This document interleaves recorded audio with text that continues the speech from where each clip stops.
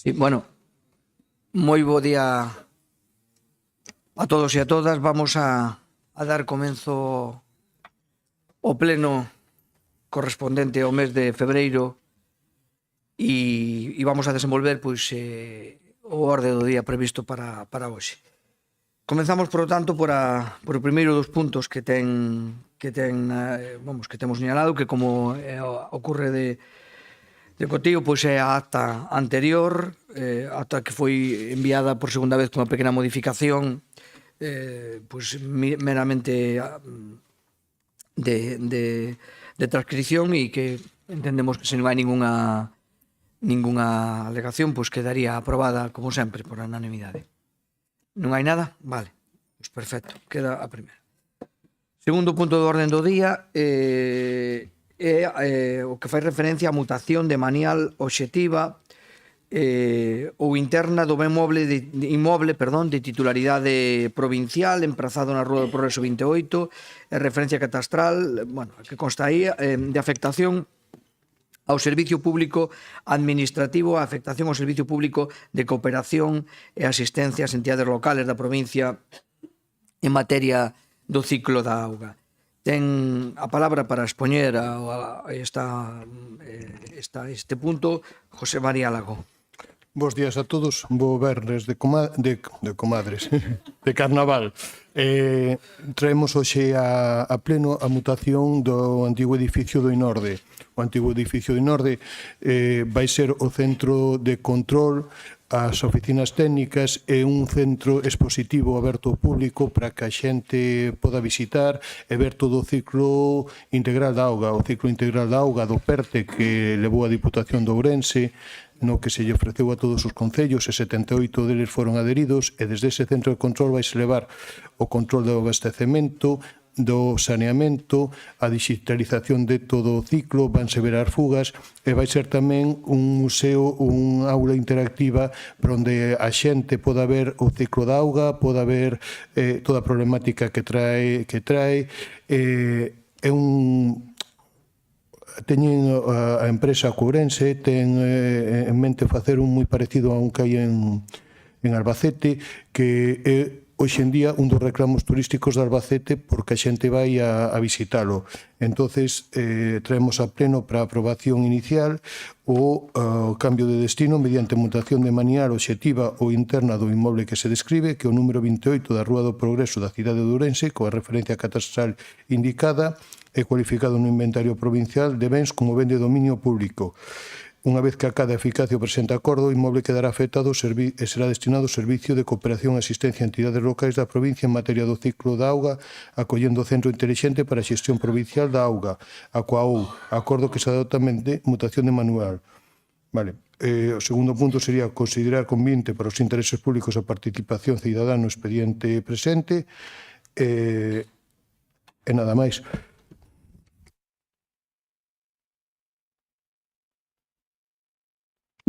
Moitas gracias. Democracia, non? BNG. Sí, nada, nos anunciamos o noso voto afirmativo na comisión.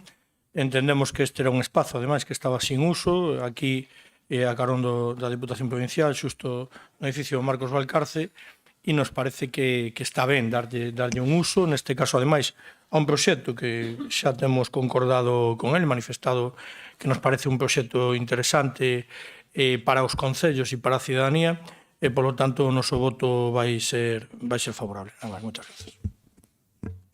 Moitas gracias. PSOE? Non. Non hai intervención logo do PSOE, por lo tanto, entendemos que pues vamos a votación. De acordo? Si, alguén quere algo? Non sei que quería falar. Vale, pois entonces votamos logo, a favor. Vale. De logo. Moitas gracias a todos. Seguimos, terceiro punto do orden do día sería a aprobación da actualización e rectificación anual do Inventario Xeral de Bens e Dereitos da provincia de Ourense. Ten a palabra para expoñer estes pequenos cambios que hai Marta Novo, vicepresidenta. Gracias, presidente. Bo día. Pois, bueno, isto trátase de traer a aprobación, a actualización do inventario, que dende que está aprobado ou desde que se fixo o inventario nesta Deputación Central todos os anos a principios de ano por diversas actualizacións que se producen ao longo do ano anterior, de altas ou baixas, no inventario e como vostedes saben e puideron ver na documentación, pois ascende a un total de 1.870.715.325 euros con 2 céntimos e ese son as propiedades da Diputación entre as que están as estradas e todo eso, non porque a xente poida pensar que temos moitísimo patrimonio e todo, tanto os vehículos como as estradas, como demais edificios, etc. Así que, se teñen calquera dúbida, pois ella podo resolver, pois encantada. Gracias. Democracia, non? BNG.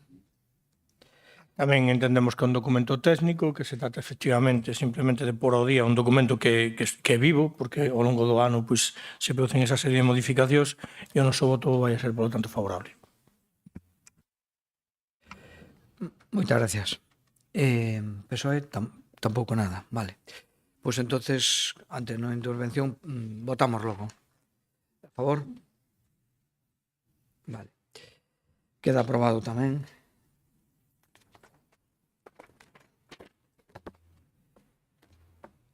Vamos co punto 4 logo, ca aprobación inicial da modificación das bases reguladoras do Plan Provincial de Cooperación ás obras e servicios municipais da Deputación Provincial para o exercicio 2025.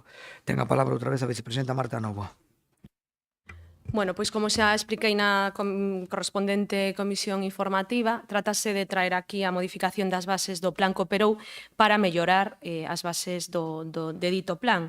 E as melloras que propoñemos despois de ver o peche do plan anterior, que se rematou xa, pois decidimos incluir, falando cos distintos servizos, tanto coa área de contratación, como secretaría, como intervención, pois unha serie de melloras que tamén poidan tanto para facilitar logo despois a justificación do plan, como tamén os propios concellos axudalos para que poidan, bueno, pois de alguna maneira beneficiarse máis deste plan. A primeira modificación da base quinta, que trátase de incluir os proxectos con varias anualidades, debe especificarse cando sexan proxectos con varias anualidades, decirse claramente que o proxecto correspondiente corresponde a unha anualidade, debe indicarse.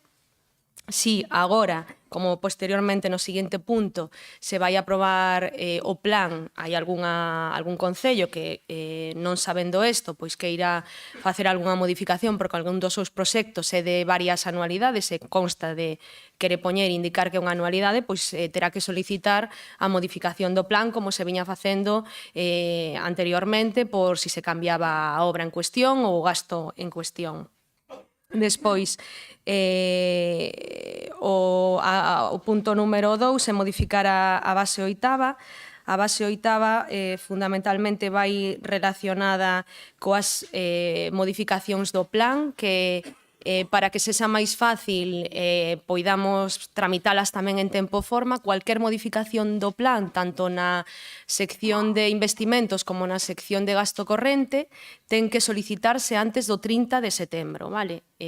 Porque, bueno, estivemos no plan anterior recollendo modificacións do plan ata case o final e despois é imposible materialmente pois leválas a Xunta de Goberno e tramitalas para que os concellos poidan xustificar despois a obra ou o gasto correspondiente. Entón, ata o 30 de setembro. Despois o punto número 3 trátase de modificar a base novena que no referente á xustificación a acta de recepción, bueno, pois cando sexa unha obra, como decía anteriormente no primeiro punto, correspondente a unha anualidade, pois non será preciso achegar a acta de recepción nese suposto, porque se é unha obra finalizada sí, pero se é unha obra por anualidades non. Despois o punto número 4 é o correspondiente á base número 10, que é o do pagamento anticipos, e o pagamento pois no relacionado, fixose unha pequena modificación no relacionado coa sección de gastos, ten que terse xustificado un 25% polo menos, tense que ter feito ese 25%, e na sección de obras pois habría que ter un 80% para poder acadar o pagamento, non? E despois, xa por último, os pagos anticipados, a solicitud do anticipo, non? Que ahora se vai a aprobar este plan e despois da exposición pública, que creo que son 10 días, bueno, pois xa se poden empezar a solicitar os anticipos, vais a conceder os anticipos polo 90%, porque, como sabedes, logo hai moitas obras que van a baixa, entón, para non ter que andar, que o Concello teña que andar reintegrando, ou, bueno, habéndose problema de reintegros, pois o anticipo que vai a conceder a Deputación é o 90% e despois a finalización da obra, a xustificación completa, se ten que ser o 100%, pois se lle pagará o restante. Eses son os cambios que se fixeron nas bases do Plan Cooperou, insisto, sobre todo para facilitar os concellos e tamén aquí en cuanto a xustificación e a poder, bueno, pois rematar o plan en tempo e forma. Nada máis e moitas gracias. Moitas gracias. Democracia? No. Bloque Nacionalista. Pois a nos tamén neste caso nos semellan unhas modificacións acaídas. O único que agardábamos era poñerlle 22 millóns de euros nas bases, pero bueno, desta non vai ser. Entón, o noso voto tamén anuncio que vai a ser favorable. Nada máis, moitas grazas. Moitas gracias. PSOE? Sí, nos estamos de acordo cas modificacións, si nos parecen insuficientes, así o trasladamos en diversas comisións, en diversos organismos, en diversas ocasións, perdón.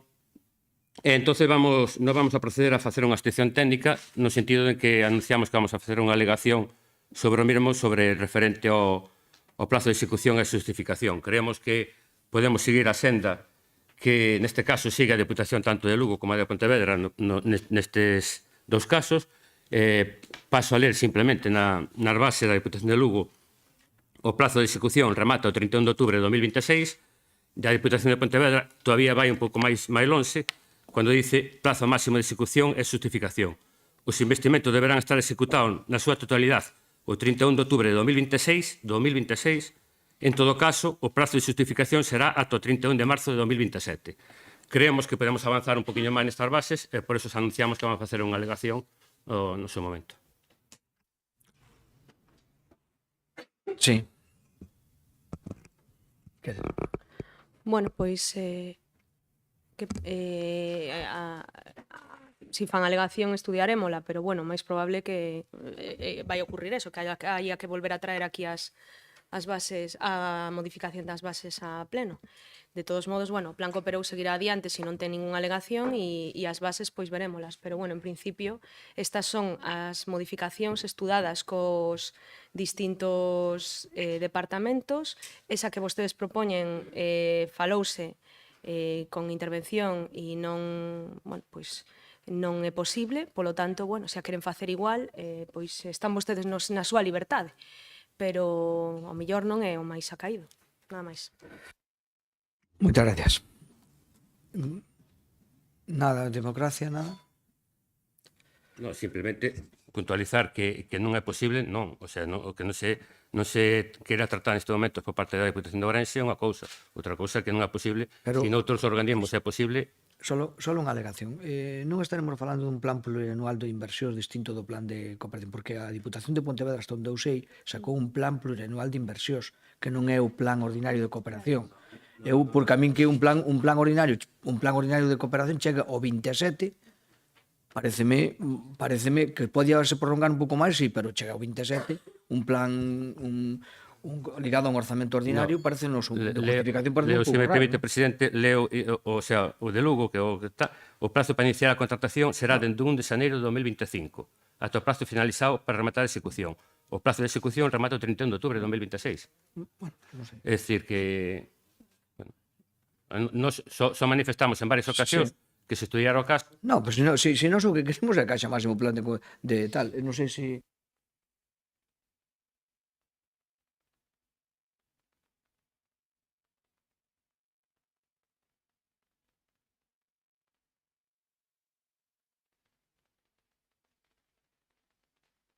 Virían sempre da reactivación de reglas fiscais. No momento que se incorpora o ano seguinte o gasto, vamos a chegar ao desequilibrio, polo tanto vai haber que facer un plan económico financeiro. Todo o que sexa prorrogar, aquí hai dúas cousas. Primeiro, ata o 27 é imposible, porque as incorporacións de remanentes só son hasta o ano seguinte. Por lei, non sei exactamente, non coñezo as bases, pero prorrogar o 27 ou de permitir a execución ata o 27, eso por lei de facendas locais é imposible, porque se pode prorrogar un ano e as incorporacións só son hasta o ano seguinte. É dicir, despois do 31 de decembro do 26, esas obras quedarían sin crédito. Eso por lei, esa primeira cuestión. E segunda cuestión, no momento que unha tandada tan grande de gastos se manda ao ano seguinte, eso desequilibra calquer cousa, porque aquí xa non hai endebedamento, polo tanto xa non hai financeiro, nada, e polo tanto entraríamos nun plan económico. O seguinte liquidación sería reducir gastos, tal como está a lei hoxe. Entón, a idea é deplorable. Desde o punto de vista económico, a anualidade, o principio da anualidade é o normal. É dicir, que os gastos, de feito, este plan, cando naceu co Ministerio de Administracións Públicas, aquel ministerio que xa non existe, alo antes do 2010, era un plan sempre anual, vale? Entón, o do 27 é imposible por lei, non sei exactamente como fixeron económicamente, pero desde o punto de vista de incorporación remanente é imposible. E segunda cuestión, deixar gastos, prorrogar gastos ou acumular gastos leva ao desequilibrio sempre. Grazas. Moitísimas gracias. Esas foron as razóns que sempre nos deu cando lle fixemos a posibilidade de prorrogar, por eso nos trouxemos o que trouxemos. Moitas gracias, señora interventora. Bueno, nada máis sobre este punto. Creo eu, algunha cousa máis? Non? Bueno, pois votamos logo. Venga, a favor? Abstención? Vale.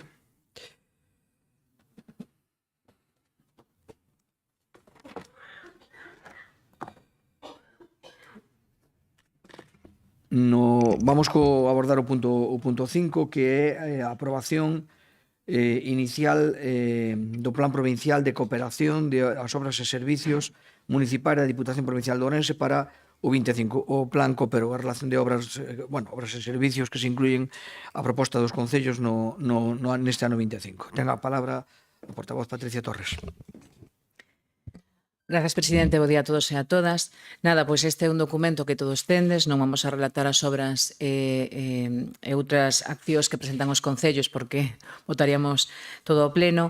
Pero, bueno, este é un plan que garante a autonomía municipal. Cada concello decide onde vai a facer a inversión dos fondos do plan de cooperación, cumplindo co mínimo do 40% no canto da inversión e chegando neste caso os concellos de menos de 20.000 habitantes, incluindo entidade menor deberán, con neste caso un importe de máis de 18 millóns de euros. Nada máis e grazas.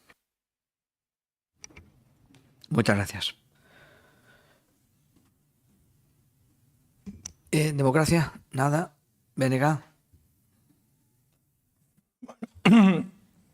Vanme permitir que hoxe estamos dentro e dolles metai unha pulliña. Recórdense deste pleno cando me fagan daquelo de que somos os do non, porque por ahora levamos todo a favor, este tamén. Entón, para a próxima teremos que cambiar o discurso, porque senón vamos nos deixar así un pouco sin argumentario. Vamos a votar a favor, evidentemente. Este é un tema que entendemos que entra dentro da liberdade de cada concello e despois terá que responder evidentemente diante dos seus veciños se fixo as cousas ben con eses fondos ou non, pero non ten efectivamente ningún sentido que non nos vayamos a meter aquí en si acertaron máis ou menos coa decisión de gasto. Por lo tanto, o noso voto é a ser favorable, evidentemente. Grazas. Moitas gracias. Non quedaremos sin argumentario, o que quedaremos tamén ustedes sin estrategia, non? Bueno, dentro da brincadeira do carnaval, vale? Un troido. Ben, nada, PSOE nada, por lo tanto, entendo que non hai segundas intervencións, non? Por lo tanto, pois vamos a votar. A favor? Vale, gracias. Co seguinte punto do orden do día, que é a aprobación do convenio de cooperación entre a Diputación Provincial de Ourense e os concellos de Celle, Punxín e San Amaro para contratar o servicio de explotación e mantemento e do suministro de enerxía eléctrica das instalacións de abastecemento en Alta Razamonte, San Trocado. Ten a palabra José María Lago. Bos días de novo. Espero que sigas na mesma tónica. Neste. Nada, o día 21 de xaneiro celebrouse a comisión de seguimento entre a Diputación de Ourense e os concellos de Punxín, Celle e San Amaro para seguir co convenio e renovalo. Levaron os concellos, inclúense solo 3 puntos novos que eran de operatividade, como son o seguro de responsabilidade civil das instalacións, que xa se estaba facendo, pero eles sacaban outro maiores para que non tuveran duplicado, o control analítico das augas suministradas que se vai a facer a través da Ourense e que o número de representantes de cada un dos concellos sexa dunha persona. Levaron-no a pleno, aprobáronse e aprobouse na comisión, entonces só queda a ratificación e a aprobación do convenio. Bos días. Moitas gracias. Democracia? Non. BNG. Señor Puga. Bueno, pois moi bon día. Seguimos, Catónica. Seguimos, sí, de momento, de momento. Pois sí, porque, a ver, este convenio foi todo acordo dos concellos, evidentemente, pouco lle temos que decir nós ao que teñen que facer os concellos, outra cousa é que diante dos seus veciños pois den contas, non? O único que quero facer referencia é que ao noso grupo municipal do Bloque Nacionalista Galego no Concello de Ocelle fixolle chegar unha proposta de cara ao futuro, como un dos costes importantes deste convenio pois é a enerxía eléctrica, da posibilidade de incorporar placas solares para reducir o custe enerxético, non? Bueno, xa sei que non é cuestión deste convenio, pero que sería interesante, xa non solamente por unha cuestión medioambiental, sino tamén por unha cuestión económica, de nada máis.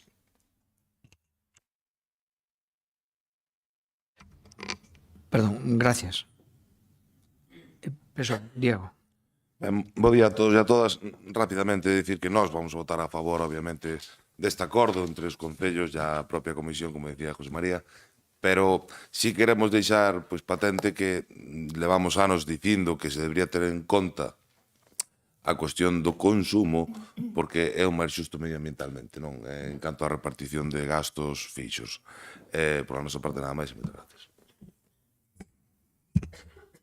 Moitas gracias. Non hai ninguna intervención máis? Non? Bueno, pues entón votamos. Por favor. Bueno, pues queda aprobado. Bueno, pues ata aquí a parte resolutiva, como se suele decir, e agora vamos á parte de mocións, non? Empezamos ca primeira, que vai no número 7, que é a moción do Grupo Popular relativa á problemática tributaria dos encoros transfronterizos e a valoración catastral das centrales hidroeléctricas. Ten a palabra para a súa exposición Patricia Torres. Grazas, presidente. Bueno, o que traemos aquí é unha reclamación histórica tanto dos concellos de Lobios como de Entrimo, no que se reclama que se compense o que nestes momentos é unha situación de injusticia porque non están tributando, con respecto ao embalse de Lindoso, non están tributando nin o IAE, nin o BICES, nin outro tipo de tributo local, o que está generando unha desigualdade grandísima con respecto a esos territorios pola ocupación do embalse, que ademais neste caso a situación dase por un tratado de carácter internacional o de Albufeira, están tributando no territorio portugués porque, digamos, que a presa se encontra en territorio portugués e a ocupación das augas está situado maiormente en territorio español, xa digo, entre os concellos de Lobios en Trimo. E, ademais, recordemos que no ano 92, cando se levou a cabo a construción, pois foi unha obra moi polémica na que moitos veciños tuveron que deixar as súas vivendas. Si, efectivamente, foron compensados económicamente, pero, lóxicamente, pois hai unha presencia emocional importante ao ter que deixar a tua vivenda, pero o que sí está claro é que estas empresas xa que están se beneficiando dos beneficios das augas do noso territorio deben, por tanto, tamén repercutir no territorio a través de impostos, pois pagando estes impostos, en este caso, a ambos concellos. É un convenio, como decía, hispano-portugués, que se iniciou no ano 60, no ano 98 volveu a ser modificado, no ano 2010 tamén foi retocado, en ningún caso se lle buscou solución a esta situación que non é única só na provincia de Ourense, senón tamén no caso de Zamora. E o que sí é certo, e así constan os informes que temos dentro da FEN Embalses, é que é un convenio que vai contra o dereito estatal e contra o dereito europeo. Por tanto, temos que pelexar e loitar para que isto se revoque de alguna maneira, e no caso de que non se quera ir, neste caso a vía xudicial, pois terá que ser unha vía política, neste caso pois está a política internacional, para que o goberno defenda os territorios españois e, sobre todo, os veciños e veciñas, neste caso, destes dous concellos que son da nosa provincia de Ourense. Canto deixaron de recibir dentro do ano 92? Fixemos uns cálculos, e, lóxicamente, son aproximados, pero de Vice deixaron de recibir 60.000 euros ao ano entre os dous concellos, o que suma, dentro do ano 92, 2 millóns de euros. E de IAE deixaron de recibir 558.000 euros ao ano entre os dous concellos, o que suma, dende hai 33 anos, casi 20 millóns de euros. É dicir, son cantidades moi importantes. O noso rural todo necesita. Estou convencida que, por certo, saúdo a alcaldesa de Lobios, que está aquí presente, tamén o voceiro de Entrimo e o tenente alcalde de Lobios que viñeron ao noso pleno. Son cartos que fan moita falta en ambos os dous concellos. Por tanto, creo que é unha cantidade importante como para non tomar en conta este acordo.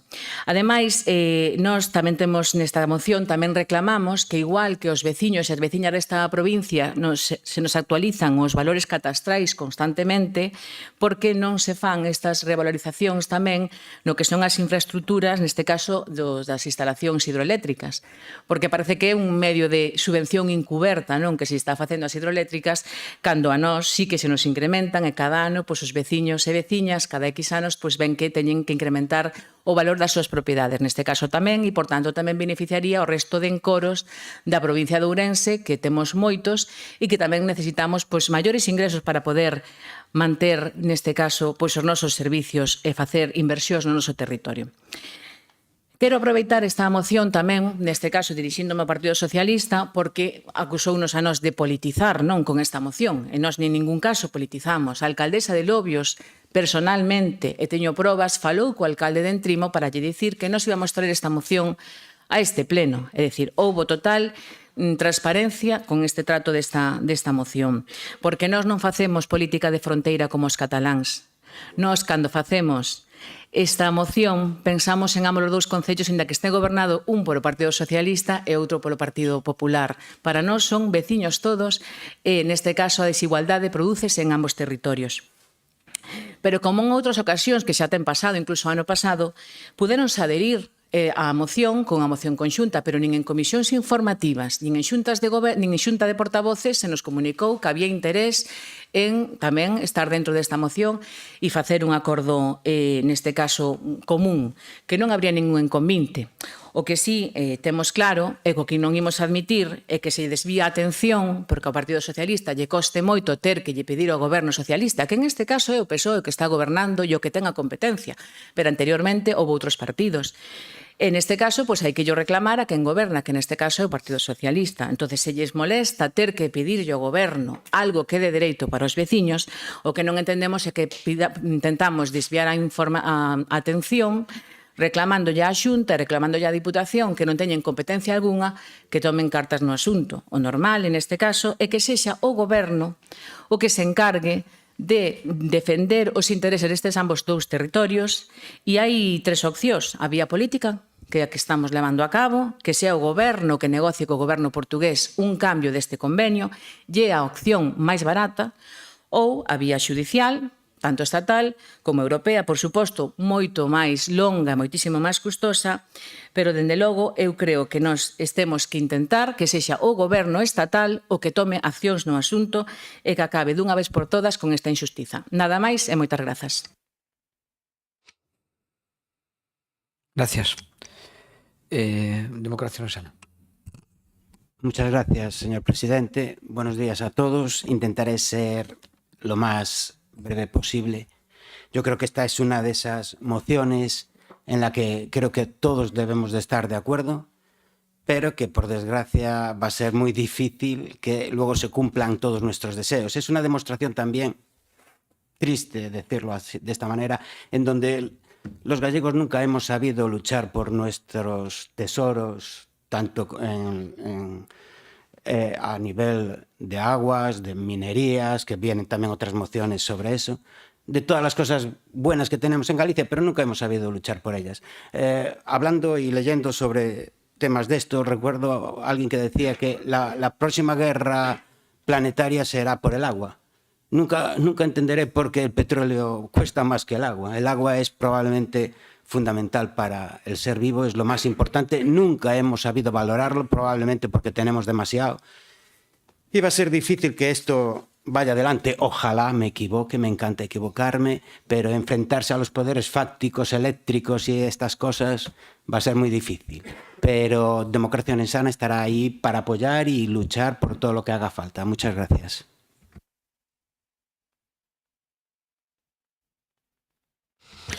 Gracias. Benega. Bueno, traemos esta demanda, pero en realidade non é nada novo.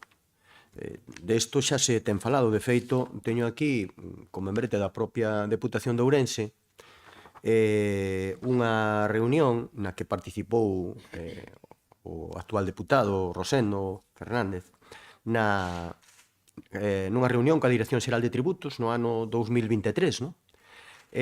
Na que se lle trasladou esta situación ao propio Ministerio, non?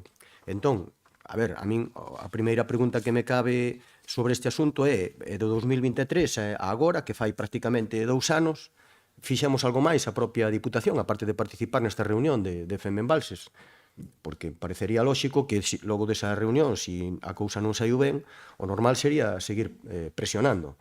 Bueno, pasaron 2 anos. Se o resultante de todo eso é que agora volvemos darlle outro impulso, pois benvido sexa, non?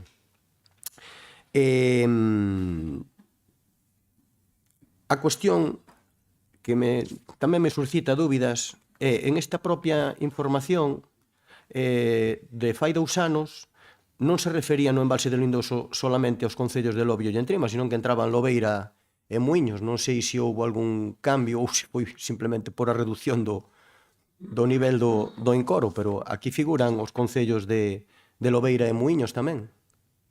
Así que non sei se o alcalde de Muiños ten algo que obxetar a esos 60.000 euros que se iban repartir entre un pouquiño solo. Bueno, en todo caso, a ver, por parte do Bloque Nacionalista Galego tamén votamos de menos unha referencia á empresa. Efectivamente, as institucións e as administracións teñen que facer o seu traballo, pero, en fin, isto, quen debería pagalo ten que ser a empresa, que quen se está beneficiando dese encoro, non? Así que, a ver, temos incluso recente o que sucedeu con Iberdrola. Fai uns meses aquí falamos de que a propia Iberdrola, por unha cuestión de tramitación interna desta Diputación, lle exixou ao horario público 1,2 millóns de euros. E, curiosamente, Iberdrola ten... Bueno, xa sabemos que os cartos móvense moito. Este de fai 2 anos tiña o 7% de ADP da empresa. Por lo tanto, volvenos a estar Iberdrola rondando por aquí, non? En fin, a cuestión con todo isto é que o BNG ten claro que isto, desde logo, é unha discriminación, que efectivamente debe ser condenado, sino pagarlle esta débeda, incluso con efectos retroactivos todo o que se poida a estos concellos, non? Pero tamén queremos facer unha reflexión, non? A reflexión que queremos traer aquí é que alén dos impostos que teñan que pagar estas empresas enerxéticas por ter asulagada a nosa provincia, a ver, nós tamén votamos de menos que teña unha repercusión sobre as veciñas e veciños, máis alá do que son os impostos que lle corresponden aos concellos. E cando falo de ter unha repercusión positiva nas veciñas e veciños, estou falando de que, non solamente por este encoro, sino por todos os encoros que temos na provincia. O lóxico sería que estivéramos negociando tamén a nivel de país, e, por lo tanto, aí ten un papel fundamental a Xunta de Galiza unha reducción da tarifa para aquelas persoas que viven en concellos afectados por encoros, non? E iso podese facer, como, por exemplo, teño no País Vasco a través dunha tarifa eléctrica propia, neste caso unha tarifa eléctrica galega, non? E, bueno, por un momento nada máis deixarémoslo para a segunda volta.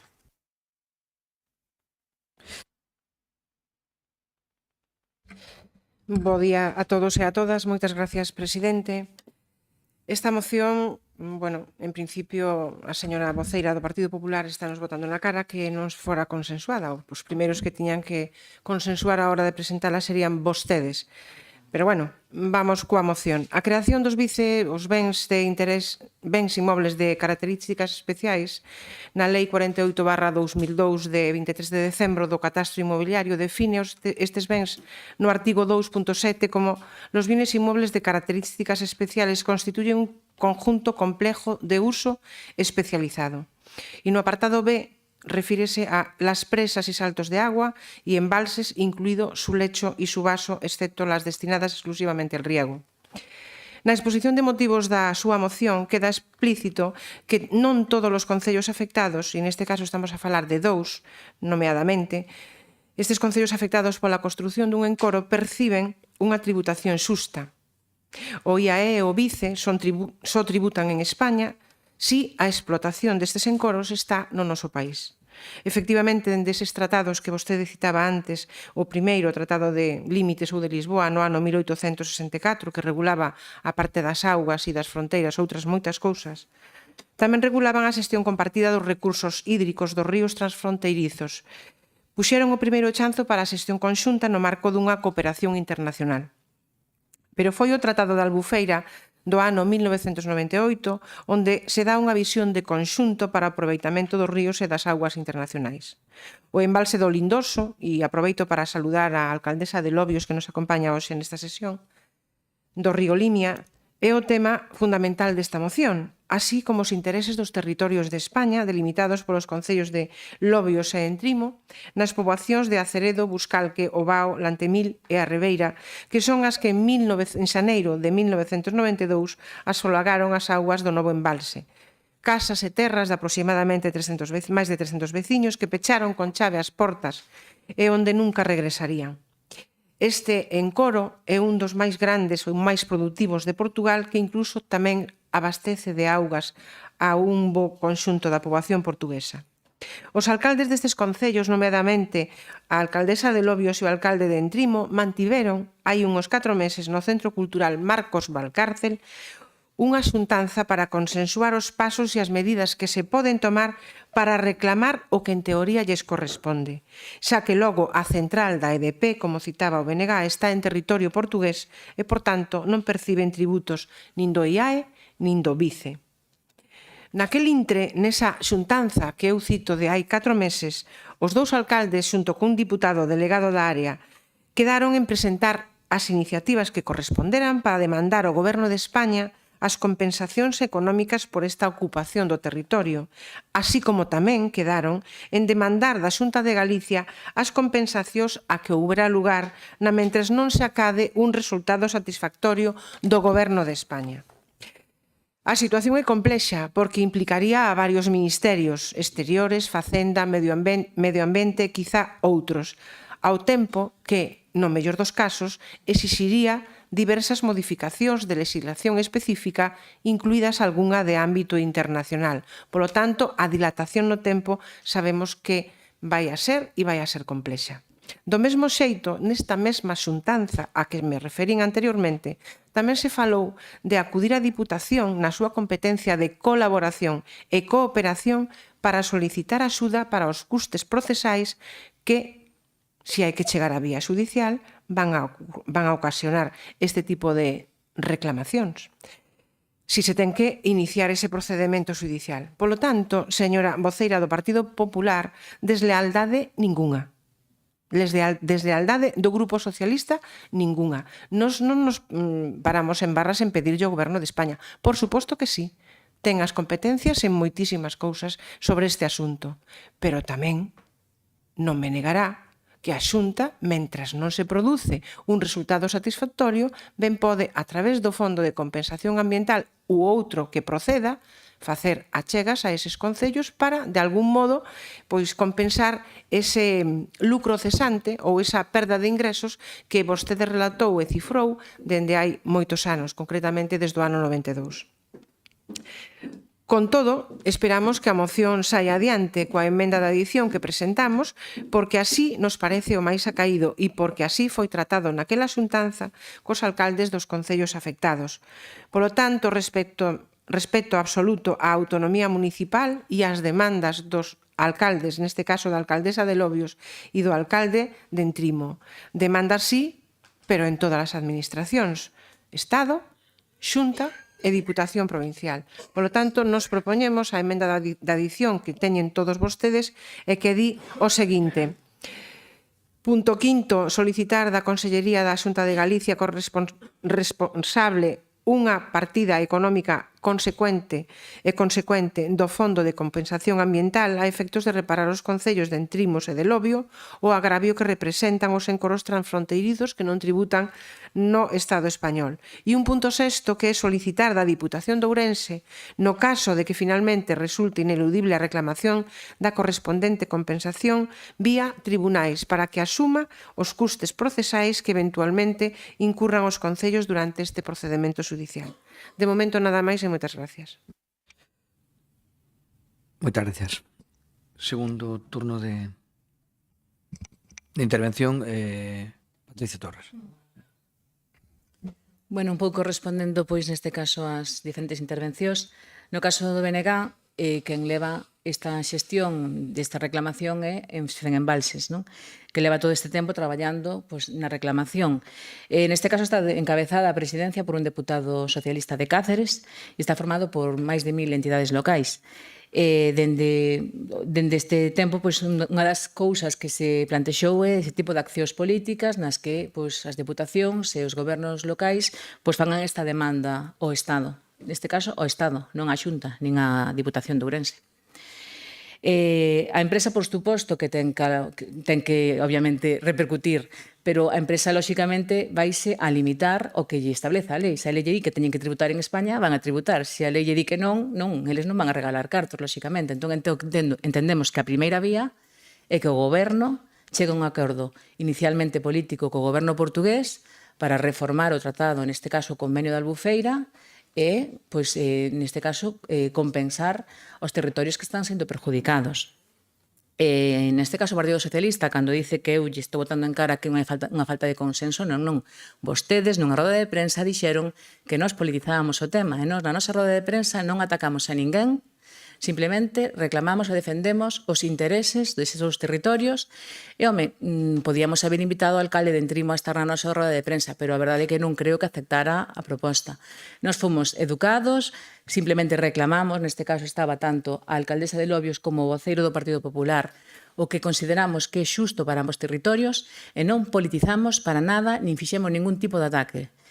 O que entendemos é que vostedes, se tiñan tanto interese nesta moción, puderon propor na comisión informativa ou na xunta de portavoces e non houbéramos tido ningún problema, como xa fixo en outra ocasión e tamén se sumou o BNG e a Democracia Orensana a que fora unha moción conxunta. Non houbera ningún inconveniente, entonces non diga que nós estamos lle botando en cara nada a vostedes, que foron vostedes os que nos la votaron a nós dicindo que estábamos politizando. E cando fala de meter a Xunta, de meter, neste caso, xa dixen antes, a Diputación de Ourense, isto é unha competencia estatal. Por tanto, é o Estado o que ten que resolver e ten recursos para facelo. O que pedimos inicialmente é a vía política, xa dixen antes, é a vía máis barata, que negocien, porque para outras cousas que lle interesan ben negocian. Para iso teñen tempo todo, pois agora que negocien co goberno portugués a reclamación destes territorios, que non só é a provincia de Ourense, hai máis territorios afectados. Neste caso é unha cuestión só de vontade. E no caso de que teñan que ir a unha vía judicial, non terá que ser a Deputación de Ourense quen lle pague isto ao Estado, porque entendo que ten que ser o Estado que ten que defender os territorios, neste caso, afectados. Nada máis e grazas.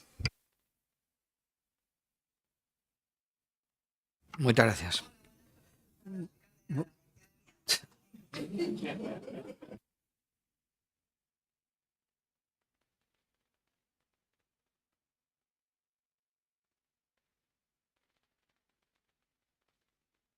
Momento, trágame tierra.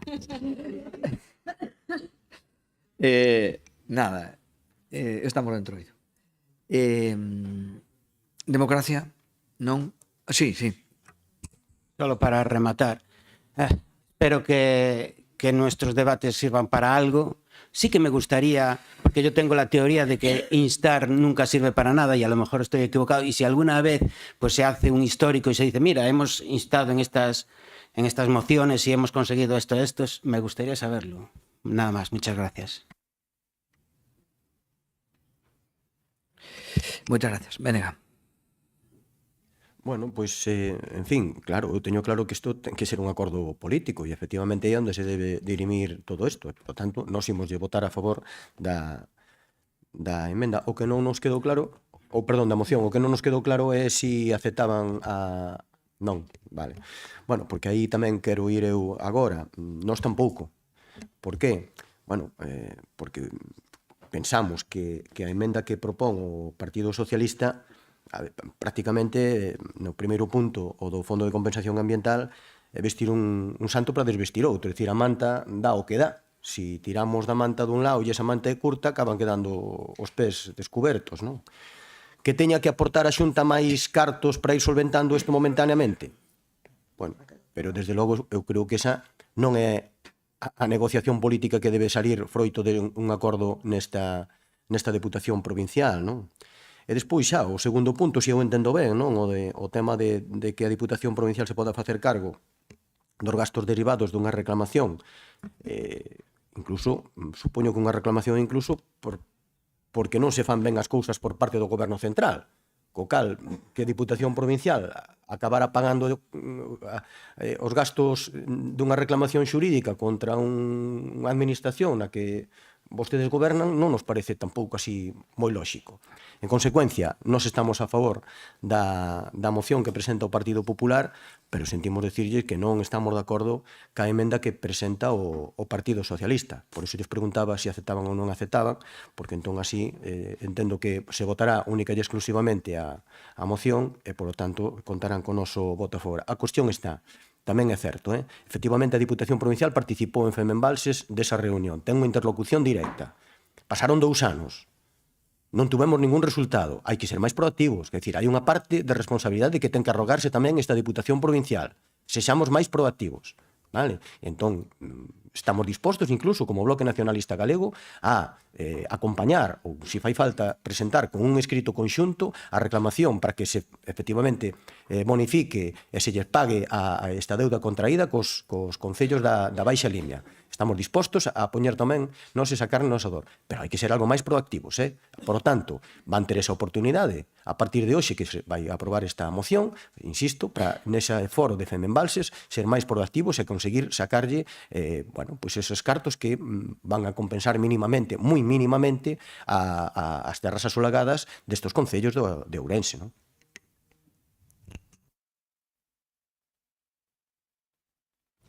Moitas gracias. PSOE. Sí, gracias, presidente. Vamos a ver, este é un tema económico, lóxicamente, un lucro cesante dende fai moitísimos anos que non perciben os concellos nin de Lobios nin de Entrimo. Politizamos o tema. Vamos a ver, os primeiros que politizan os temas son vostedes cando se queda fai 4 meses nunha reunión cos alcaldes en que se vai a presentar unha iniciativa conxunta dos alcaldes e de todos os grupos políticos nesta institución. E senón que me desminta o diputado José Miguel, que estaba presente nesa reunión. Vale? Entonces non sei se aquí os deputados do grupo de goberno do Partido Popular van por libre e fan o que lle dá a gana e os demais, pois bueno, apláudenlle. Vale? Eso para empezar. Porque non me negará a señora alcaldesa de Lobios, porque así non lo transmitiu o alcalde de Entrimo, que houbo unha xuntanza para dar os primeiros pasos e presentar o que en teoría e en dereito lle corresponde ante as administracións que procedan. E xa digo, nós non temos ningún problema en reclamarlle ao Estado. E citei que incluso estarán varios ministerios afectados, o de Facenda, o de Exteriores, o de Medio Ambiente. É unha cuestión complexa. E así me fixo chegar o vicepresidente da Femenbalses, que me parece que é o señor Rosendo, non? Así me fixo chegar, é un tema complexo. Un tema que xa se reclamou diante do Goberno de España cando estaba gobernando Mariano Rajoy e daquela non se conseguiu nada. Quero recordar, Plácido, a miña memoria a veces vai fallando un pouco, pero quero recordar que isto xa é un tema que ven de vello. E, por certo, vostedes gobernaron este país dende o ano 2011 hasta o 18 e tampouco fixeron nada nin conseguiron nada. Polo tanto, se se trata de poñer a primeira pedra para empezar a reclamar diante do Estado, poñámola. Pero, mentras tanto, que os concellos de Lobios e de Entrimo perciban por parte da Xunta de Galicia que algo terá que ver, porque parece ser que moitas cousas o goberno da Xunta non ten que ver. As competencias son do Estado, pero na Xunta hai mecanismos para compensar os concellos a través de diversos mecanismos. E se non os hai, cando lles interesa tamén ven que os poñen a andar. E, mentras tanto, non suceda unha resolución satisfactoria, que xa digo, levará tempo, levará ao mellor anos, pois que a Diputación, se esa reclamación non é a caída co que demandan os territorios, os veciños, as veciñas e os responsables, que son os alcaldes, os responsables políticos, pois que a Diputación, se ten que aportar para axudar nos custes procesais de esa reclamación ante os tribunais, pois tampouco me imagino que non será unha cantidade económica astronómica para poder facelo, pero que non recaiga tamén esa reclamación nas arcas municipais. Eso que vimos a decir ca nosa emenda de adición. De todos os xeitos, vou a decir unha cousa. Ven que negociamos con outros territorios cando nos convén. Quero recordar que algún presidente do seu partido negociaba e incluso falaba catalán na intimidade. Vale? Entonces, negociar, cada un negocia, que lle fun alcaldesa con un cuatripartito, negocia cando ten que negociar. E se o resultado é bo, benvidas sexan esas negociacións, porque en resumen, a política vai desto, de saber consensuar e de saber negociar. O que pasa que vostedes, cando lle peta, pois a veces van por libre e presentan as iniciativas, pois bueno, para que saian adiante, como vostedes queren que saian adiante. As emendas de adición, quero recordar que no regulamento desta institución son para mellorar as iniciativas que se traen a este plenario.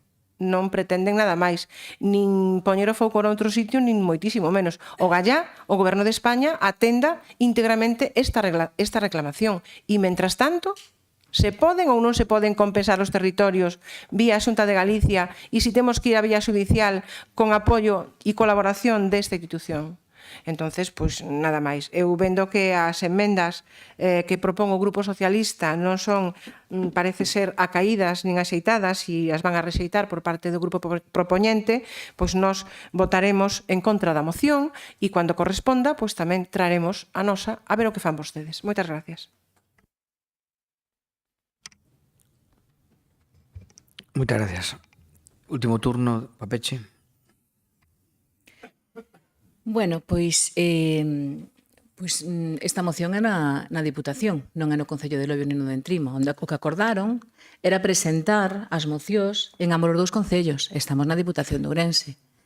Entón, bueno, pois neste caso, nos trouxémola aquí, a alcaldesa de Lobios pareceulle ben e o portavoz tamén, porque entenden que é algo que é importante para o seu territorio.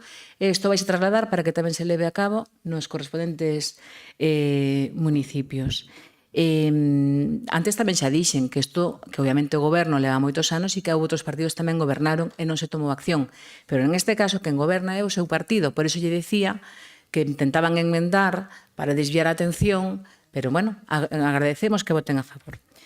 O que sí está claro, que nós non temos por que asumir os costes judiciais que ten que asumir o goberno. O goberno ten moita capacidade para negociar, para manterse no sillón, pero moita incapacidade e cero compromiso para defender os territorios e os veciñanza. Así que nada, se teñen que compensar económicamente, que o fagan eles. Nada máis e grazas. Moitas gracias. Nada, simplemente no turno de peche de presidencia, algunha matización. Vamos a ver, acusas ao grupo propoñente de politizar o tema, pero nós propuxemos, e creo que xa temos chegado a acordo neste sentido, cando, trouxámola unilateralmente, como ustedes teñen traído outras, houve ocasión de convertirla en conxunta. Por que non dixeron isto nas comisións ou incluso na xunta de portavoces do outro día? Non temos ningún problema en fazer unha moción conxunta nos términos que está aquí, que sea unha moción conxunta que salga por o apoio de todos. Non queremos patrimonializar únicamente aquí, e aquí por o que vexo hai outros dos grupos que incluso están de acordo en que non se adicione esta moción, que van votar a favor, e faltan vostedes.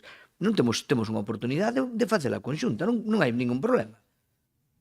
Creo que quen puxeron o foco político na disensión política foron vostedes na roda de prensa. Bueno, a ver, escoite, nos presentámola, vale. En lugar de salir a dar unha roda de prensa dicindo que queremos desmarcarnos de todo o mundo, falen con nós e digan, oye, podemos aceptades que sea conxunta, se estamos de acordo, incluso modificamos algunha cousa que podemos facer para que sea conxunta. É tan sencillo como eso. Non chegamos a acordos con todos os grupos aquí, con vostedes muchísimos casos. En ningún momento nos deron esa oportunidade. Pero seguimos ya ofrecendo agora, nos términos que están agora, que é aprobada por os outros dos grupos, nos términos que está agora, que é aprobada por os outros dos grupos, e recházanse as súas adicións, podemos conxuntar ahora mesmo. Bueno, vale, pois xa está, pero non acusen dicindo que hai unha hostilidade, que facemos as cousas a nosa maneira, porque non nos parece que eso desde logo, que non explicitaron públicamente foron vostedes. Nadie máis. Cando se deu, ou se defendeu esta moción, en ningún momento se acusou ao PSOE, nem se acusou a nadie. O sea, quero dicir que non dixemos que falta de colaboración do grupo provincial, nin nada disso. Nos defendemos unha cuestión. Quérense sumar? Súmense e facemos a conxunta. Non temos ninguna intención de monopolizar esta cuestión. Temos intención de que salga adiante. Xa está, non hai outra cuestión. Bueno, en cuanto á emenda, pues, eu tamén sigo neste discurso que pode ser heterodoxo por ambas partes, de que estou completamente de acordo co que propón o voceiro do bloque respecto ao rechazo da mesma, por os mesmos argumentos. De acordo? Vale. Unha cousa, sí, diga. Eu simplemente, vamos a ver, cando unha persoa mantén unha reunión política, entendo, para facer unha reclamación de territorios de distinto cor político e se chega a un consenso de decir o que se pode facer, o que se vai a facer ou o que non, e logo despois un dos grupos se desmarca, home, non sei quen é o desleal. E se non, que se pronuncie o diputado delegado que estuvo na reunión. Vamos a ver. E logo despois, a emenda de adición, cada grupo é libre de presentar as emendas e, por certo, xa vamos bautizar os xoves como os xoves das emendas. O último xoves do mes vai a quedar instaurado como os xoves das emendas, vale? Porque as emendas hai nas de adición e hai nas que transforman completamente as mocións e desvirtúan moitas veces o contido da mesma. Nos engadimos 2 puntos que nos parecen acaídos a este grupo. Lle parecen acaídos. Vostedes non lle parecen? Moi ben, están no seu dereito de rechazalas.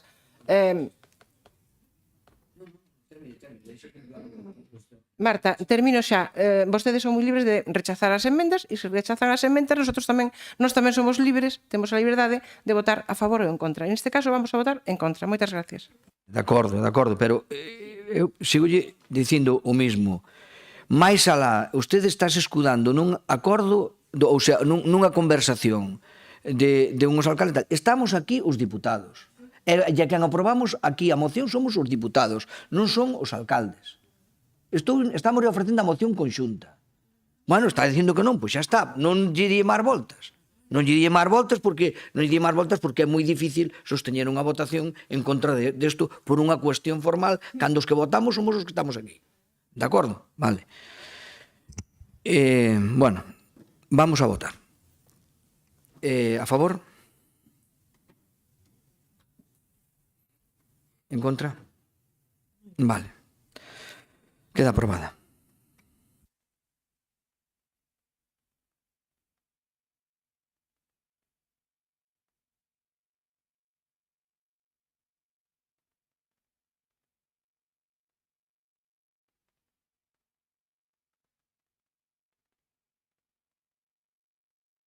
Vamos co seguinte punto do orden do día, o 8º punto, que é a moción do Grupo Socialista para a adopción dun plan de desenvolvemento do sector mineiro da provincia de Ourense.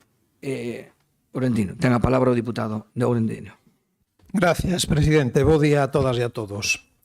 O presidente da Diputación de Ourense, Manuel Baltar, e o reitor da Universidade de Vigo, Salustiano Mato, reuníronse no Pazo Provincial para analizar as liñas de colaboración entre a provincia e a institución académica nos campos de investigación e o potencial térmico da provincia de Ourense. Según o presidente da Diputación, trátase de actuar sobre o territorio explorando, analizando e poñendo en valor unha riqueza singular como a que temos. Isto foi en xaneiro do 2014. Castrelo de Miño solicita autorización para localizar vetas termais. O estudo encargado pola Diputación Provincial de Ourense para a localización de auga mineralizada e quente en Castrelo de Miño, o obxectivo é analizar a viabilidade dunha explotación hidrotermal con apoio da Diputación. Isto foi en agosto do 2024.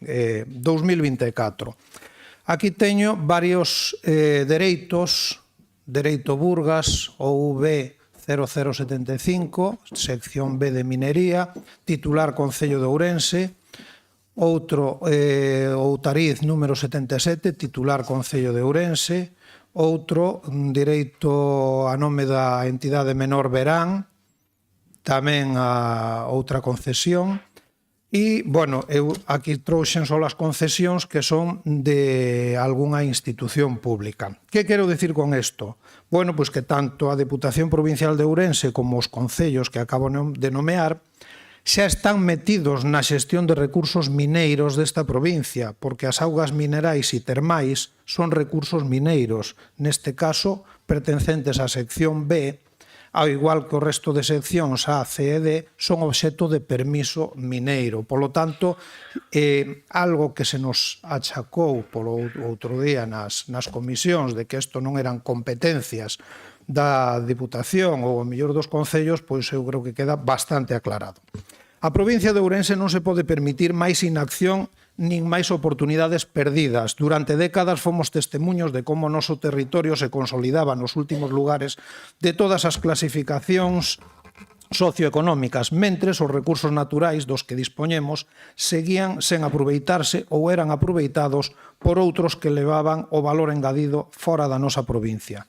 A moción que traemos hoxe quere expor unha alternativa que axude a transformar a nosa riqueza natural en progreso económico e social. A ONU deixouno ben claro, a descarbonización depende da minería sostible. A transición enerxética mundial exixe a suministración de materias críticas como litio, níquel, cobalto, cobre, manganeso, grafito, terras raras, etc. A demanda destes elementos dispararase nos próximos anos. Un 90% máis de litio en 2 décadas, un 70% máis de níquel e cobalto. E a demanda global de moitos destes elementos triplicarase cara ao ano 2030, é dicir, dentro de 5 anos. Mentres tanto, as relacións internacionais ténsanse e os países que tradicionalmente abasteceron estes recursos comenzan a utilizalos como ferramentas de presión xeopolítica. Estes días estamos a asistir atónitos e horrorizados a extorsión e a chantaxe coa que o presidente de Estados Unidos está a tratar a un país soberano como Ucraína, cobrándose as axudas durante a guerra a cambio da metade dos minerais que hai no país. Europa necesita reducir a súa dependencia de terceiros países e reforzar a súa independencia estratégica. Neste contexto, en Ourense temos unha ventaxa inigualable. Non estamos en zonas de conflito, contamos con infraestructuras axeitadas e temos un potencial mineiro amplamente documentado. Sabemos que a provincia de Ourense dispón de depósitos de litio, tántalo e niobio, e as estimacións indican que poderíamos cubrir o 15% da demanda europea de litio para baterías. Ourense non é allea á minería. Desde a dominación romana, a nosa provincia foi sinónimo de extracción de recursos. O propio nome da nosa terra, Auriense, evoca a presenza do ouro no noso chan. Hoxe, o potencial mineiro de Ourense vai moito máis alá dos metais preciosos e temos a capacidade de ser un referente en minería sostible e responsable. Con todo, non podemos seguir dependendo de decisións alleas. A Xunta de Galicia, que ten as competencias na materia, está a xestionar as concesións mineiras sen transparencia nin participación local. Os concellos afectados non son partícipes, as comunidades locais non teñen voz e as contrapartidas económicas para os nosos territorios son inexistentes. Mentres tanto, as licenzas de exploración concédense sen unha planificación clara nin un compromiso co desenvolvemento provincial. Segundo a Cámara Mineira de Galicia, dos 437 dereitos censados na nosa provincia entre permisos de investigación ou exploración e concesións de explotación, hai máis de 100 deles caducados desde fai varios anos, mesmo décadas. En este contexto, a Xunta de Galicia, cun 30% das accións e varias empresas galegas líderes en diversos ámbitos, tipo como a banca, Copasa, Megasa, Aceites Abril, Finsa, Rianxeira, Ence, etc., crearon a Sociedade Público-Privada Recursos de Galicia, con intencións tan grandilocuentes como chegou o momento de aproveitar a nosa riqueza natural e convertela en riqueza social, ou aproveitamento equitativo dos recursos naturais, ou que os beneficios do aproveitamento dos nosos recursos naturais queden no territorio, ou repercusión no territorio do valor xerado polos recursos naturais. Eslogans que soan ben, pero que a día de hoxe non se traducen nunha verdadeira política de desenvolvemento territorial para Ourense. A pregunta é sinxela. Traduciránse estas promesas en investimento real e emprego na nosa provincia ou serán simplemente un novo escaparate sen contido real? Actualmente o sector mineiro en Ourense xera 2.500 empleos directos, pero cun desenvolvemento ordenado e sostible esta cifra podería duplicarse no curto prazo.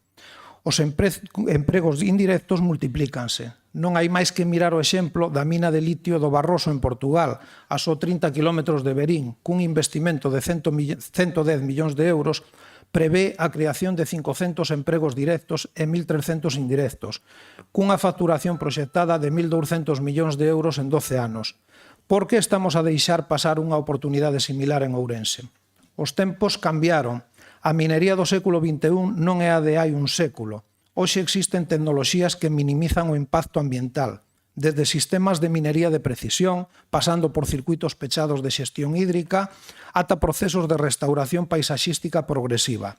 A coexistencia entre minería e patrimonio natural é unha realidade, non unha utopía. A Deputación Provincial de Ourense está a liderar o Plan Termal de Ourense, que quere posicionar a provincia como referente en turismo termal. Non podemos ignorar que estas augas tamén son un recurso mineiro. Se sabemos xestionar con éxito un sector baseado en recursos naturais, tamén podemos facelo coa minería. Este non é un debate político, é unha cuestión de supervivencia para a nosa provincia. Non podemos seguir permitindo que Ourense esmoreza nos últimos postos do desenvolvemento económico, mentres outros territorios aproveitan as oportunidades que nós ignoramos. Temos os recursos, temos o coñecemento e temos a tecnoloxía. Solo nos falta a vontade política para dar o paso. O futuro de Ourense non pode esperar. Non podemos quedar de brazos cruzados mentres outros deciden por nós. Chegou o momento de aproveitar a nosa riqueza natural e convertela en riqueza social. A proposta que facemos, xa teñen vostedes aí na moción que se presentou. As dúas propostas serían, primeiro, demandar da Deputación de Ourense a adopción dun plan provincial para o desenvolvemento do sector mineiro, que nos denominamos MINOU, co obxectivo claro é dotalo de recursos suficientes para, entre outros, elaborar un catálogo de recursos mineiros, dar conta do estado do sector na provincia, establecer áreas prioritarias e promover campañas de atracción de investimentos e captación de fondos nacionais, comunitarios e internacionais. E a segunda sería demandar da Xunta de Galicia a posta en marcha de mecanismos de coordinación que permitan a participación de representantes da Deputación de Ourense, dos concellos e colectivos afectados por calquera iniciativa, notificación de interese e proxecto de prospección ou explotación mineira que teña lugar dentro dos límites territoriais da provincia. Moitas grazas. Moitas gracias por a súa intervención. Democracia na sala. Señor Aurentino, aunque estoy casi totalmente de acuerdo con todo lo que dijo, nos vemos en la encrucijada de... A ver, desde que estamos aquí siempre estamos buscando una solución a lo que es competencia de la Diputación y de los concellos a lo que se nos escapa. Yo puedo entender que hay muchas cuestiones en donde no hay un organismo o un ente, ya sea del gobierno central o de la Xunta, que especificó para ese. Y entonces hay una línea ambigua en donde la Diputación podría llegar y actuar de esa manera. Un poco le quiero recalcar una cosa que me hizo gracia cuando usted hablaba de lo que hace el presidente de los Estados Unidos, de cobrar... A ver, Donald Trump lo hace a la cara, todos los demás países lo hacen por detrás. Conocemos la historia. Aquí nadie regala nada. Y si yo te ayudo es a cambio de que yo voy a sacar un beneficio. A todos nos gusta la política mundial, pero estamos en la Diputación y la Diputación es un ente muy limitado. Y por eso yo defiendo, aunque me gustaría poder ayudar a todo el mundo, defiendo que las competencias de la Diputación deberían de ser las que son, porque ni siquiera las competencias propias las hacemos o las podemos hacer bien. ¿Qué más le puedo decir? Pues que sí, que me gustaría que tuviéramos más peso en la Xunta de Galicia y poder luchar un poco por la discriminación que tiene la provincia de Ourense. Pero eso es algo que tendremos que esperar a las próximas elecciones. Muchas gracias. Moitas gracias. Benega. Ben, pois non teño nada claro, Rafa, que o Estado español por atrás vaya a sacar beneficio ningún da guerra. Os primeiros que non sacan beneficio ningún dunha guerra son as persoas que padecen e morren, non? As guerras son deplorables sempre, non? Por iso se fan. Bueno, indo ao tema da moción. A ver, no presente mandato xa tivemos a oportunidade de debater en dúas ocasións, non, sobre o potencial mineiro desta provincia. A primeira foi a raíz dunha moción do Partido Socialista, precisamente, o 28 de xuño do ano 2024, a raíz dunha moción sobre a mina de Penouta, non? E posteriormente, o 27 de setembro de 2024, o BNG trouxemos unha moción tamén sobre 3 proxectos mineiros nas comarcas da Limia e de Monterrey. Por tanto, a posición política dos 4 grupos que aquí estamos representados máis ou menos xa quedou claro, non? De feito, chegamos con aquelas mocións a acordos por unanimidade, non?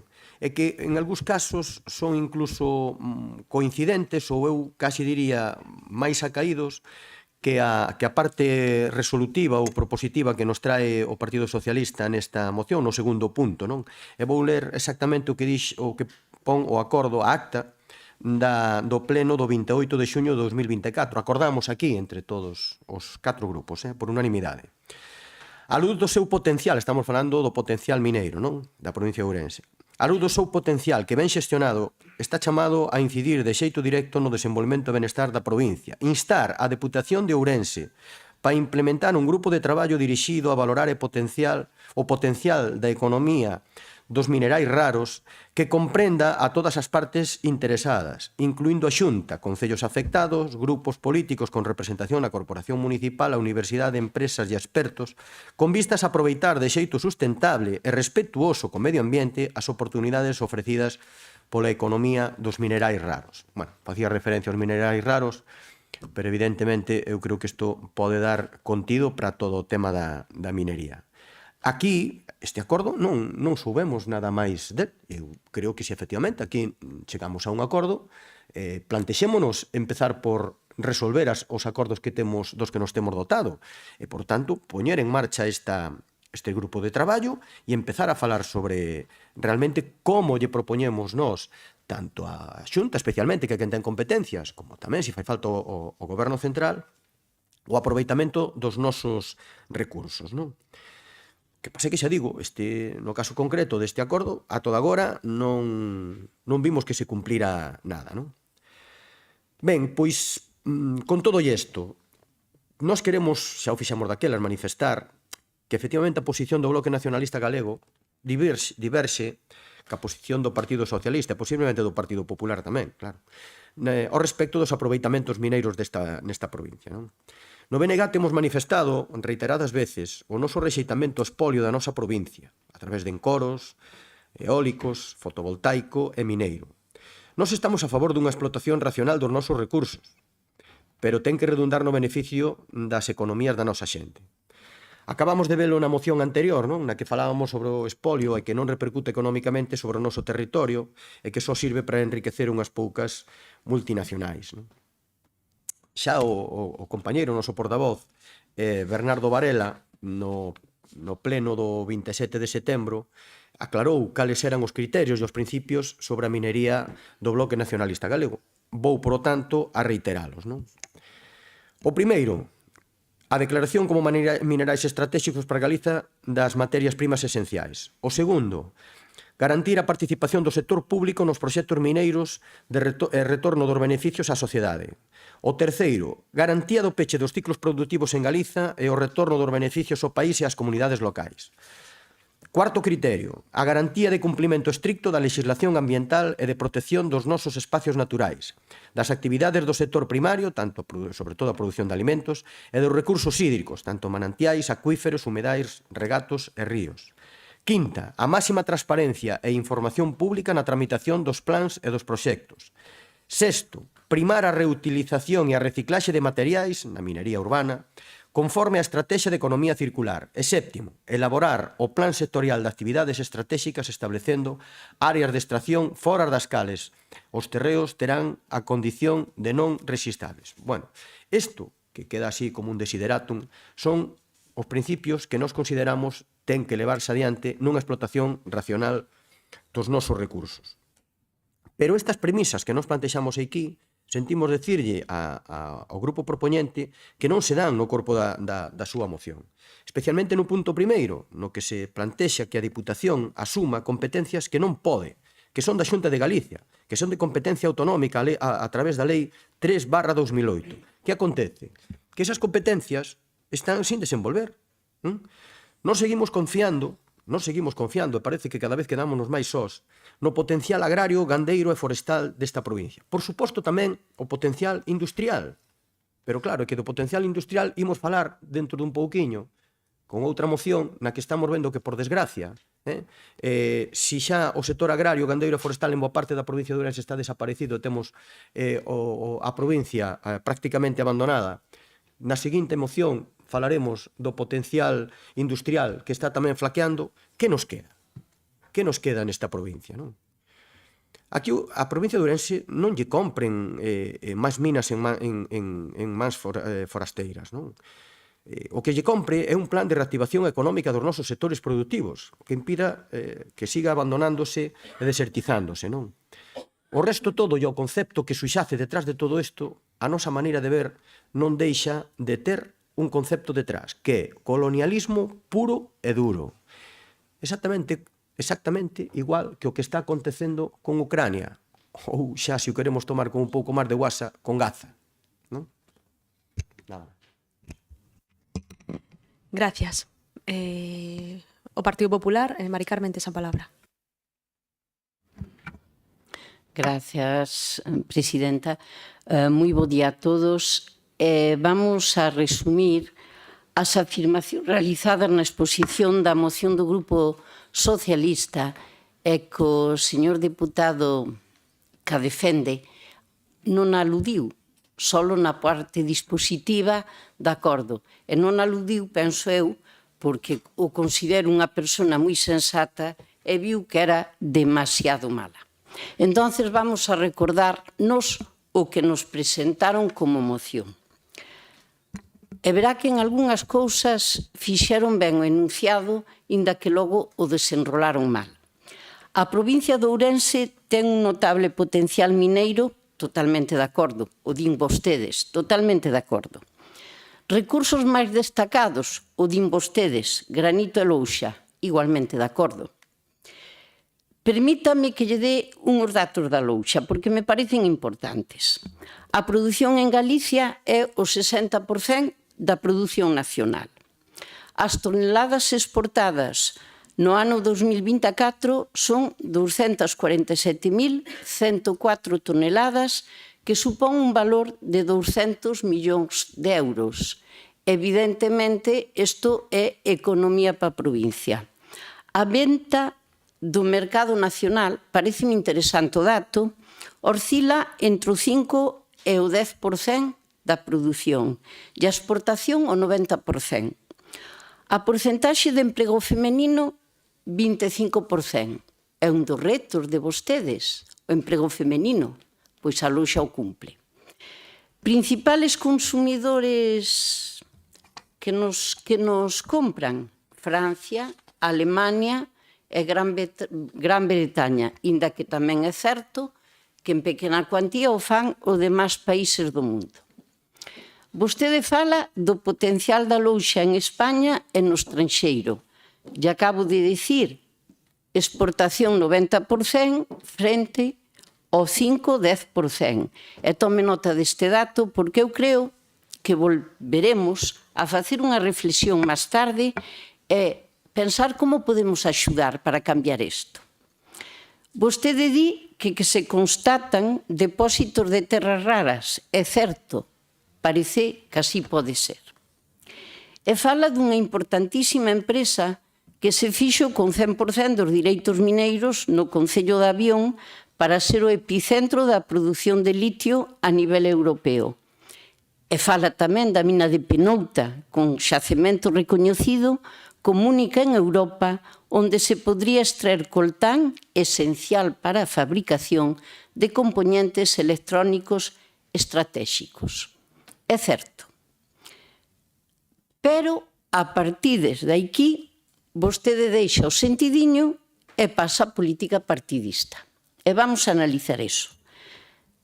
Deixar de ser fonte de sustento directo, esperanza de emprego, opino, a 129 familias basicamente de Viana do Bolo.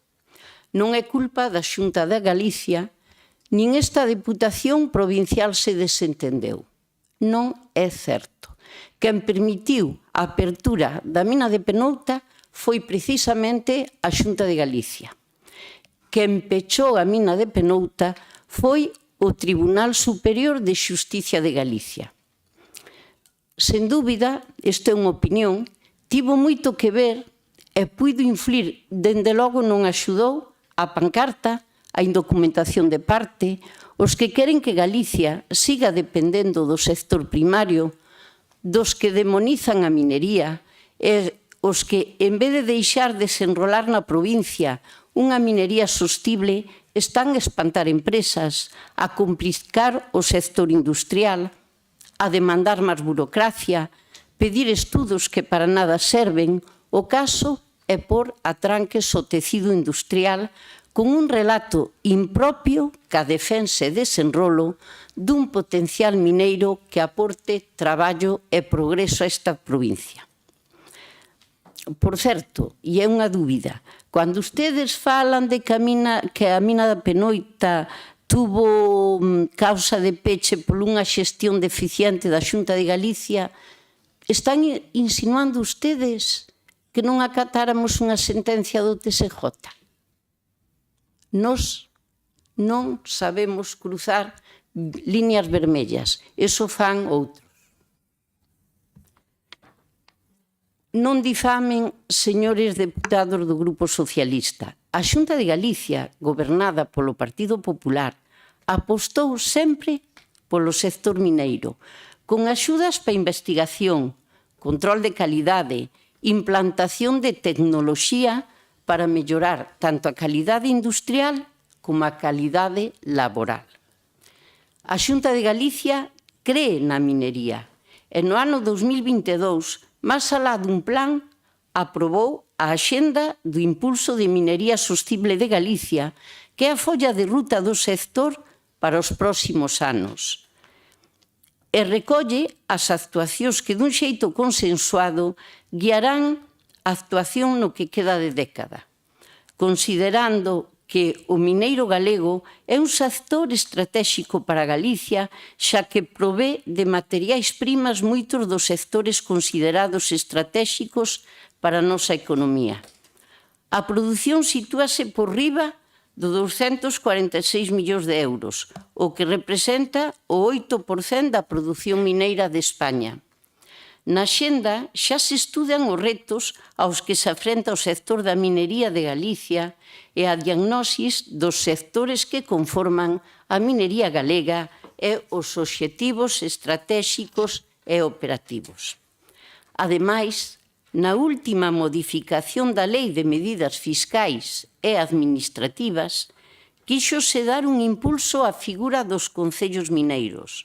Concellos que, como de Carballeda de Valdeorras e outros, cumpren cos requisitos exixidos para ser considerados municipios mineiros e constituirán unha verdadeira posta en valor da minería ourensán fomentando a colaboración do sector público autonómico cos municipios mineiros para a execución de actuacións e medidas que dentro da óptica da minería sostible teñan un impacto positivo nos municipios declarados como mineiros.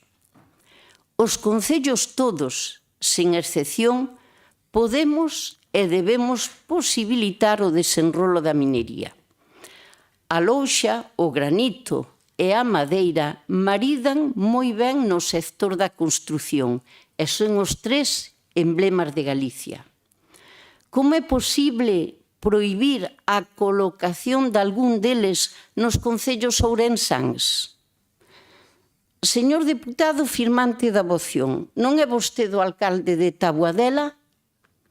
Cambie, por favor, as normas do seu municipio.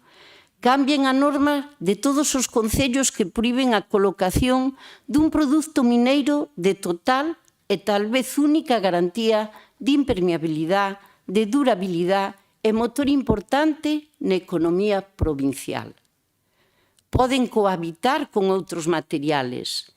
Poñamos en valor o noso e todos xuntos defendamos de verdade o que temos. Demos a benvida aos inversores que veñen a apostar polo noso e sexamos punteiros en desenrolar a minería na nosa provincia, na nosa comunidade, como levamos facendo algúns desde fai moitísimos anos. Moitas gracias. Moitas gracias. Ten a palabra polo Grupo Socialista, o Grupo Propoñente. Gracias, presidenta. Ben, pois empezando casi polo final, alégrome moito que a alcaldesa de Carballeda aproveite cada ocasión, e digo de corazón, para poñer en valor os datos da louxa, porque é do que vivimos naquela comarca, e é o que mantén aquela comarca, e tamén axuda a manter a provincia. Dende logo, son datos que axudan a que os indicadores desta provincia estén donde están en temas de exportación e en temas de facturación. Con respecto ao último que plantexaba vostede das normas, supoño que o alcalde de Taboadela lle podrá decir algo, pero, bueno, vostede sabe tamén que unha parte da culpa moi importante, e xa tuveron moitas reunións, incluso estou seguro que vostede estuvo na Xunta de Galicia, teñen que ver con patrimonio, coa Xunta de Galicia, que a louxa, sí, a louxa vostede sabe que está proscrita en moitos sitios por culpa de patrimonio. É así, son normas urbanísticas, e é así. Pero, bueno, en todo caso, eu sei que constame que tanto o clúster da Pizarra como os técnicos, incluso os colegios profesionales, teñen tratado de interceder, pero é complicado. Con respecto á mina de Penouta, pois ten vostede razón, é certo, a Xunta de Galicia a que autorizou, pero a Xunta de Galicia non pechou o tribunal, pero o tribunal pechou por certas, diríamos, pois laxitudes a hora de conceder as autorizacións á propia explotación. E vostede sabe que o que a sentenza pois fala de dous apartados ou dous puntos importantes. Unha, que non se avaliou medioambientalmente como se debería de haber avaliado, porque a propia explotación estaba rayando, e así o dice a sentencia, na cota cero da zona protegida medioambiental de Trevinca, cota cero, cota é unha altitud, pero, bueno, aí puñan cota cero, me imagino que quen puxo esa palabra non sabía exactamente o significado da mesma, a distancia a 0 metros da propia zona protegida de Trevinca. Por lo tanto, debería de haber tido outro tratamento medioambiental e outra avaliación. Eso dice a sentencia, non o está dicindo este diputado. E logo, evidentemente, toda a contaminación das augas, tanto con niveles moi altos, tanto nas augas fluviais como na posibilidade das augas de consumo dos povos que estaban ali na zona. Por lo tanto, ao peche, pois, dende logo, a Xunta de Galicia ten moito que decir no peche da mina de Penouta e que esas 129 familias quedaran donde quedaron. Con respecto ao que plantexan os deputados ou os grupos de DO e de BNG de que non temos competencias, oiga, esta diputación esta Diputación está colaborando en prospeccións, concretamente en Castrelo de Miño, prospeccións mineiras, e deixeno claro ao principio. Eu empecé a miña intervención, falando das seccións mineiras A, B, C e D? Porque as augas termais están dentro da sección B. E a sección B é unha sección mineira, requiere dunhos permisos. Polo tanto, evidentemente, esta Diputación está colaborando coa minería desta provincia, xa está participando. Está se extralimitando? Non o sei, eso terán que decir outros técnicos, eu dende logo non o vou a decir, pero sí que está colaborando e está participando. Así que, perfectamente, o que nos pedimos, que eu creo que é compatible, lógicamente, con todo o que se aprobou xa aquí en anteriores mocións, no mes de xuño do ano pasado, que plantexaba o señor Puga, e en anteriores, pois eu creo que é perfectamente compatible. Así que, se temos un plan termal na provincia, e nadie o duda, nadie o pon en duda que a Diputación teña que colaborar con ese plan termal, pois, dende logo, pode haber perfectamente un plan mineiro que seguro que vai a ser ben acaído para a provincia. Moitas gracias. Moitas gracias. Deo? Para rematar muy rápidamente, Aurentino, claro, estoy de acuerdo, ya te dije, en casi todo lo que tú dices, pero si ya tenemos un plan de termal, pues no metamos más cosas que probablemente no sean competencia de la Diputación. Es una lucha que nosotros creemos que es buena tanto para las diputaciones y los concellos, porque sabéis que están asfixiados y quemados de tantas competencias impropias que luego no tienen dinero para hacer las que realmente le obliga la ley. Gracias. Benega. Sí. Bueno, señora voceira ou representante do Partido Popular, algo terían que ver as analíticas da auga tamén no peche da mina de Penouta en esa sentencia do TSJ. Quero dicir, non creo eu que se lles dera por pechala por pechar, sino que algo tería que ver as analíticas, non? Decía unha miña primeira intervención que tiña claro que a posición ao respecto do aproveitamento mineiro nesta provincia do Bloque Nacionalista Galego pois era diverxente do Partido Socialista e pensaba que tamén do Partido Popular. Bueno, pois gracias á intervención que acaba de ter, quedame clarísimo que co Partido Popular máis aínda, máis diverxencias temos. Por que decimos isto? Porque, a ver, eu isto xa o teño manifestado en máis ocasións. Si a provincia de Ourense estamos nunha situación demográfica, económica, etcétera, etcétera, deplorable, terrible, algo terá que ver o Partido Popular en toda esa situación. Se é que leva gobernando na Xunta de Galiza, pois me parece que son 40 dos últimos 43 anos, ou 44, e levan gobernando en Madrid cada X tempo, e a situación da provincia de Ourense, e na Diputación Provincial, ten moito que ver con eso. E o declive que temos nos nosos sectores productivos é a desgracia desta provincia. Temos o territorio todo abandonado.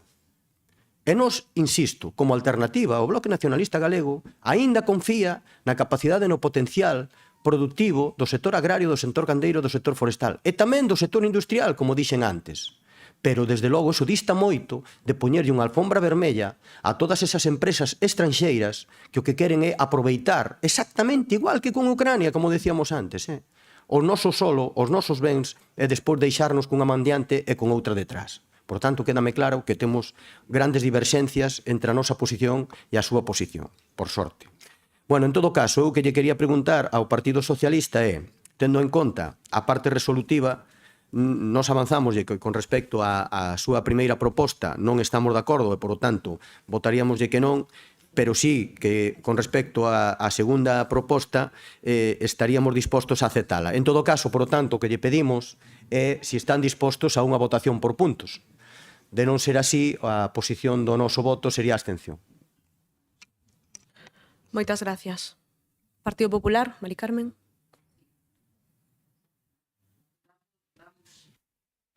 Vamos a empezar pola contestación ao voceiro, o que defende a moción do Grupo Socialista. Verá vostede, en cuanto que hai concellos e que o patrimonio pon atranques, non, mire, eso se resolven nas normas subsidiarias, nas normas provinciales e tamén donde non chegan nas autonómicas. Mire, todos entendemos que temos que conservar o noso e hai cascos históricos que lóxicamente ha de prevalecer o que xa teñen.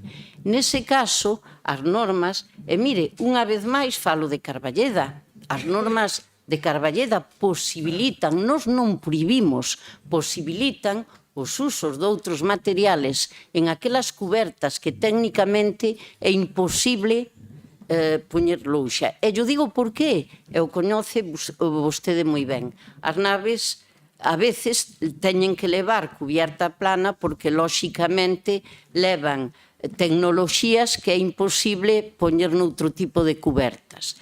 Nos cascos históricos temos que respetar o que hai, pero nas urbanizacións novas, en viviendas unifamiliares, etc., pódense maridar. Eu dicía, poden cohabitar.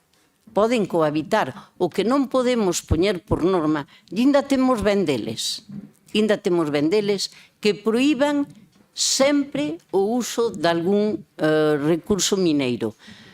Señor Domenegá, vénseme á cabeza o que ven de dicir. Quizá a comarca de Valdeorras, que desenrola un importante sector mineiro, ten un potencial económico importante que pode servir ao millor de exemplo ao resto da provincia. Mire, nós creemos nunha sociedade que promove, nunha sociedade dinámica, non queremos nacionalizar, non lle temos medo a ningunha empresa que chegue a invertir na nosa terra. Sabe por qué? Porque a normativa a poñemos nós. E lle aseguro que a normativa mineira é unha das máis restrictivas de Europa. Chega a pé polo que medida a sentenza da mina que pechou a mina de Penouta. Mire, eu confío moito nos técnicos. Dou por feito que ninguén é infalible. Lle podo asegurar que acatamos totalmente unha sentencia xudicial, porque vai no noso ADN. Pero iso non significa que, de feito, se demostra cada día que poden ter algún erro. Quen dá autorización? O conselleiro ou conselleira de turno? Non, señor. Sempre se dá baseado nos criterios e nos informes técnicos que se posibilitan a autorización. Mire, eu creo, e yo dicía, creo que nada axuda. Todos somos influenciables. E nada axuda a política da pancarta, a política de demonizar a minería. Teña seguridade que en Valdeorras si temos bastantes exemplos de cando hubo que salir a defender non as empresas, sino os traballadores, porque a nosa luita é que se poda levar cada mes a casa un salario digno. Homes e mulleres, e tamén posibilitamos o empleo femenino, que é a vosa folla de ruta, tamén a nosa. Entonces, teña a seguridade que si todos colaboramos, si deixamos desas prohibicións absurdas, respetando lóxicamente os cascos que non se deben desvirtuar, non debemos quitar nun casco histórico e poñer outro tipo de materiais, pero hai urbanizacións que cohabitan perfectamente e que concellos que si o posibilitamos estamos en pleno desenrolo. E falamos tamén de concellos do PSOE. No Barco tamén se permite. E máis, casi en exclusiva. Polo tanto, é o que creo, o que remataba a miña intervención. Entre todos sí que debemos loitar porque é un recurso importante e é un recurso que crea pois un de cada 4 empleos de cada empleo salen 4 empleos indirectos, porque mire, además a minería fomenta a construción, fomenta o comercio, fomenta a venta de maquinaria, toda a economía. A minería é un sector que sempre se dispersa e expande económicamente. Polo tanto, non teñamos medo a defender a minería, porque os que levamos feito, ya aseguro que hemos feito moito ben á sociedade. Moitas gracias. Moitas gracias. Turno de peche para Orentino. Gracias de novo, presidente. Bueno, pois empezando casi polo final, señora Quintela, emprego femenino eu creo que a estas alturas do século XXI é un dereito básico que xa non se debe de impoñer en cuestión, é dicir, xa nin falar deste tema, é un tema que eu creo que todos temos asumido, tanto vostedes como a nós. Polo tanto, sempre pon vostede a coletilla que é unha reivindicación nosa, e que eu creo que eso xa non ten maior sentido nestas datas. Con respecto ao que me chamou a atención o que a cuestión que plantexaba o voceiro de DO, Rafael, non lle metamos máis cousas á Deputación que xa ten bastante co que ten. Hombre, por favor, si isto é a filosofía que temos que ter aquí neste plenario, pois con esa ambición a provincia non avanza. Competencias. Esta Diputación non ten competencias lingüísticas e eu estou seguro, penso que así será, que se vai aprobar unha moción que ven a continuación sobre o tema do galego e non ten competencias lingüísticas. Temos promoción competencia... Bueno, falaremoslo despois, saldrá despois. Con respecto á votación por puntos non podemos aceptarlo porque era o piar básico da nosa moción realmente o punto primeiro. É dicir, que esta Diputación, o igual que ten un plan termal, pois que teña, que un plan termal, e repito, as augas termais son minería, que eu creo que non o temos claro, que quede claro, sección B dos recursos de minería. O igual que ten o plan termal, que teña un plan mineiro, pois tampouco sería nada extraordinario. E xa para rematar, voulles ler outra vez as frases grandilocuentes que están nesa páxina web de Recursos de Galicia, que, repito, esa empresa público-privada está liderada pola Xunta de Galicia o 30% das accións, e están moitas das empresas que, bueno, algunhas que xa relatei. Chegou o momento de aproveitar a nosa riqueza natural e convertela en riqueza social. Aproveitemos os nosos recursos naturais, que os beneficios do aproveitamento dos nosos recursos naturais queden no noso territorio e que o valor xerado polos recursos naturais queden no noso territorio. Moitas gracias. Moitas gracias. Bueno, pues, finalizado o debate, en principio, bueno, votamos aí que hai unha emenda, non sei, unha emenda. Votación única, perfecto. Vale, pois vamos a votar. Venga, a favor. PSOE. En contra. E os demais entendo que abstención, os todos os grupos. Vale. Moitas gracias.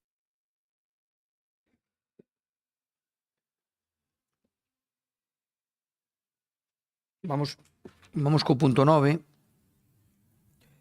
Co punto 9, que é a moción do Grupo Socialista para garantir a estabilidade e a viabilidade das casas niño na provincia de Ourense. Sí, ten a palabra o seu portavoz, Álvaro Villa. Sí, bo día de novo. Ante nada, para contestarlle por alusións á alcaldesa de Carballeda. Non sei se me escoita, non me escoita. Me escoita. Non, digo, por alusións á alcaldesa de Carballeda, que, bueno, gracias por acordarse de Tabodela, e no caso concreto da promoción da lousa, dicirlle que a miña casa ten o tellado de lousa, e así facemos hincapé en que o potencial mineiro que teñen na súa zona por vai a máis arriba e cada vez crea máis empleo. É femenino, tamén, femenino, porque non sei por que fai tanto hincapé no tema de femenino. E engancho ou enlazo ca moción que nos trae o Saiquín, o que traemos no Saiquín, en defensa, digamos, das casas niño, que nos parece unha gran idea, pero tamén da viabilidade no presente e no futuro das mesmas casas niño. É dicir, temos que recordar que son un modelo de atención dirixido a nenas e nenos de entre 0 e 3 anos e que está diseñado por municipios rurais de Galicia, onde, por mor da baixa densidade de población, non resultan viables os servicios habituais de atención á primeira infancia. Este tipo de iniciativas o que aspiran é facilitar a conciliación familiar e laboral. Si é verdade que unha das primeiras eivas é que están xestionadas por profesionais autónomos, repito, autónomos, que ofrecen atención personalizada nun ambiente 100% familiar. A Xunta de Galicia financia a posta en marcha e funcionamento destas instalacións. Qual ben o problema? O problema é cando empezamos a ver as disfuncións que ten este servicio hoxe en día. En primeiro lugar, porque a Consellería de Política Social digamos, financia de forma discriminatoria a unha... Perdón. Digo, porque a Consellería de Política Social financia de forma desigual as casas niños, mentras que a unhas as financia con 24.000 euros, a outras financias con 29.000 euros. En definitiva, qual é a problemática que nos poñen encima as persoas maioritariamente femeninas que levan a residencia destas casas niños? Simplemente para leer. Casa Niño Golfiño de Beariz. Estamos pendentes da prima e chega un punto que para poder facer frente aos pagos teño que tirar da miña parella. Larouco. Se collemos unha baixa longa, arruinámonos. A Xunta de Galicia ven recentemente de cofinanciar ou, digamos, financiar de alguna maneira as baixas por maternidade. Por que non as fai o mesmo que as baixas que teñen de longa duración ou sen capacidades permanentes? Iso é que nos preguntamos. Outra referencia. O problema agrávase para estas traballadoras cando teñen que pedir unha baixa por enfermedade ou outro motivo. Estamos falando, neste caso, de Rita de Tabodela. Como son autónomas e deben prestar o servicio para o que reciben a axuda anual da Xunta, elas mesmas deben contratar unha persoa que a sustituya e pagarlle o seu salario a partir desa cantidade inicial, o que poden deixalas sin ingreso ningún. O gran problema que temos é que somos autónomas, pero, en realidade, somos falsas autónomas. Dependemos únicamente dunha subvención dun pagador, que ademais fixa todas as condicións do noso traballo. Temos todos os deberes dunha traballadora por conta allea, pero ningún dos seus dereitos. Estamos obrigados a ter un servizo aberto, pero non temos ninguna prima extra para contratar unha sustituta. E despois, se pechamos por motivo que sexa, non temos dereito a unha prestación de desemprego. Ademais, o traballo que facemos aquí tampouco nos conta para unha posible convocatoria da Administración. Ás veces, temos a sensación de ter unha realidade injusta e non igualitaria coa Administración, posto que nós temos que cumplir escrupulosamente os prazos e condicións marcadas e dar conta de cada paso ou incidencia que temos, e pola súa banda nunca temos respostas claras nin contundentes, nin existen plazos marcados pola súa parte, o que as obriga a traballar na incerteza, aseguran. Non hai cuidado ni respeto a este mes de xaneiro. Non hai cuidado ni respeto. E este mes de xaneiro traballamos 20 días sin saber en que condicións vamos a ter. En definitiva, o que piden as traballadoras é que cando estén de baixa por incapacidade laboral, isto se teña en conta. Que cando termine a súa actividade e non teñen cobertura social, mentre non accedan ao mercado laboral ou emprendan outra actividade, se teña en conta. Que non teñen relación laboral absolutamente ninguna que lles permita puntuar para procesos selectivos da Xunta de Galicia. E outra demanda, se o aluguer remata por calquer circunstancia onde están exercendo a súa actividade e teñen que buscar outro aluguer e adaptar de novo o local, xa non teñen esa axuda inicial que tiñan para acometer as reformas do primeiro lugar. E por todo elo, ven a Consellería de Política Social e nos dice que la culpa é do Goberno central, porque las decisiones del Gobierno de Sánchez encarecieron los gastos, como la subida de las primas, de los seguros, la cuota de seguridad social o los costes eléctricos. E nos achacan a nós que non votamos a favor da lei de impulso demográfico. Mire, eu leíme as 44 páginas da lei de impulso demográfico. En ningún momento na lei de impulso demográfico fai absolutamente ninguna referencia ás casas niño, pero absolutamente ninguna. Mira que me lín as 44 páginas.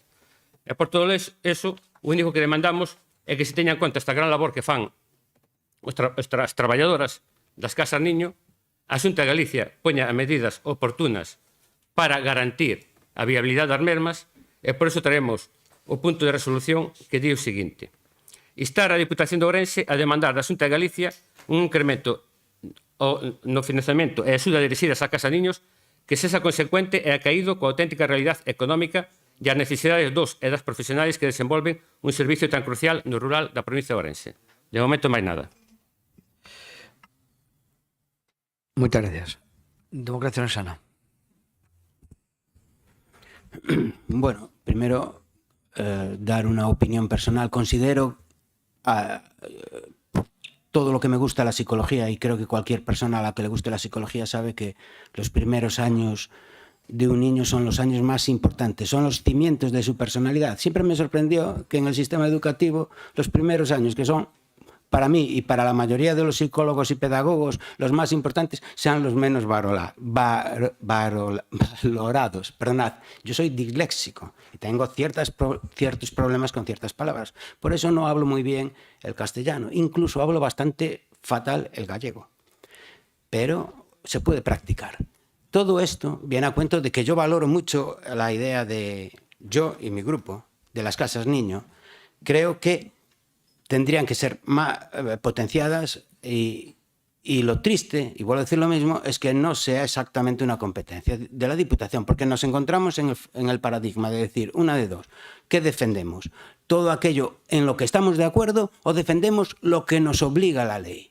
Y vuelvo a decir lo mismo, estamos mal educando a ciertos organismos y a ciertos entes. Antes lo dije claramente, dije, tenemos que cumplir lo que la ley nos marca y las competencias que la ley nos marca. Y es verdad que hay líneas ambiguas en donde si hay que no están ni realmente definidas para un ente o para otro, pues a lo mejor ahí nos podemos meter. Pero todos vosotros sabéis cómo están vuestros concellos. Cuantos más problemas nos metamos que no son de nuestra incumbencia, más problemas vamos a tener para solucionar los que realmente nos obliga la ley. Y perdonad que hoy esté monotemático, pero es que la mayor parte de estas mociones van en esa onda. Y como yo soy una persona que me gusta ser práctica, machaco una idea hasta que al final espero que os entre en la cabeza. Muchas gracias. Muchas gracias. Venega. Bueno, bo día. Nun día especial de Entroido. A ver, é certo que o PSOE fixo unha exposición de motivos bastante clara, bastante coherente e bastante explícita, por cual non queda moito máis que engadir. Pero sí que é certo que as casas niños fan unha función especial no noso rural, un rural moi espallado, un rural tamén cada vez con menos cativos. Eso tamén ocasiona un dos problemas que nos vimos e que o PSOE non atallou, non sei se foi consciente, que a falta de nenos no rural e esa competencia cas escolas infantís, competencia por chamalo de algunha maneira, posto que ocupan esa mesma franxa de idade, está tamén obrigando as casas niño a ter cada vez menos nenos, porque antes, cando as escolas infantís non eran gratuitas, a casa niño era o sitio idóneo para levar a un neno cando non había recursos económicos. Neste momento ese equilibrio non se dá. Por sorte, tamén é certo que a gratuidade das escolas infantís é algo que hai que agradecer, pero sí que para as casas niño pode ser un punto de inflexión á hora da súa continuidade. Nas enmendas que nos fixemos, unha das enmendas que non sei se o PSOE acepta, por certo, rebaixar o requisito de empadroamento das crianzas á hora de poder acudir a unha casa niño, precisamente por o que decía ahora. No rural cada vez hai menos persoas, as persoas que hai cada vez son máis maiores, e cativos e cativas hai moi pouquiños. Entón, pode abocar a desaparición de algunha casa niño. Certo é que as traballadoras, sobre todo traballadoras, porque son casi todas mulleres, teñen moitas dificultades a hora de ter libranzas. Libranzas refírome a permisos por incapacidade transitoria, días de asuntos propios, permisos por casamento, calquer permiso que contempla o Estatuto dos Traballadores, que é o marco máis básico que temos para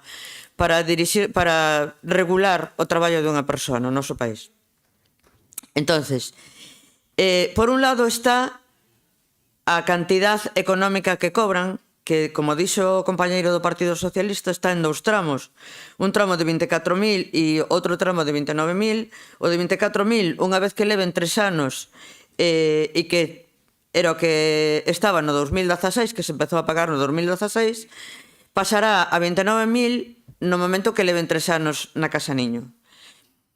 Non entendemos esa necesidade ou esa situación de que se pague por unha mesma función unha cuantía diferente. Vale, que as persoas ou as cuidadoras que levan 3 anos xa invertiron unha serie de cartos nas dotacións que ten que ter unha casa niño, pero non hai razón, por lo menos obvia, para que unha persona que inicia ahora inicie con 24.000 e non con 29.000 que están a pagar as casas niño que ten máis de 3 anos. Logo tamén facía referencia ao compañeiro do PSOE que son autónomas. Son falsas autónomas, porque a Xunta lles obliga a ser autónomas, pero porque non teñen outra maneira de facelo, pero teñen que cumplir a normativa e a convocatoria que lles toca, co cual o de autónomas sí que o son, porque realmente o son, pero por obriga, vale? Decir que desos 29.000 euros hai uns gastos moi importantes que ten que cubrir, que son as cuotas de autónomos, as liquidacións trimestrais que están entre 700 e 1.200 euros, os alugueiros, os gastos que ocasiona ter unha casa aberta, que son a luz, a calefacción e todo o que conleva o material que ten que dispoñer para atender aos pequenos, aos pequenas, e logo os seguros, os distintos seguros que teñen que ter contratados. Entón, sí que é certo que esa cantidad de 29.000 euros, se vostedes botan contas, queda bastante reducida. É importante que o teñamos en conta. No tema das vacacións, aínda que teñen un mes de vacacións e está contemplado dentro de esa convocatoria, teñen que avisar os pais, teñen que buscar unha solución os pais para que os cativos non vayan a casa niño, e ademais ten que avisar con antelación de máis de un ano. Bueno, de máis de un ano non, pero sí no ano anterior. Creemos que isto tamén ten que cambiar. Hai que darlle unha volta o tema das casas niños. A Consellería de Política Social deberá de darlle unha volta. E é certo que non é unha competencia da Diputación. Aquí teremos moitas cousas que non son competencia da Diputación, pero porque instamos a Xunta de Galiza, instamos ao Goberno Central a buscar solucións cando temos un problema. A Diputación tamén está para eso. Somos parte dun país e temos un instrumento a nosa man para tratar de buscar solucións. Senón, despois vamos a debatir un problema que teñen os compañeiros de Faurecia que están aquí e por suposto, non temos competencia nese tema. Pero temos que botar unha man, temos que arrimar o hombro e temos que axudar. E que as casas niño pasa exactamente igual. Por ahora nada máis, pedirlle aos PSOE saber se aceptan as emendas de engádega e o noso voto, por suposto que vai a ser favorable. Na seguinte intervención remataremos isto.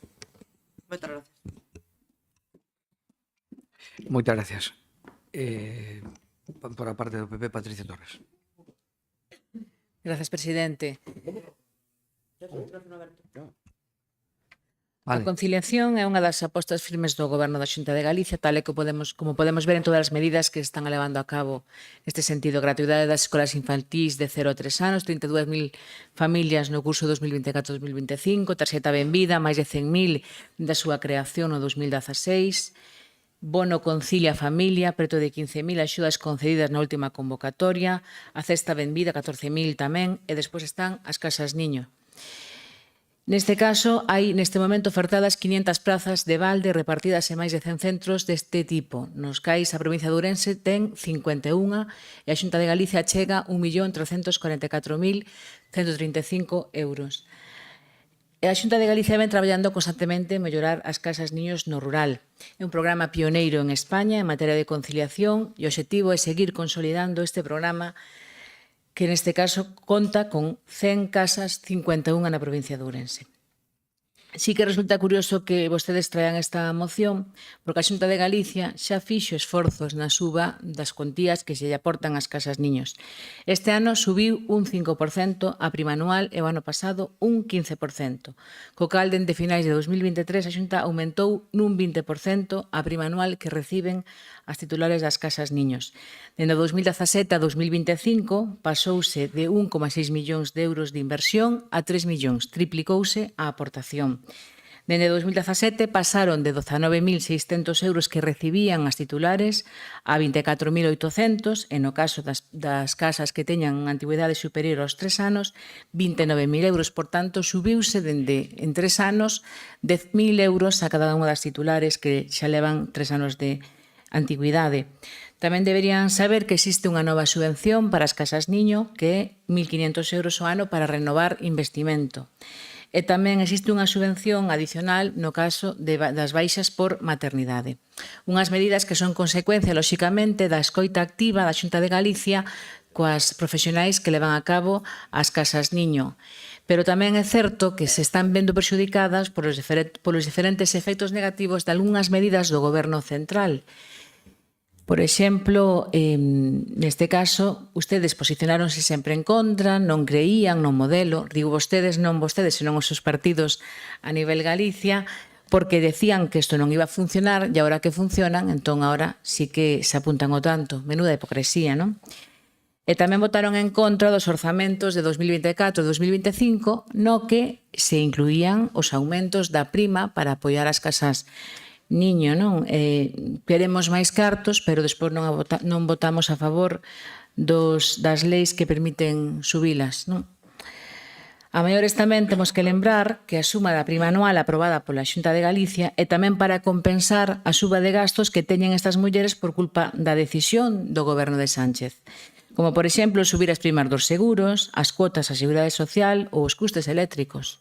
Que subiu o IVA, por certo, o IVA da luz, que é un recurso que é para todos. Pero, bueno, o Goberno socialista non é tan socialista como dice. Sánchez sube os gastos ás casas niño e a Xunta pon os cartos para compensar estas subas.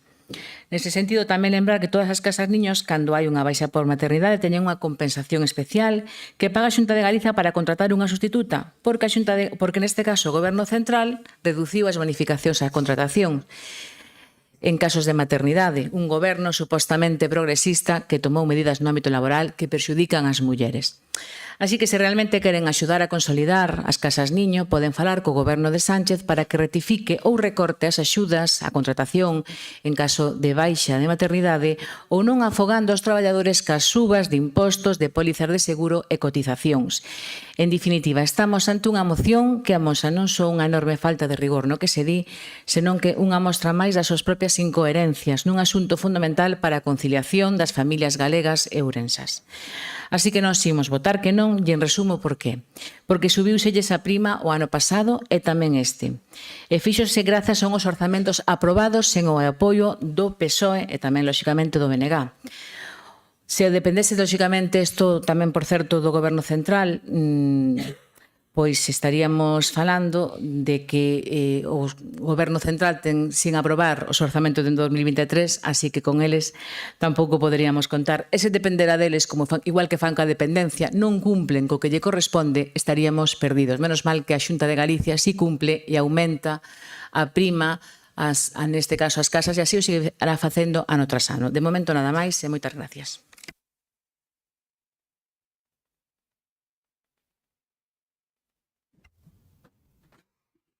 Moitas gracias. Segundo turno de intervención. Sí, a verdad que me puso en bandeja, é dicir, que me ahora me diga que na Xunta non aprobamos os presupuestos, non? E no Estado se negan ustedes a debatir en o momento os orzamentos que incrementa a financiación autonómica, que ustedes ahora, antes de ayer, renuncian a 4.000 millóns de euros, 4.000 millóns de euros, e ao final, yo queren cargar os concellos, yo queren cargar os personal, é que me puso en bandexa, Patricia, non pensaba que me iba a dar pé a dicir todo isto. É dicir, voten ustedes o presupuesto de Sánchez, collan os 4.000 millóns de euros, aumenten o fondo de cooperación local para os concellos, financien como teñen que financiar a axuda ao fogar, e non nos afoguen non nos afoguen sistemáticamente os concellos. E aí encima agora me dice usted, claro, é que subiu a luz, é que subiron os seguros, é que subiron os... Claro, e a Xunta de Galicia dice, non, que os paguen os titulares das casas niños, que non vamos a asumir nós, porque subiron. O sea, que ustedes pretenden que aos titulares das casas niños asuman todos esos costes porque ustedes non van a asumir a Xunta de Galicia porque é cousa de Pedro Sánchez. Xa está. Entonces, mira, esto para abajo, para los titulares de la casa niño. No en ningún momento cuestionamos as casas niño nin o seu funcionamento, pero si queremos que teñan unhas condicións laborales mínimamente decentes ao personal. E repito, usted falaba de tal, pero 75 da 103, 75 das casas niño da 103 que hai na comunidade autónoma mandaron a carta de protesta para a Xunta de Galicia. É que subiron un 5% porque lle demandaron así, desa maneira, os gastos de financiación. E usted me dice do Pedro Sánchez, Dios mío Jesús. É que todos esos costes os derivamos, o sea, non os vai asumir en ningún momento a Xunta de Galicia e lle vamos repercutir ás casas niño. Pois será, se suben os costes e o funcionamento é moito maior, pois tendremos que repercutir, temos que axudar as casas niños e o seu financiamento. E, por suposto, o das baixas. Por que non se fai o mismo que se fixo ca baixa da maternidade? Por que non se fai o mismo ca capacidade permanente cando teñen un accidente ou teñen unha baixa de larga duración? Por que non se fai? Porque non se quere facer. Porque aquí poñemos titulares de prensa de que facemos política social e despois a que nos pagan sempre son os mismos. Porque os titulares de prensa sí o compramos, pero despois, ao final, sempre pagan os mismos. Home, que claro, 4.000, que mamada, 4.000 millóns de euros, é igual. Total, que paguen os concellos. Que ao final levamos do ano 2009 sin subir o fondo de cooperación local, do ano 2009, sin actualizarlo. Pero que está infrafinanciado o SAF, que temos tratado aquí 1000 veces, que se están pagando ahora a 12 euros e nos están salindo os concellos a cerca de 20 euros a hora. O 24, como aquí en Carballiño, que acaba de licitar. Entón, de que vamos? E claro, que os cuartos demais, a Xunta de Galicia se pon espléndido. Non, yo los 4.000 millóns non lo quero. Ahora sí, el de abajo que lo pague. Nada máis. Perdón, é sobre a moción sobre a engádega do bloque. Vamos a ver. Eu creo que a engádega non mellora nin aporta nada novo ao punto de resolución que nos levamos. Mais alá de concretar a nosa argumentación, entón consideramos que todo eso se está recollido na nosa proposta de resolución no punto global, entón vamos a rechazar porque creemos que está suficientemente recollida. Muy bien, muchas gracias. Democracia. Es una pena que, como dijo en la anterior moción el señor presidente, que no estuviéramos todos de acuerdo, porque cuando estamos todos de acuerdo e instamos a otro organismo, creo que no sirve para nada, pero cuando no estamos de acuerdo aún sirve para menos. Ya lo dije alguna vez, yo creo que tienen una papelera de instar, que ya se tiran allí todas las instancias que hacemos, pero es una pena, es un problema que yo creo que sí que deberíamos de estar todos de acuerdo, de llegar a un entendimiento y que creo que es importantísimo por lo que dije antes. También quiero puntualizar una cosa, si se me ha escapado. Luchamos para que las competencias de cada organismo se cumplan, las propias, pero también, lo vuelvo a decir, hay momentos clave, como va a pasar ahora con la moción que viene, o ya hemos defendido los problemas del vino, o los problemas puntuales en donde nosotros, aunque poco podemos hacer, sí que podemos gritar, llamar la atención o hacer lo que podamos. Ahí sí que entiendo que tenemos que tomar decisiones y sacar... Y dar nuestro punto de vista y poder ayudar en todo lo que se pueda. Ahora, organizar todos lo sabéis. El gasto recae en la administración autonómica. Si cuantos más favores le hagamos, lo estaba diciendo ahora Álvaro, cuanto más favores le hagamos a las administraciones, solucionándole los problemas y pagando los concellos, pues es como mimar a un niño. Ellos van a hacerlo, gastadlo vosotros, hacedlo vosotros. Lo difícil es ahora luchar para que las competencias que nos correspondan se cumplan. A nosotros nos ponen verde cada vez que decimos, oye, es que esto no es nuestro, pagadlo vosotros. Uy, vosotros nos interesa los servicios sociales. Claro que nos interesan y nos interesan mucho. Precisamente por eso luchamos para que cada institución, cada ente y cada organismo cumpla con la ley. Nada más, muchas gracias. Moitas gracias. Vénega. Bueno, decirlle aos compañeros do Partido Socialista que podemos entender que os puntos 1 e 4 das emendas poden estar contemplados na petición que fai o Partido Socialista. Nada sabemos de rebaixar o requisito de empadroamento para cadar unha praza na casa niño dun concello en particular. Esta modificación permitirá evitar competencia desleal cos centros de educación infantil, especialmente tendo en conta a gratuidade de ambos. O punto 4, adecuar a nova xornada laboral de 37 horas de convenio en lugar das 40 horas semanais actuais. Esta medida contribuirá a mellorar a condición laboral de personal e, por tanto, a calidade do servizo ofrecido. Estos dous puntos das engádegas o Partido Socialista non nos contempla, posto que o Partido Socialista pide un incremento financiero e neso se resume a súa petición. Entonces, nós xa dixemos que íamos a votar a favor, independientemente de que tiveran en conta as nosas emendas ou non, pero consideramos que solicitamos que lle den un vistazo. Despois, sí que é certo, desos 1.500 euros que falaba a compañeira Patricia, pero é certo que para material inventariable. Eu non sei se vostede coñece a realidade das casas niño, pero ten moitísimo material funxible, moitísimo, desde papel, pinturas, que xa saben que aparte o material que utilizan as crianzas non é barato, vale? Entón, material inventariable, ao contrario que moitas outras convocatorias de subvención que te permiten mercar inventariable e non, perdón, funxible e non inventariable, neste caso as casas niños teñen un montón de gasto funxible.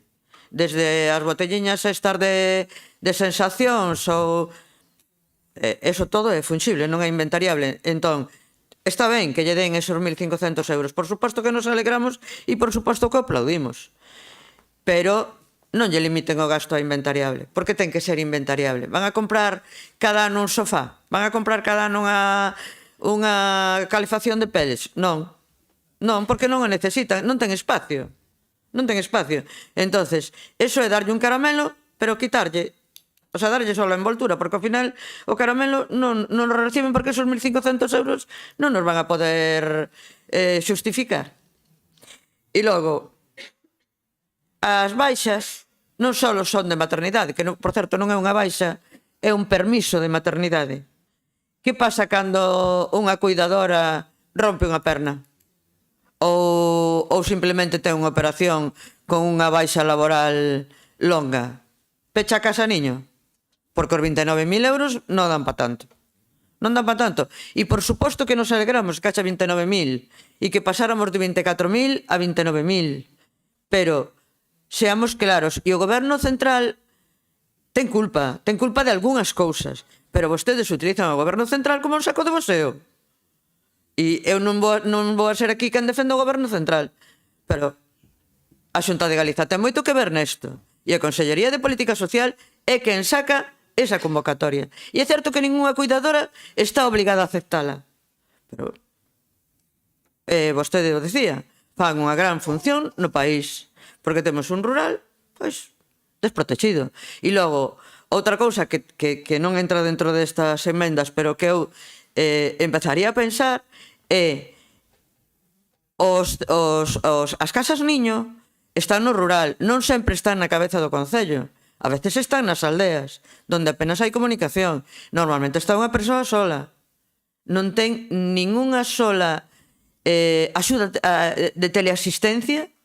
Unha persona destas cae, ten un mareo no medio de 5 cativos e cativas e ten un problema, porque non ten un instrumento de teleasistencia, que tamén é algo que no futuro teríamos que pensar. E a Consellería de Política Social ten que ver realmente, baixar as casas niño, ver a problemática que ten. Xa se escoitaron, pero non lle fan caso.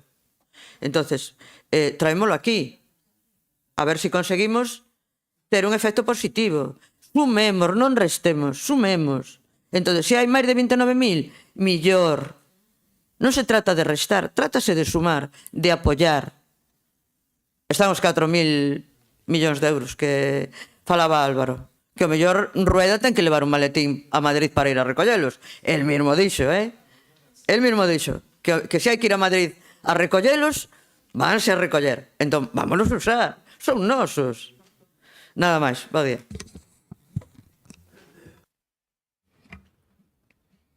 Patricia. Pois respondéndolle un poquinho a Álvaro, levan gobernando o Estado en 2018, non se preocuparon de cumplir ca dependencia e resulta que agora están ahora mismo asociando a poder dotar de máis fondos a aprobación dos orzamentos. Por dentro do 2018 tuveron ben tempo de facelo, agora acordoulles.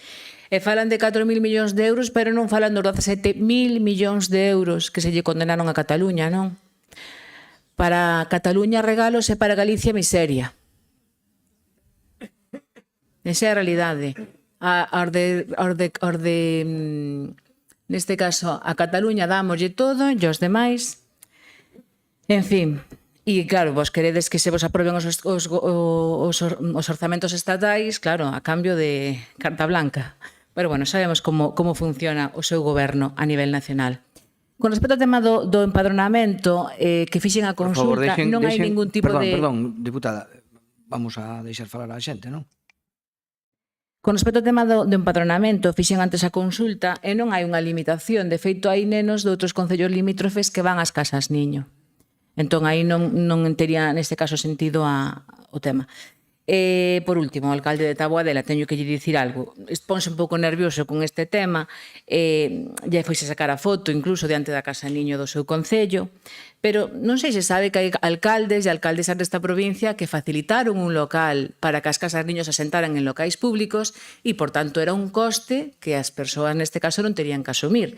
Entón, eu creo que igual pídeselle á Xunta que poña máis cartos e pídeselle todo isto, pero igual nós tamén podemos deixarnos de fotos de titulares e de acción política local, non? Facilitándolle un local que seguramente teña algún, igual que fan outros obradoiros de cerámica e todo iso, pois tamén lle poden ceder un espacio público ás casas niños para que leven a cabo a súa función e non teñan que poñer ese coste a maiores dentro dos 29.000 euros. Nada máis e moitas gracias, recordando que a Xunta leva nos últimos 2 anos subindo un 20% a aportación e dende 2016 10.000 euros, que é unha cantidad importante a cada unha das casas niños. Nada máis e moitas gracias. Moitas gracias. Turno de peche para... Sí, para pechar, gracias, presidente. 17.000 Cataluña, pero que 18.000 Andalucía. Andalucía non é do PSOE. E a terceira comunidade que máis leva é a comunidade valenciana. É dicir, a primeira e a terceira que máis leva é Valencia. O sea, Valencia é Andalucía. O sea, que non se poñan tan espléndidos. É dicir, ustedes sempre nos traen a filosofía liberal. É dicir, que non, neso fan... Nesa verdad que fan valor da súa filosofía tal, é dicir, costes salariales. Cando falamos de productividade nunha empresa, despois o veremos probablemente, o coste de produción da historia, onde hai que reducir? Personal. O sea, sempre se pon o foco no coste laboral e recae nos traballadores de base, non nos de arriba, nos traballadores de base. Sempre se vamos nos recortes. Hai costes que sube a luz, que pague Casa Niño. Que coste salarial do seguro? Casa Niño. Coste as baixas? Casa Niño. É dicir, sempre poñemos o hincapé nos traballadores e non no demais. A Xunta de Galicia fai caso omiso.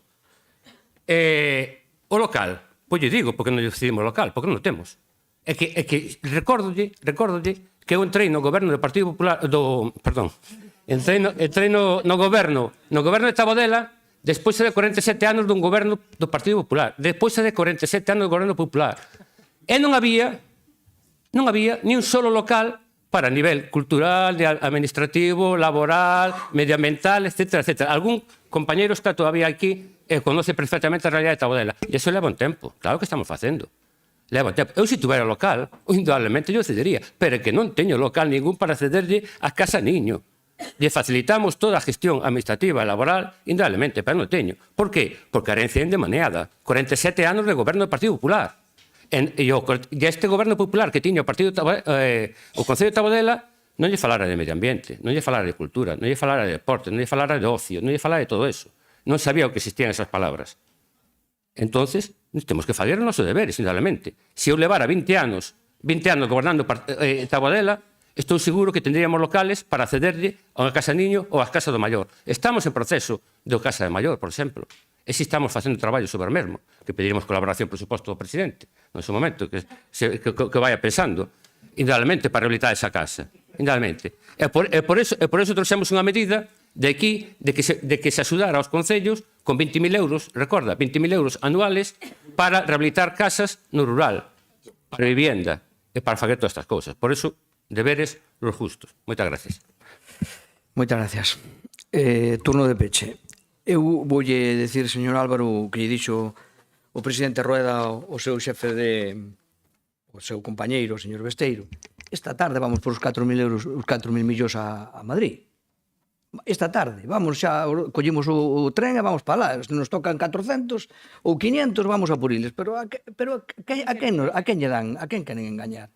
O que van a repartir a deuda entre todos? A Galicia vai a ter 600 millóns máis de deuda. Porque ao repartir toda esa burrada entre que fixeron os deberes, cando outros se dedicaron a gastar, e sei do que falo, porque eu estuve na Xunta desde o 2009 hasta o 2018, e sei, cando cerrábamos o exercicio no mes de xuño, porque non había un duro para gastar e nos queríamos pasar. E só facíamos gasto corriente, mentras outros se dedicaban a venir en baixada, e agora teñen 17.000 millóns. Claro, entón, home, non é xusto. E tamén se querimos por 1.600 millóns que nos deben en dependencia. Así xa estaremos todo xunto e arreglamos o tema, non? Home, hai que ser mínimamente... non engañar a xente. Usted cree que alguén renunciara a buscar 4.000 millóns de euros? O que non renuncia a que se reparta entre todos, se perdonen unha parte, despois se me poñan entre todos e me toquen 600 máis. Hombre, pois que paguen aquiles que gastaron o diñeiro. Eso creo que é evidente. Despois, por outra parte, efectivamente, aquí póñenselle moitos deberes á Xunta, por unha parte, neste caso por vostedes, póñenselle moitos deberes á Xunta, que aumente, e contestouse. A gratuidade nas escolas infantís non hai moitas comunidades que a teñan de 0 a 3 anos. E nós, desde logo, fomos a primeira. A tarxeta benvida, nos términos que está aquí, tamén foi importante. As casas niño tamén foi moi importante. A subida, 10.000 euros nos últimos anos, foi moi importante. E frente a iso, que hai? Subidas de cotizacións, que son súas. Non do Goberno Central, non as subiu a Xunta de Galicia. As cotizacións sociais subieron as vostedes. O non baixar o IVA ou volverlle a recuperar o IVA do precio da luz nun servicio básico, subiron vostedes. Entonces, eu creo que hai quen dá axudas máis seguro, ademais da que todas son insuficientes. Pero eu estou seguro de quen rema 10.000 euros nos últimos anos máis a favor de estas casas niño. E quen rema no sentido contrario. Súbeme a luz, súbeme as cotizacións e súbeme todo, vale? E xa lle digo, se lle parece, pois esta tarde collemos o tren e vamos a Madrid.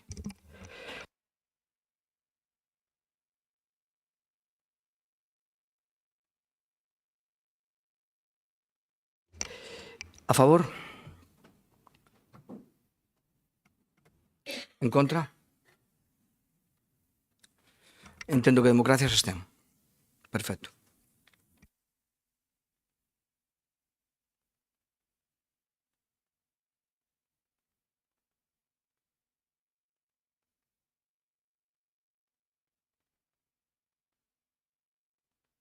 Vamos co seguinte punto do orden do día, que é, neste caso, el 10.10, moción do Grupo Popular relativa ao apoio aos empregados da empresa Faurecia Automotive España S.A. do polígono de San Cibrao das Viñas ante o seu futuro incerto. Están os representantes aquí dos traballadores, a quen saludamos, e ten a palabra Marta Novo. Gracias, presidente. Bo día de novos a todos e a todas. Benvidos ao Comité de Empresa de Faurecia, que está aquí hoxe para presenciar unha iniciativa traída polo Grupo Popular en defensa dos seus postos, dos vosos postos de traballo, da empresa Faurecia, situada no Concello de San Cibrao das Viñas, no polígono de San Cibrao das Viñas, nese polígono que dá emprego a máis de 8.000 traballadores, casi 500 empresas, alonsada desa escuridade que algúns aquí manifestaron antes sobre a nosa provincia, non? Sobre ese futuro ou esa situación incerta da provincia de Ourense. Bueno, pois a realidade de esa realidade non é tal como a pintan. É verdade que hoxe estamos en perigo, hai traballos, empregos en perigo, neste caso do sector da automoción. É a segunda vez que traemos unha iniciativa relacionada co sector da automoción a este pleno. Fai pouco era unha relacionada coa empresa Hispamoldes, con o grupo Hispamoldes, agora comprado polo grupo Indea, e agora pois é a relacionada coa situación de Faurecia do grupo Forbia. A verdade é que a situación que ten o sector da automoción en Galicia e en España e en Europa en xeral está a ser problemática pois no contexto en que todos podemos e coñecemos pois a globalización, a cada vez máis competencia con outros proveedores de outros países, con, bueno, pois con condicións mellores posiblemente que as que temos en Europa para poder levar a cabo pois, bueno, pois certos traballos. E esa situación, unida tamén a, bueno, pois o cambio de paradigma que hai coa transición cara a un modelo, bueno, pois o vehículo eléctrico e demais, pois se dá a circunstancia de que pois baixaron as ventas de coches. Todos sabemos que se caíron as ventas de coches o ano pasado, están pendentes de cerrar os datos, pero na maior parte dos meses iban alrededor dun 16% de baixada de pedidos.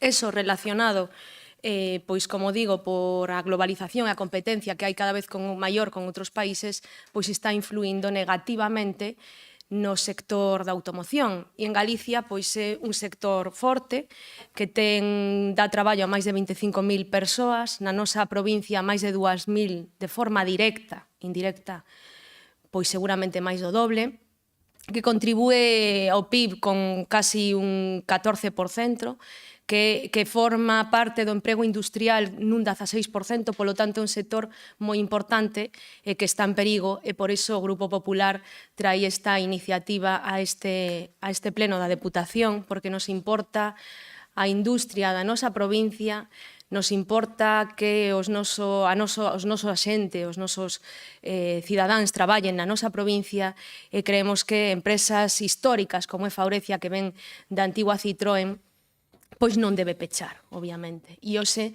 está en risco a perda de traballo e se non se pon remedio, pois nun futuro máis alexado, pois pode haber risco máis importante de peche, non? Entón, nós estamos obviamente moi preocupados e por eso traemos esta iniciativa aquí e por eso obviamente non só traballamos aquí traendo esta iniciativa a este pleno, sino que traballamos eu a nivel, obviamente, como me corresponde como alcaldesa do Concello implicado, coa Xunta, coa administración máis cercana a que teño acceso, non? A do Estado, obviamente, non o teño, e por eso se insta nesta moción a él, porque creemos que o Estado non está a corresponder nesta situación que está a atravesar o sector da automoción a nivel estatal contribuindo. Fai casi 5 anos, non, que se vai a cumplir o COVID, non? Pois naquel momento, pois un dos sectores estratégicos que se definiu era o da automoción e que se veía que había risco naquel momento antes e posteriormente. E por eso entre outros sectores afectados, se puxeron en marcha os PERTES, os famosos fondos Next Generation, que Europa puxo a disposición dos Estados para axudar as industrias, transformar a economía e, sobre todo, nese momento, fai 5 anos, que xa se falaba moito de transición cara a unha economía máis verde e, bueno, pois todo o tema neste caso relacionado coa automoción, relacionado co vehículo eléctrico. Eses eran uns fondos que todos esperábamos que puidesen axudar, porque todos sabíamos que hai que ir cara a unha transición a un vehículo eléctrico e que hai que adaptar pois as liñas de produción dende arriba ata as empresas auxiliares, como este caso a empresa de Faurecia. E todos agardábamos que eses fondos viñeran a transformar a economía, non foron así. E o falamos aquí moitas veces e non está sendo así. Eses fondos non están servindo para transformar unha economía que debería axudar o Estado, porque aínda que as autonomías teñen a competencia en materia de industria, o Estado se reservou os fondos en materia industrial para repartir como a lle conviña. Por certo, con todo iso, pois resultando moi máis que deficiente, non, a súa execución, que non chega nin a un 30%, aínda que a do vehículo eléctrico é moito máis alta.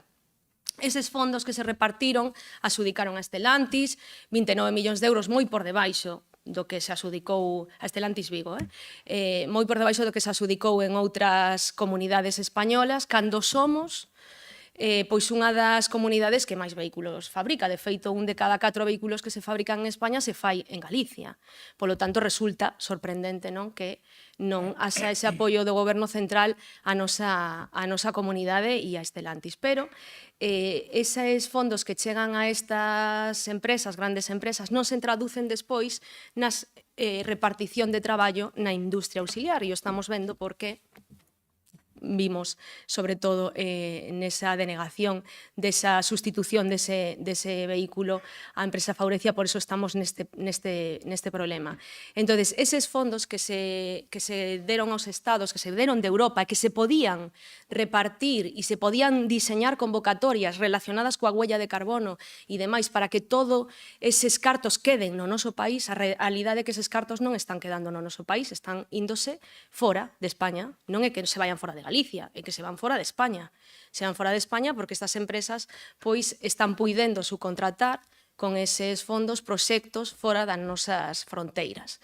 E por que non se insta a Xunta nesta iniciativa? E xa poño antes, porque logo seguramente virán, de feito aí sí están as súas emendas e falarei no seguinte turno, da Xunta de Galicia, porque a Xunta de Galicia sí ten un plan, hai un plan director, que está pendente de aprobación do Consello da Xunta porque falta un informe, pero hai fondos consignados, hai máis de 230 millóns de euros nun plan 24-27 para a industria auxiliar, non é para Stellantis, é para a industria da automoción.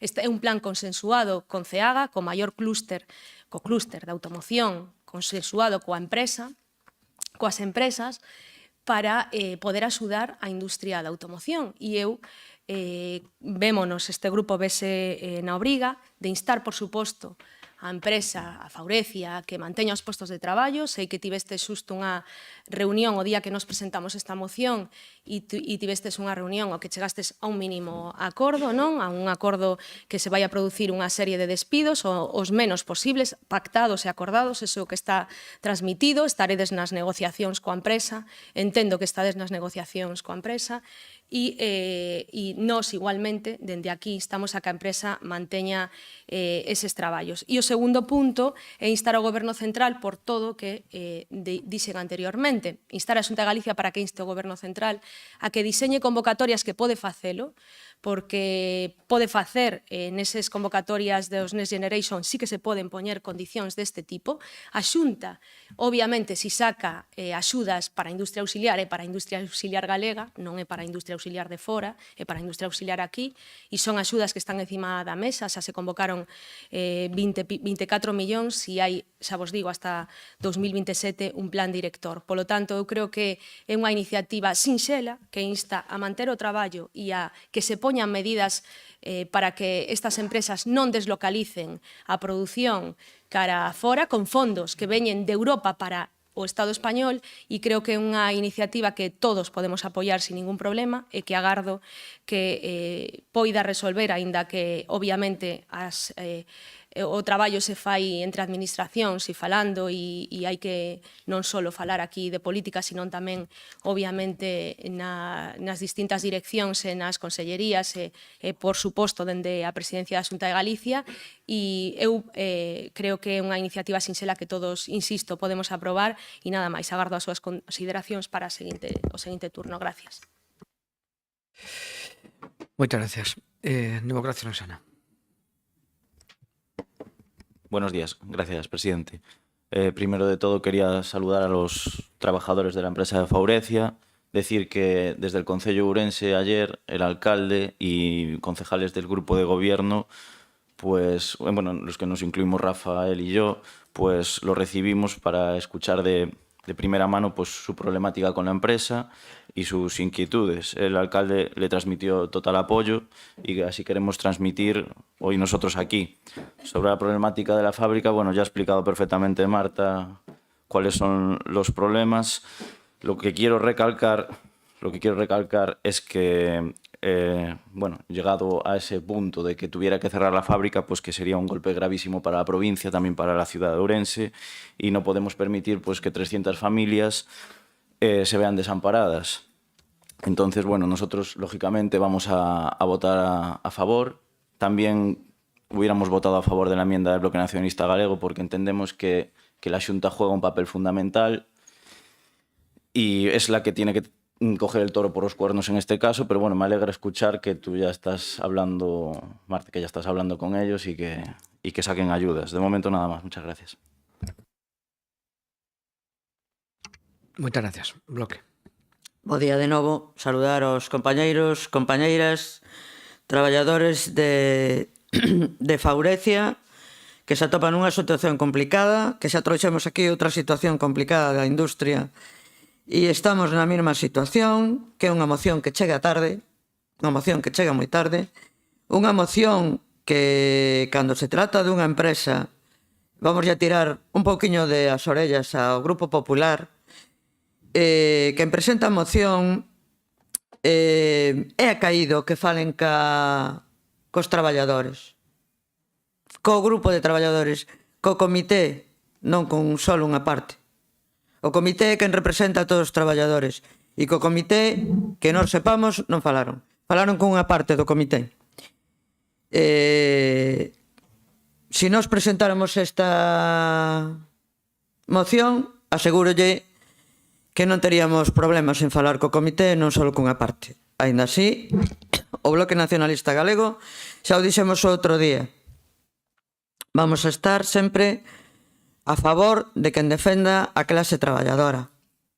E neste caso, hai unha defensa clara, independentemente que se facemos historia desta empresa que comeza en 1997 ca instalación da factoría Citroën en Ourense e desde entonces houve un desmantelamento, unha perda de emprego considerable e continua e aquí estamos hasta ahora que alguén decidiu, salvo no ano xa non teño dato, que cando a factoría Citroën decidiu que iba a pechar a súa factoría aquí e que había que deslocalizar tamén aos traballadores, non só a produción, conseguiuse un gran acordo gracias á movilización social e á movilización sindical que deu lugar a que 300 traballadores se foran para Vigo, 100 se quedaran, ou 200 restantes, perdón, se quedaran aquí no que logo pasou a ser Labauto, logo chegou Valeo, logo chegou Faurecia, hoxe Forvía, é dicir, temos un continuo cambio de nomes, sí, temos un continuo cambio de nomes e a consecuencia de todo isto, a única consecuencia de todo isto son perdas de postos de traballo. Perdas de postos de traballo continuas. Nos últimos 2 anos perderonse 75 postos de traballo en Faurecia. Cando Faurecia chegou a ser un referente de produción para o resto, non só do Estado, sino de Europa. Viñan a ver como se fabricaba, como se facían os moldes en Faurecia. E agora estamos nunha situación que eu non quero ser agoreira, pero é que a este paso o futuro da automoción en Ourense é moi incerto, moi incerto. E o gallá me equivoque, pero no 2027, se volvemos a falar desto, o mellor temos que estar falando dun peche de Faurecia. Espero, e sobre todo por os compañeiros e as compañeiras que están aquí e por o que representan e a quen representan, que eso non sea así. Pero, xa digo, gustaríame que alguén me lembrase estas palabras no sentido de decir María, BNG, estades equivocados. O gallá, o gallá. É certo que cambiou a fabricación de automóviles, é certo que disminuíron as ventas, todo iso é certo, pero non podemos botar a culpa de eso a que non haxa emprego. Vale, non podemos, porque as portas síguense fabricando igual, os salpicaderos síguense fabricando igual, sea vehículo eléctrico, sea non vehículo eléctrico, E estos compañeiros siguen fabricando salpicaderos. Entón, que cambia a produción, que cambia a normativa europea? Por suposto. Íbamos hacia un vehículo eléctrico ou un híbrido ou desde logo diésel xa o descartamos, pero repito, siguen tendo portas, siguen tendo rodas, siguen tendo salpicaderos. Entón, por que nadie se pregunta por que Faurecia non compite, independientemente de que Stellantis sea o seu comprador principal? Faurecia fabricou para Nissan, Faurecia fabricou para Renault. Por que non entra nas subastas? Hai que preguntarse tamén eso, porque ao final botamos a culpa a Europa, los PERTES, o como dixen antes, o goberno central, que non me vou encargar de defender o goberno central, xa ten bastante quen o defenda, pero nós temos moito que ver, O tema da crisis da automoción non é recente. Levamos moitos anos con isto. No 2019, a CIGA, teño aquí, presentou unha moción aos concellos de San Cibrao, Pereiro de Aguiar e Allariz, avisando da situación da automoción. Sabe quen debatiu esa moción? O Concello de Allariz. Pereiro e San Cibrao non debatiron a moción. Teño aquí, Xa sei que non estaban vostedes. Pero estaba o seu grupo. Teño aquí a moción. Poden a ler e avisa claramente de cal é a situación da automoción, non só en Ourense, sino no resto do país. E non fixeron nada. Nada. Entonces, que sea o Partido Popular que entraiga aquí unha moción sobre a crisis da automoción cando levamos anos na Galiza avisando desta situación e o Partido Popular púxose de espalda é estrano. Aínda así, e por o ben dos traballadores que pertenecen a Ourense, por esas 300 familias que decía o compañeiro de Democracia Ourensana, vamos a votar a favor, pero votamos de menos moitas cousas. Fala vostede dun plan director. Un plan director consensuado con quen? Dixeronno vostedes. Pero pregúntenlle aos traballadores o que pensan dese plan director. Pregúntenlle aos traballadores, que son os que sufren as malas políticas que facemos. Os políticos en xeral. E incluso nos incluímos, fíxase ben. Xa yo dixen outro día. Nos incluímos. E porémonos de lado de quen queira crear emprego sen esquilmar o país. Xa yo dixen outro día e volvo a repetir. Que as ganancias desas empresas que cotizan en Galiza, que repercutan nos traballadores e nas persoas que vivimos neste país, que non vayan para fora, que non esquilmen o país. Aí nos atoparán, vamos, cos brazos abertos. Pero decir que ahora, que é un problema que visualizaron ahora, porque hai 300 familias que se poden quedar sin comer. Xa 27 no primeiro semestre deste ano pactaron con eles a saída da empresa. O gallá non tuvera que pasar eso. Despois desos 27, cantos van a vir? Entonces, centremos o tiro. Apoyamos a moción, claro que apoyamos a moción. E na segunda quenda seguirei. Grazas.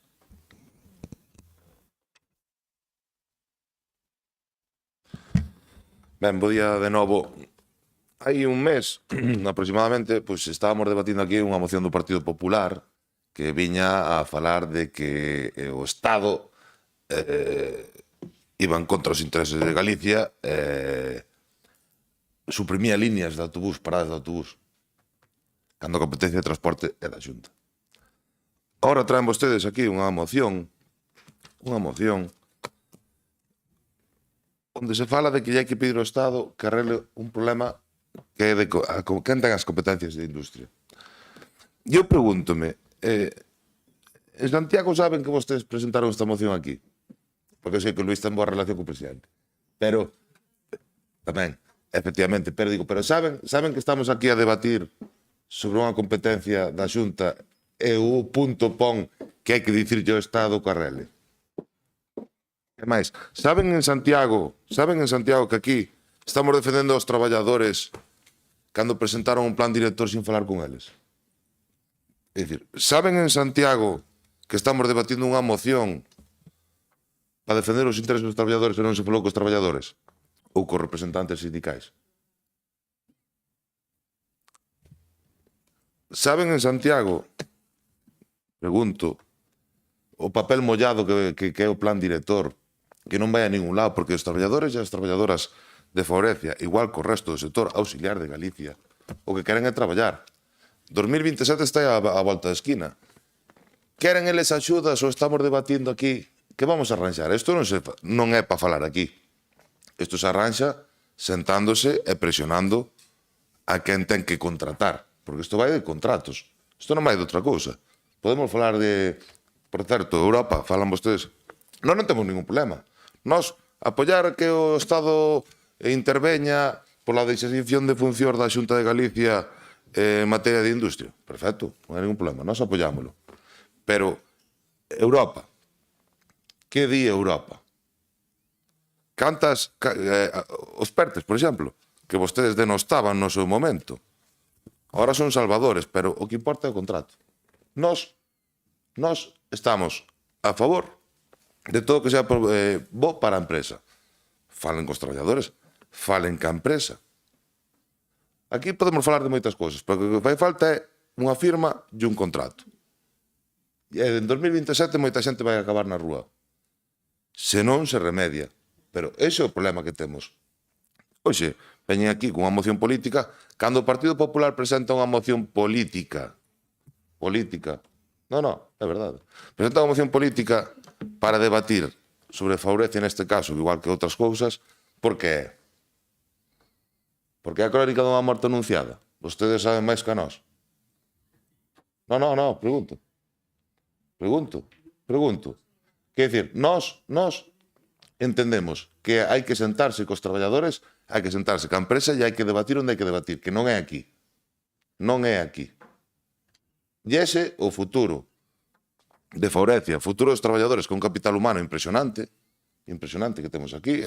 Vostede, alcaldesa, obviamente ten que defender, igual que todos defendemos o sector. Pero o que ten que pasar aquí nesta provincia, o que ten que pasar con Faurecia, é un contrato. É que realmente non hai outra cousa. Podemos falar de moitas, pero realmente o interese das administracións ten que ser sentarse, falar con eles, que é o primeiro, falar con eles, que da Xunta de Galicia non creo que falara moito, porque o plan director na defensa dos traballadores, se non falan cos traballadores, díganme vostedes. Que plan director, Entón, nós, pola nosa parte, a maior lealdade co goberno da Xunta, cos traballadores, con Faurecia e con vostedes, pero hai que sentarse e hai que falar as cousas como hai que facelas.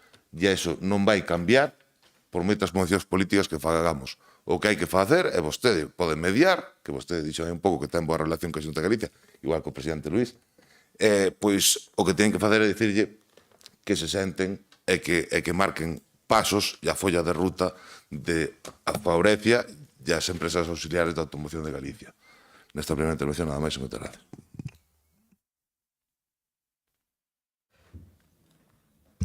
Moitas gracias. Ten a palabra para o segundo quenda, Marta.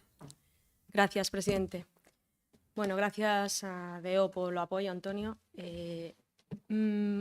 María, eu ou señora Mangana, como prefira.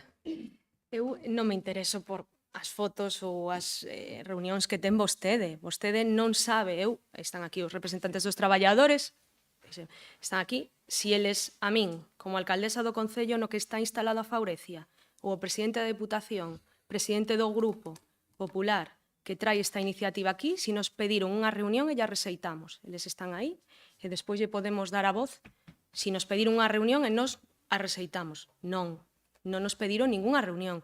Nos, para traer unha iniciativa deste tipo, non temos por que falar con ninguén máis que estamos preocupados polo comité de empresa e por todos os traballadores da empresa, por os 300 a quen eles representan, e eu non me fai falta sacarme unha foto co comité de empresa para defender a empresa que está situada no concello onde son alcaldesa. E, por certo, onde vivo, a escasos 2 kilómetros desa empresa que vin dende que nacín, pasando porque eu vivo en San Cibrao, nacín ali, e me criei ali, solo non estudei ali, e traballo ali, enfrente, prácticamente. E coñezo moi ben a Faurecia. O anterior alcalde era traballador de Faurecia, e conozco a moita xente de Faurecia. Non me fai falta facerme ningunha foto con ninguén para defender a Faurecia. E a vou a defender aquí políticamente na Xunta, obviamente como alcaldesa, por suposto. E María, sinto decirlle que eu espero que non acerte. Vamos a loitar para que non. E dígame, a reto, a que na seguinte intervención me diga cuántos empregos se perderon dende o 19 ou dende o 20 industriales no meu concello. Porque a única empresa que abriu e pechou foi Tesolar. Foi a única que pechou. E podíamos debatir aquí por que pechou.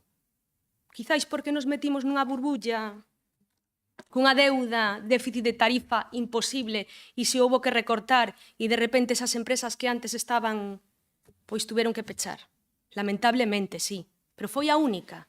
Nun concello no que leva incrementado un montón de empresas, no meu, no do veciño de Pereiro, que hai 40 anos cando se foi Citroën, non estaba nin a maioría das empresas. Polo tanto, eu non me fai falta facerme ningunha foto con ninguén para defender a empresa, nin os traballadores, nin os traballos do meu concello, nin da provincia de Ourense, porque os traballos son de toda a provincia, que ali hai traballadores de toda a provincia de Ourense, incluso de fora, que veñen de fora a traballar a Faurecia.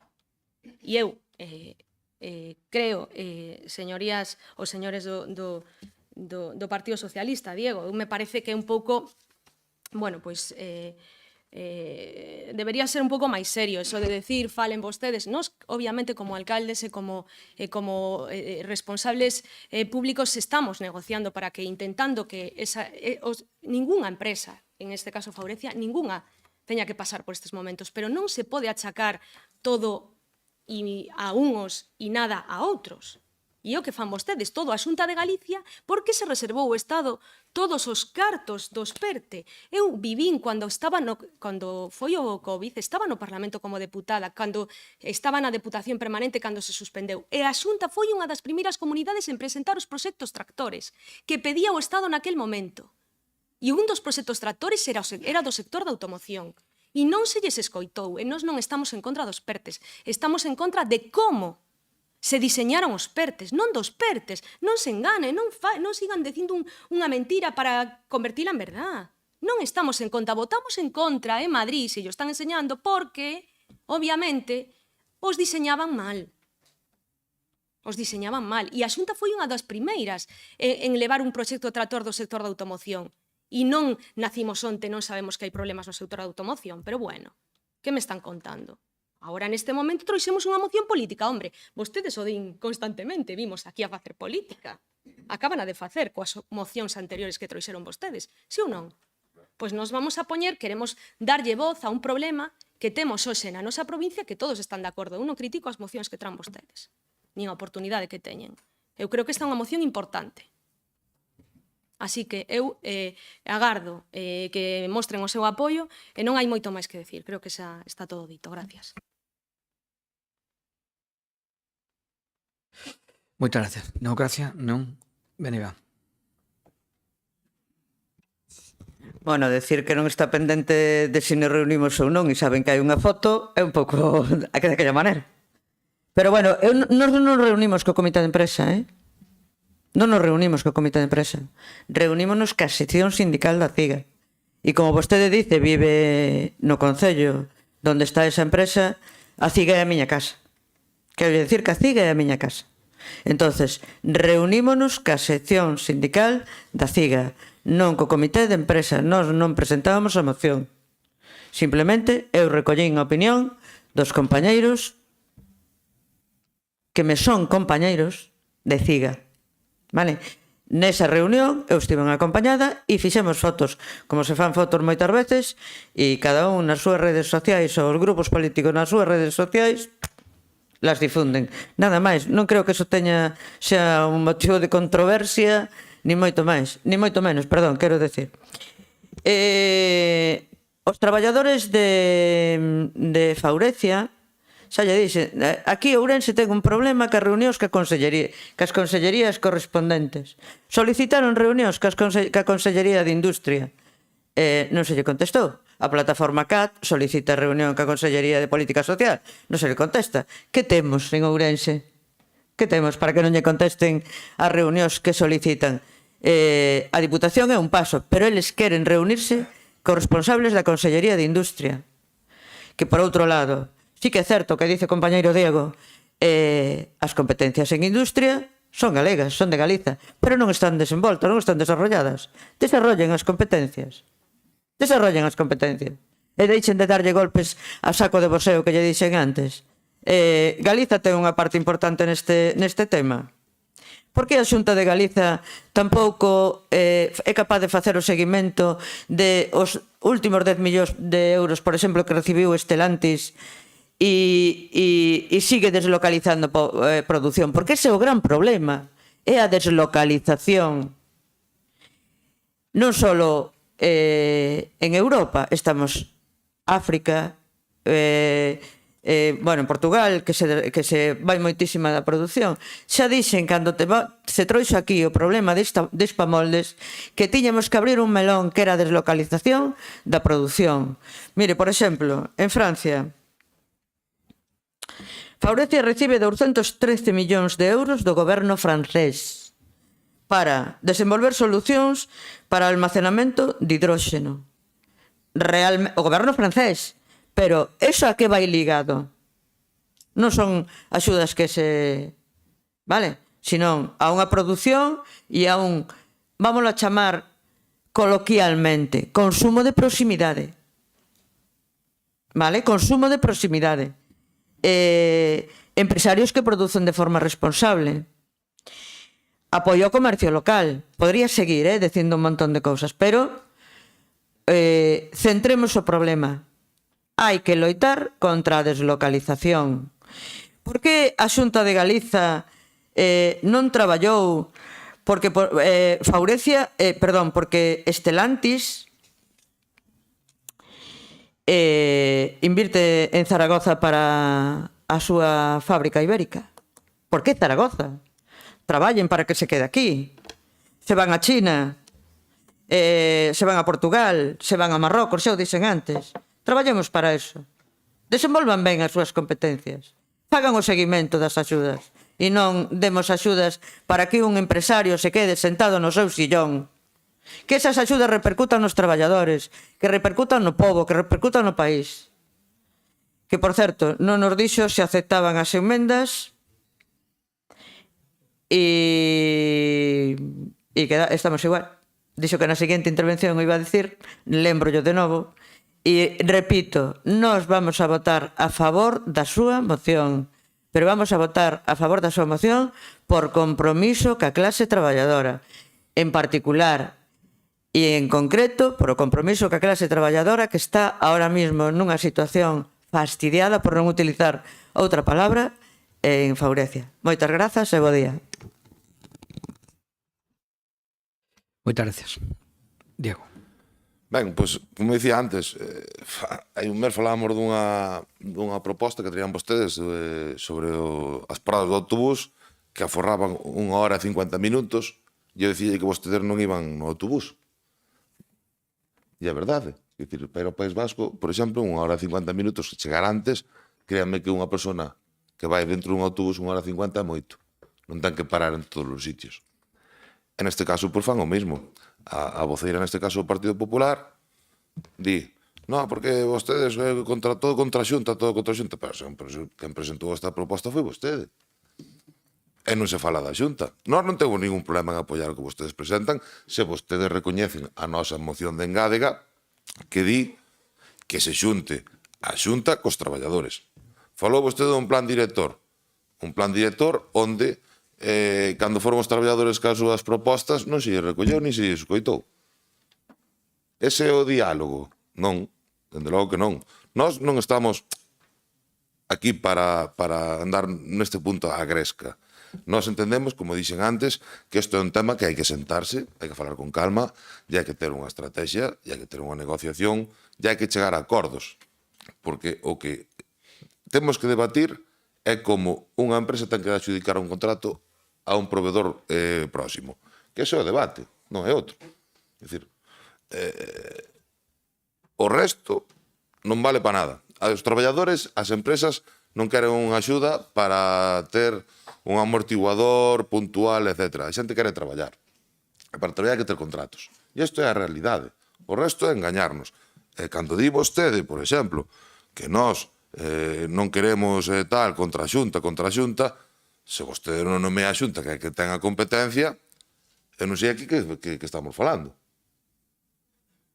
A min, se vostede acepta, mire ben o que lle digo, aquí, se vostede acepta, nós votamos a favor, e nós, que a nosa proposta de engádega, que é que a Xunta reciba, mire que locura plantexamos, que a Xunta reciba os traballadores, e que escoita a empresa. Unha locura, é que se reformule incluso o plan director cas propostas dos traballadores, ou polo menos se senten e se escoiten e se fale. Unha locura total. Pero esa é a nosa proposta. A nosa proposta é que se aposte polo diálogo. E o diálogo ten que ser por parte de quen ten as competencias. E nós, dende o Grupo Socialista, instaremos ao Goberno do Estado naquelas cuestións que sean positivas ou sean importantes para lograr o contrato.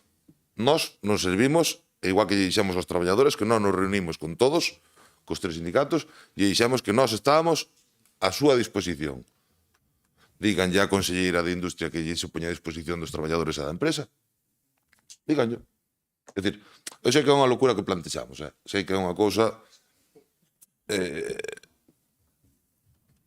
complicada, pero nós nos prestamos, e isto é un tema de lealdade, e a lealdade pasa porque todos sexamos capaces de sentarnos a arreglar con diálogo unha cuestión que pon, e ahora mismo, por desgracia, un futuro, dicía vostede, un incerto da provincia de Ourense, as que pecharon e tal cual, non te falamos deso. Falamos da expectativa que ten a empresa. E a expectativa que ten a empresa é un contrato, é coller unha firma e un contrato, non hai outra. Para nós, dende logo, queremos lealdade, e nós vamos a amosar como partido, e todas as ferramentas están en exposición de todas as familias e todos os traballadores, igual que entendemos co resto dos grupos. Por certo, o alcalde de Ourense está moi preocupado por Favorecia, pero aquí non está. En todo caso, a locura que propón o Partido Socialista, que é, e vou ler, instar a Xunta de Galicia a establecer contactos e manter reunións de xeito urxente cos representantes da dirección de Favorecia e cos propios traballadores para mediar e avanzar cara a pista de solución que garantan a carga de traballo na factoría ourensá, e tamén estendemos o resto dos grupos, e o mantemento dos postos de traballo, según estipulado polas directivas europeas vixantes, que eles mismos recoñecen que se debería apostar polas empresas auxiliares que están máis próximas, de aí a deslocalización, e dende logo os cartos europeos deberían ir tamén, ou van nese sentido, pero dende logo nós, con lealdade, cas familias, cos traballadores, ca Xunta, co Concello de San Cibrao, e dende logo co Goberno do Estado, estaremos aí para promover que se fagan as cousas ben. A Xunta non o fixo ben, vostedes ainda por riba traen unha moción que non fala nin da Xunta, e que nin fala da Xunta, que é quen ten as competencias, e dende logo penso que isto ten que cambiar. Se vostede acepta e dan un paso adiante o Partido Popular nesa locura que é que se lle colle o teléfono aos traballadores, pois nós estaremos aí e dende logo vamos a apoialo. Pero nós, é a nosa condición é que se lles escoite. Non pedimos outra cousa. Moitas gracias. Turno de peche para Marta Novo. María, quen sacou o tema de si me reunín ou non, ou con unha parte dos traballadores, se anduvo facendo investigacións foi vostede, que eu non salín públicamente en ningún lado mostrando ninguna foto, nin ninguna reunión con nadie, porque creo que non o teño que facer. E se se reuniu ca CIGA, pois a min aquel día, cando vin a foto, a verdade é que me faltou é dicirlle a vostede que, jolín, levan por diante sempre a igualdade, todo eso, que lles reclamara que, por favor, retiraran o panfleto mediocre que fixeron contra a conselleira de Política Social. Un panfleto machista. Eso que vostede lle tiña que pedir a CIGA ali naquel momento. Porque era xusto nese día. Era xusto nese día. Así que a min esa foto que me produxo é outra cousa, porque logo levamos a igualdade por dediante e non predicamos moito con ela. E vostedes, se queren axudar a industria, deixen de poñer pancartas. María, yo digo porque vostedes, en cuanto hai un proxecto industrial, veñen con unha pancarta. De verdad, e todos temblamos en que nos veña unha empresa ao noso concello e que vostedes, os do BNG, saquen unha pancarta. É así. É así, é unha pena. Non é só con Altri. Eu vivín moitísima. Teñen unha pancarta por cada proxecto eólico. Vostedes crean unha plataforma en contra del. E despois din por que evoluciona Aragón, por que evolucionan outros sitios de España. Oiga, fáganse o mirar. Por favor. Por favor, están en contra de absolutamente todo o emprego industrial e non quero ser demagóxica aquí, de verdad, non quero ser o que vostedes me din, non vou a falar de eólico nin de nada, pero o que o vivín tan de cerca é que é triste, de verdad. E eu non vamos a aceptar a súa emenda. Creo que nós presentamos unha proposta sinxela que teñen que aprobar. A Xunta está tomando medidas, se leva anos traballando neste tema e na mesa de diálogo social, e cando teña que reunirse cos traballadores o fará. E ahora mismo hai un acordo, están falando a empresa cos comité de empresa, e a Xunta, cando teña que reunirse co comité de empresa, o vai a facer. E non o temos que instar nós. Non vai a deixar as súas competencias, claro que non. E, oiga, algo faría este goberno do Partido Popular que din vostedes que leva gobernando tantos anos en Galicia? Porque máis de 25.000 empregos, o 13.000 millóns de euros en exportacións do sector da automoción, todo un sector industrial estratégico absolutamente punteiro que hai creado na nosa comunidade, oiga, pois, eso volvendo para atrás o que dixeron vostedes, pois foi gracias a quen gobernou a maior parte, non. Así que, pois amigos, algo teremos que ver. E claro que hai momentos incertos e hai que axudar. A Xunta está con un plan director e, oiga, se reuniron os traballadores, puideron facer propostas ou non? Sí, verdad? Bueno, pois, oiga, o plan ainda non está aprobado e a Xunta ten diálogo cos sindicatos. Sí, e se aprobou e teñen unha mesa de diálogo social e están falando. A Xunta ten postas medidas. Sabe o que fai o Estado? Pois o Estado fai isto. Faurecia se queda fuera de las ayudas del vehículo eléctrico. Van para Valencia. Faurecia de aquí, de Galicia. No, isto é o goberno do Estado. Señor Fernández, é o que fai o goberno do Estado. Entón, eu, cando traemos aquí instar ao goberno do Estado, é porque deixa a Stellantis con 29 millóns, Stellantis Galicia, 29 millóns de euros, o resto de Stellantis de España, señora Mangana, 154 millóns de euros. Iso é o que hai de diferencia. Entón, claro que temos que reclamar ao goberno do Estado que está denostando a Galicia, claro que sí, o está facendo. E isto do outro día. Do outro día. Entón, as probas nos remitimos, entón temos que instar a quen está facendo as cousas mal, que é o goberno do Estado. Así que, señor Fernández, si queren apoiar a iniciativa tal cual está, no. Pois, bueno, quedarán retratados no de sempre, señores, do Partido Socialista. Non hai moito máis que decir, vamos a tirar para adiante coa nosa moción que defende o traballo en Faurecia, os traballadores de Faurecia, e agardamos que non é cousa dun contrato, hai que tirar máis e ver, non é asinar un contrato, hai que poñer medidas para que as empresas nosas sexan competitivas en todo e consigan contratos, non é asinar un contrato solo. para solucionar o problema 3 ou 4 anos. Non, hai que facer que as nosas empresas neste cambio de situación actual sexan competitivas. E iso é o que está a facer a Xunta de Galicia. E reclamamos que o Goberno do Estado poña medidas para que así se faga. Nada máis e moitas gracias. Moitas gracias. Bueno, dúas outros apuntes no turno de peche por algunha cuestión que creo que debe de quedar aclarada. Din vostedes, señora María, que chegamos tarde, non? Chegamos tarde con esta emenda. Bueno, pois entonces ustedes chegan tardísimo. Porque quen a trouxemos fomos nós.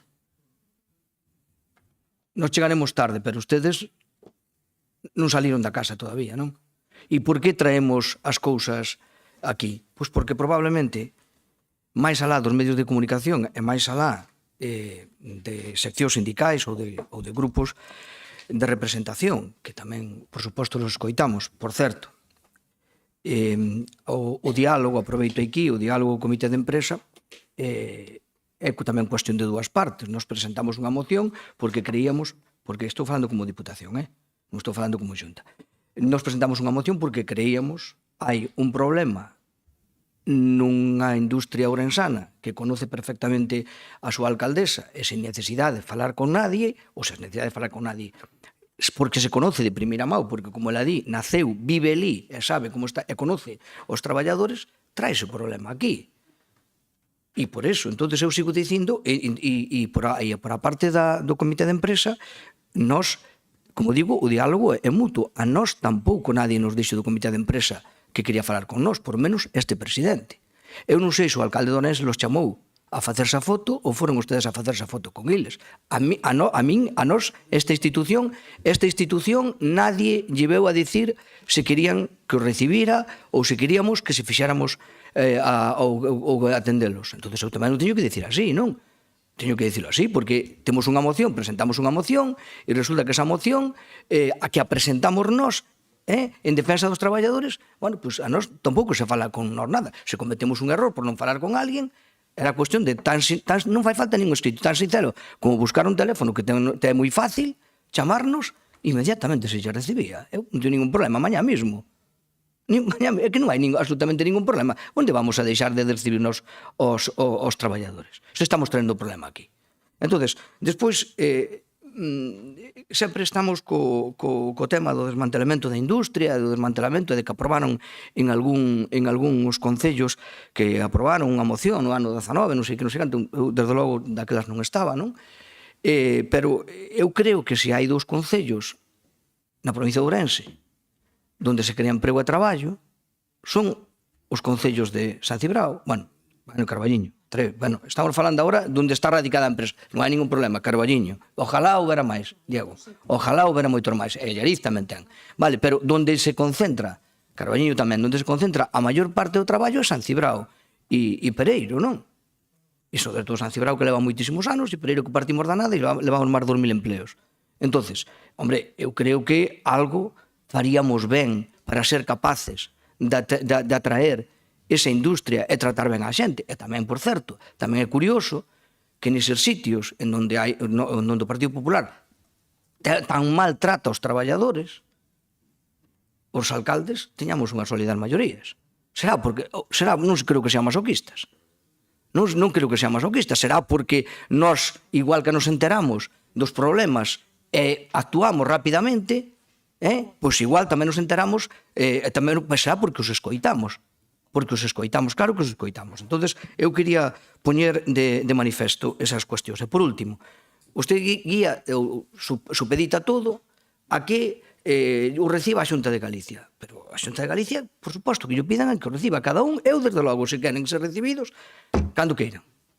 A mí non me pidiu nadie do comité, o presidente. Nadie me pediu do comité. Que están eles aí que poden falar. Non pediron ninguna reunión que a mí me chegara hasta estes momentos nesta sede. Entonces, se a Xunta de Galicia non nos recibe, evidentemente nós podemos trasladarlo e pedilo. Pero vostedes son un grupo político que teñen un órgano de representación ali, que é o Parlamento, pídano ali tamén. Por eso, eu podo pedir, claro, por suposto que eu podo pedir, pero vostedes pídano onde teñen que pedilo, que é no Parlamento de Galicia. Vale, se o piden mañá mesmo, por suposto, vale. Creo que eso era as puntualizacións que quería facer. Dígame. Simplemente por aclarar o sentido do voto, que sei que non temos outro turno, pero entón entendemos de que van a apoiar a moción de engádega do Partido Socialista onde se lle pide que a Consellería reciba aos traballadores. Non? Estamos dicindo que o que pidan non o teñen que pedir. Estamos dicindo que se o queren que reciban aquí, nos recibímolos. Vale, pero na Xunta de Galicia, vostedes pidan a través do seu grupo. De acordo? Por que lle teño que dicir a Xunta de Galicia que os teña que recibir ou non? Eu digo yo, claro que yo digo, pero por que teño que aprobalo que teño que recibir ou non? E por último, outra cuestión. Está falando constantemente do tema do PERTE. Do tema do PERTE. Aquí estamos falando concretamente do PERTE. Non estamos dicindo que os PERTE estén mal, como dixe a vicepresidenta. O que estamos dicindo é que a Galicia non lle dan o que lle corresponde nises PERTE, e concretamente no sector da automoción. Iso é o que estamos dicindo. E tamén estamos dicindo de que o grado de execución dos PERTES, efectivamente, é moi dispar entre o que fai o Goberno Central e o que fan as comunidades autónomas. Non digo a Xunta xa de Galicia, para que non se ofendan. Digo as comunidades autónomas, que é moitísimo maior o grado de execución de todas as comunidades autónomas, incluídas as do PSOE, vale, que o do Goberno Central. Eso estamos todos de acordo e as estadísticas están todos aí. Dito isto, vamos a votar. A favor da moción? En contra? Vale. Queda aprobada.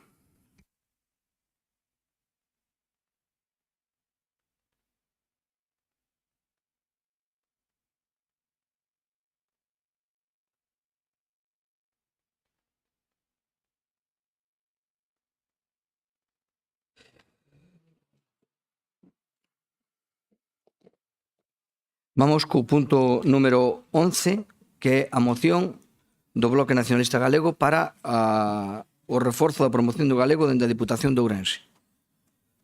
Ten a palabra, non sei quen lo defende. Vostede, señor Bernardo. Bueno, bo día de novo.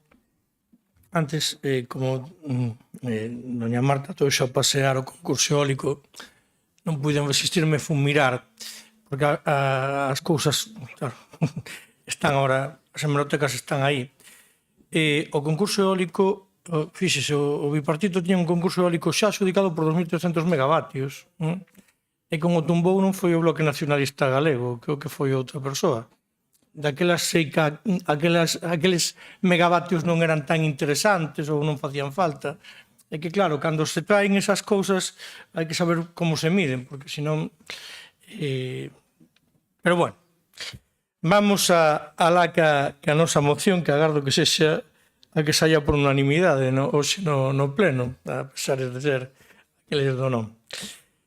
O Consello de Cultura Galega, institución pública da Galiza, fixo público recentemente o informe de competencias e uso das linguas cooficiais en España, o galego en perspectiva comparada. Este informe destaca unha preocupante tendencia á baixa do uso e comprensión do galego entre as xeracións máis novas, sendo a nosa a única entre as comunidades con linguas cooficiais no Estado onde se desenvolve este fenómeno de diminución. Especialmente o galego diminúe progresivamente entre as persoas que foran criadas nesta lingua e conforme se afastan do núcleo familiar con caídas significativas nos ámbitos laboral e educativo. Que o galego se atopa nunha situación crítica, especialmente entre a mocidade, tamén o sinala o IGE, o Instituto Galego de Estadística, ao facer públicos os datos do 2023. Indica o IGE que o 32,4% dos menores de 5 a 14 anos non sabían falar galego, o que supón un incremento de 16 puntos nos últimos 15 anos.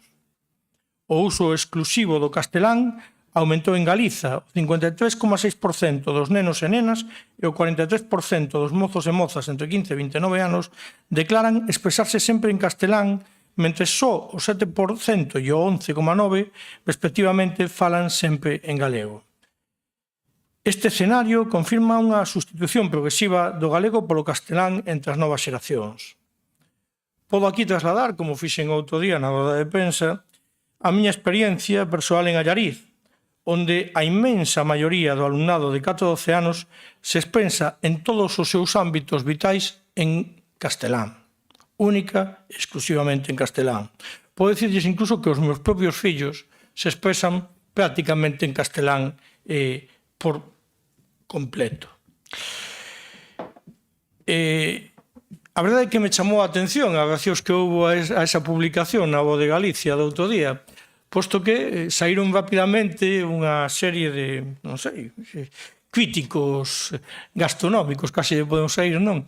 A dicir que, claro, que eu lle impuña ao galego aos meus fillos. Fíxome gracia, porque, home, se yo impuxera, ao mellor algo tiña que decir. Pero tamén me chamou a atención que ao perder a lingua se perden outros valores que temos como galegos, non neste caso a retranca. Evidentemente, quedou claro que non só se perde o galego, sino que se perden outros recursos que temos como galegos, como poden ser o da retranca. Eso quedoume bastante claro. O proceso de normalización lingüística, para que sexa efectivo, debe ser asumido evidentemente pola ciudadanía, en primeiro lugar.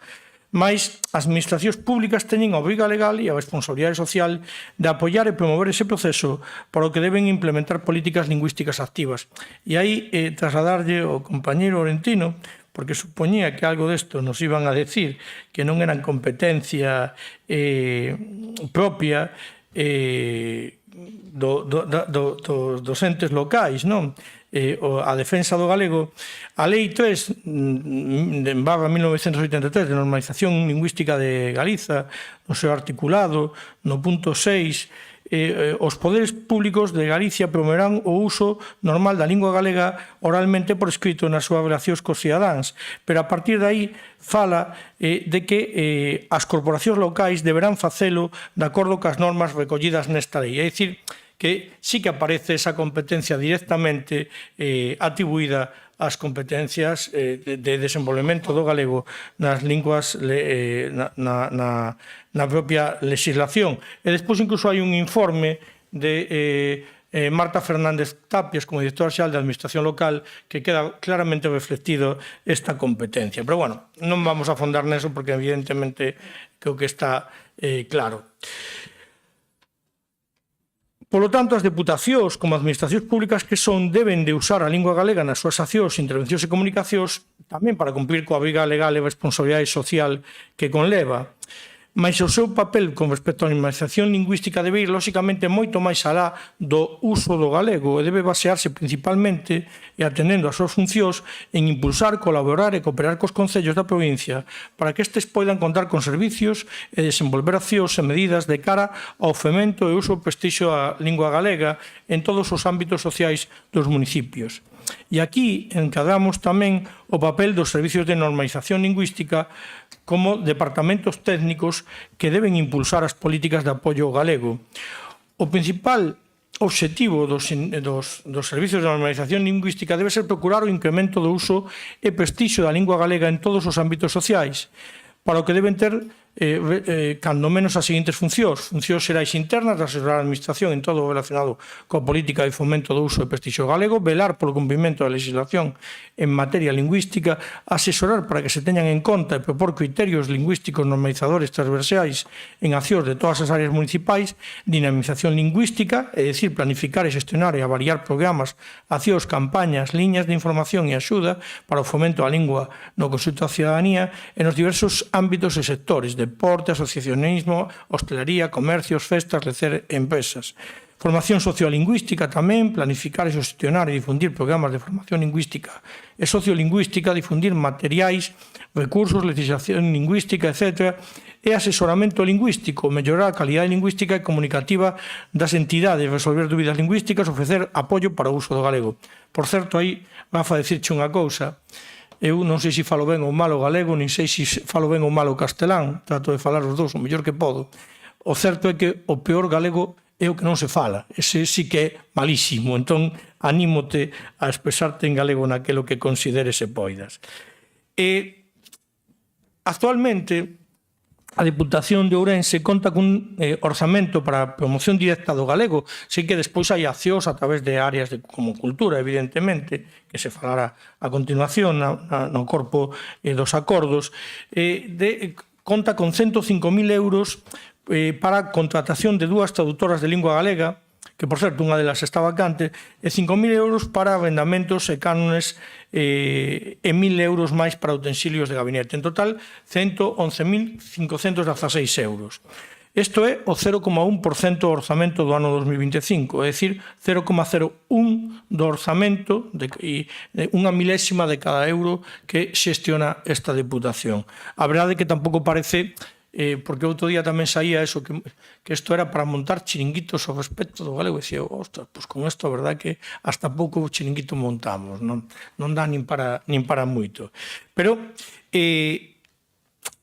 eu tamén aí quero incidir, e o trasladaba despois co compañeiro de corporación, con César, que foi o que me chamou por conta do Partido Popular para chegar a un acordo, que a verdade é que entendía que xa non, esa figura do traductor a día de hoxe xa non sería necesaria, posto que se supón que a institución en sí xa ten que usar o galego como lingua vehicular.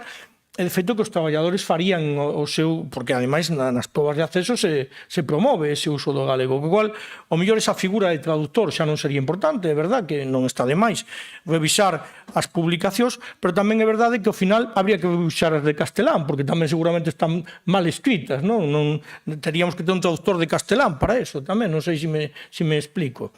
Entón, o importante é eso, promover que se use, que se fale, e que teña esa riqueza, porque vostede tamén antes falaba, Rafa, de que tiñamos moitas riquezas na nosa provincia. O galego, eu creo que singularmente tamén é unha delas, e, polo tanto, algo a conservar tamén e a explotar incluso desde un punto de vista económico, non? Porque a industria cultural galega é unha industria moi importante dentro do PIB galego e, evidentemente, o galego é un factor diferencial desa industria. Entonces, eu creo que aí é importante.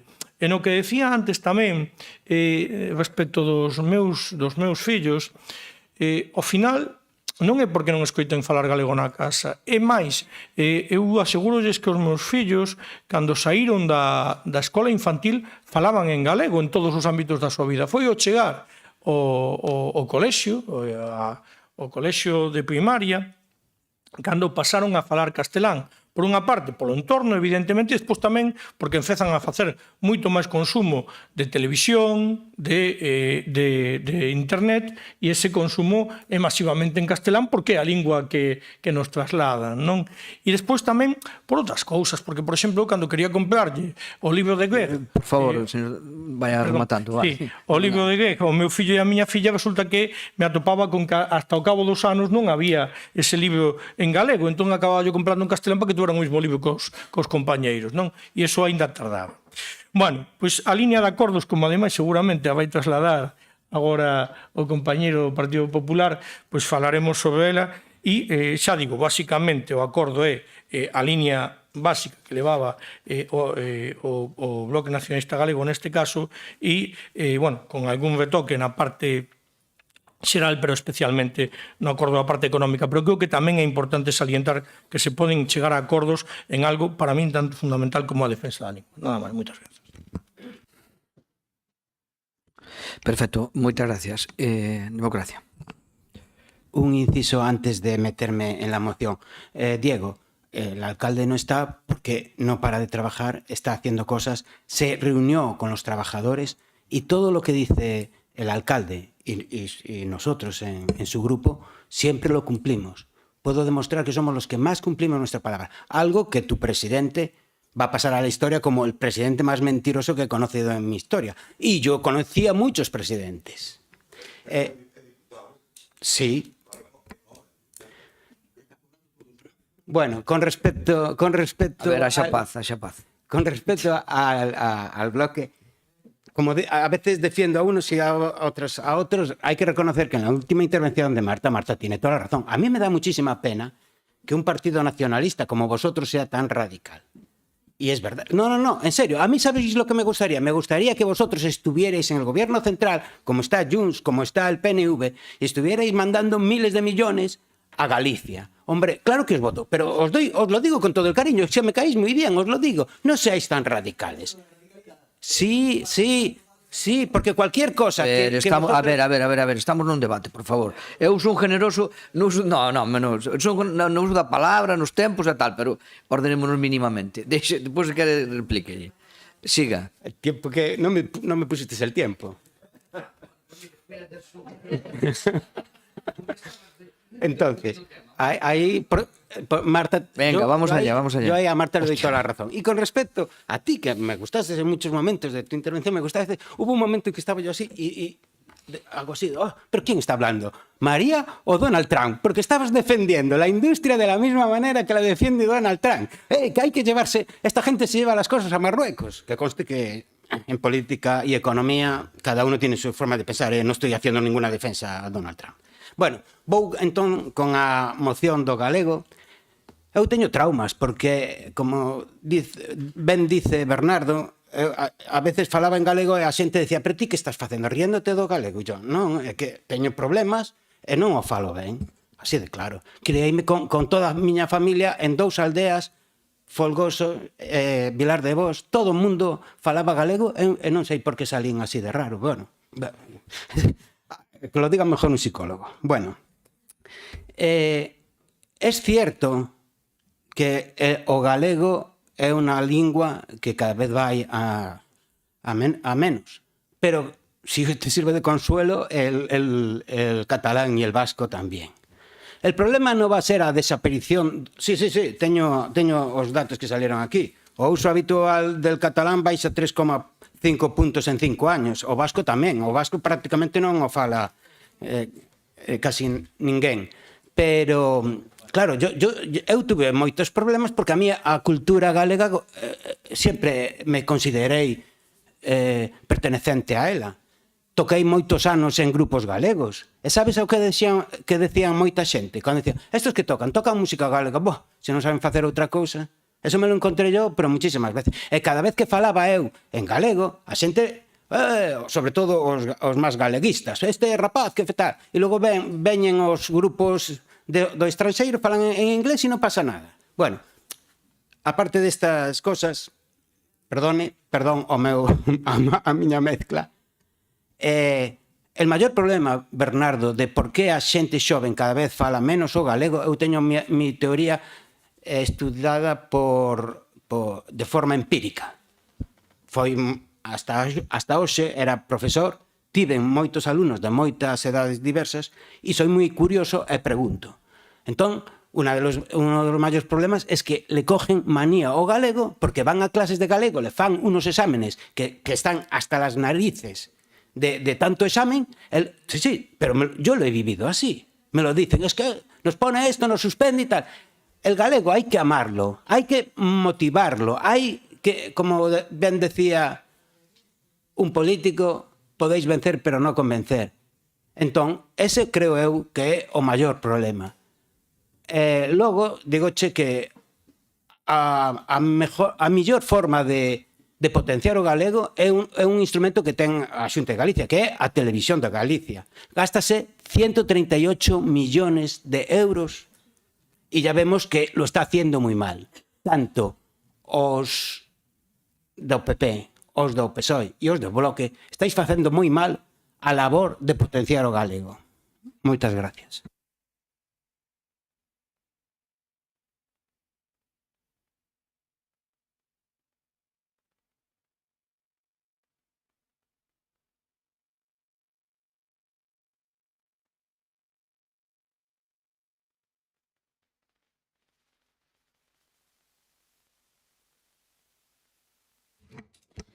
Hola.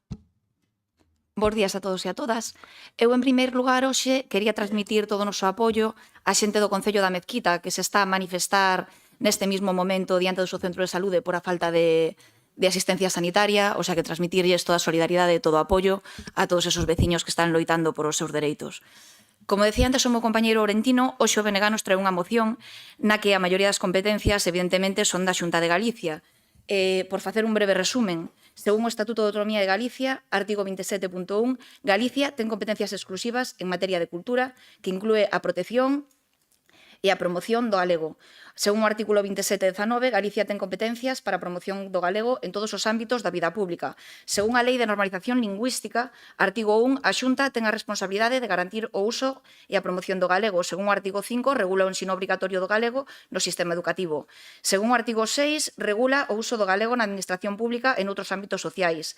Según a Lei 17/2006, reforza a obriga de fomentar a lingua galega nos medios de comunicación públicos e podemos seguir con outros decretos e normas específicas. Isto que marca a lei, o sea, a competencia claramente é da Xunta de Galicia.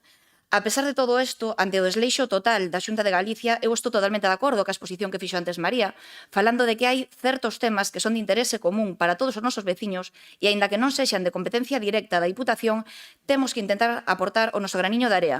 Por iso, dende o Grupo Socialista, imos a votar a favor desta moción porque compartimos co grupo propoñente unha fonda preocupación pola deriva negativa do uso do galego nos distintos eidos nos que o idioma se desplega na nosa sociedade. Non obstante, compre situar o patrimonio común do idioma por riba dos cálculos a curto prazo e das controversias partidistas. Non discreparemos, desde logo, das medidas plantexadas polo BNG na súa moción, aínda que entendemos que crear servicios de normalización lingüística en concellos de 5.000 a 20.000 habitantes, é dicir, 10 concellos en total en Ourense, non vai a mudar moito a situación actual da deriva do galego se non hai unha implicación plena do Goberno da Xunta de Galicia, que é quen ten as responsabilidades de planificación, os recursos e as competencias.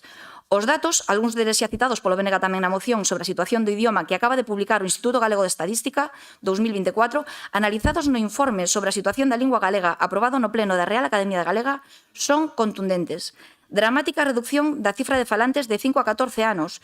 Só temos que achegarnos a calquer colexio do rural ourensán onde antes aínda se conservaba o idioma para darnos conta de que hoxe é casi imposible atopar a un neno falando galego, e o sei ben que levo 20 anos dando clases en diferentes colexios das zonas rurales. É increíble como pouco a pouco se está perdendo por completo o noso idioma. Incremento exponencial das prácticas monolingües en castelán en todos os grupos de idade, que atinxe o 43% na corte de 15 a 29 anos e o 54% na de 5 a 14 anos. Incapacidade para falar o galego do 32% do grupo de idade máis novo e incompetencia para escribilo, que tamén é bastante grave, do 38% neste mesmo grupo. Máis alá do noso apoio á moción, entendemos que é necesario un gran pacto por a lingua galega, un pacto que vincule non soamente os concellos, senón tamén os partidos políticos, os sindicatos, o tecido asociativo, o cultural, o deportivo, en definitiva, a toda a sociedade galega. Resulta urxente que se revise e se actualice o Plan Xeral de Normalización da Lingua Galega e se deseñe un novo marco normativo coherente cos compromisos adquiridos polo Estado e pola Xunta de Galicia a través da ratificación da Carta Europea das Linguas Rexionais e Minorizadas. Da gravidade da situación dá conta a propia Real Academia Galega, que fixo pública o pasado venres 13 de decembro de 2024 unha declaración institucional fundamentada nun informe previo sobre a situación do idioma galego, elaborado no seo do Seminario de Sociolingüística da RAG, no que se analizan os datos da enquisa sobre o coñecemento do uso do galego feita polo Instituto Galego de Estadística en 2023. Tendo en conta que a análise realizada neste estudio constata unha situación de grave risco para a continuidade do idioma galego cun incremento exponencial do monolingüismo en castelán en todos, repito, en todos os grupos de idade e unha diminución tanto da competencia en galego como do seu uso, a RAG fai un chamamento a prol dun pacto pola lingua galega que implique o conxunto da sociedade.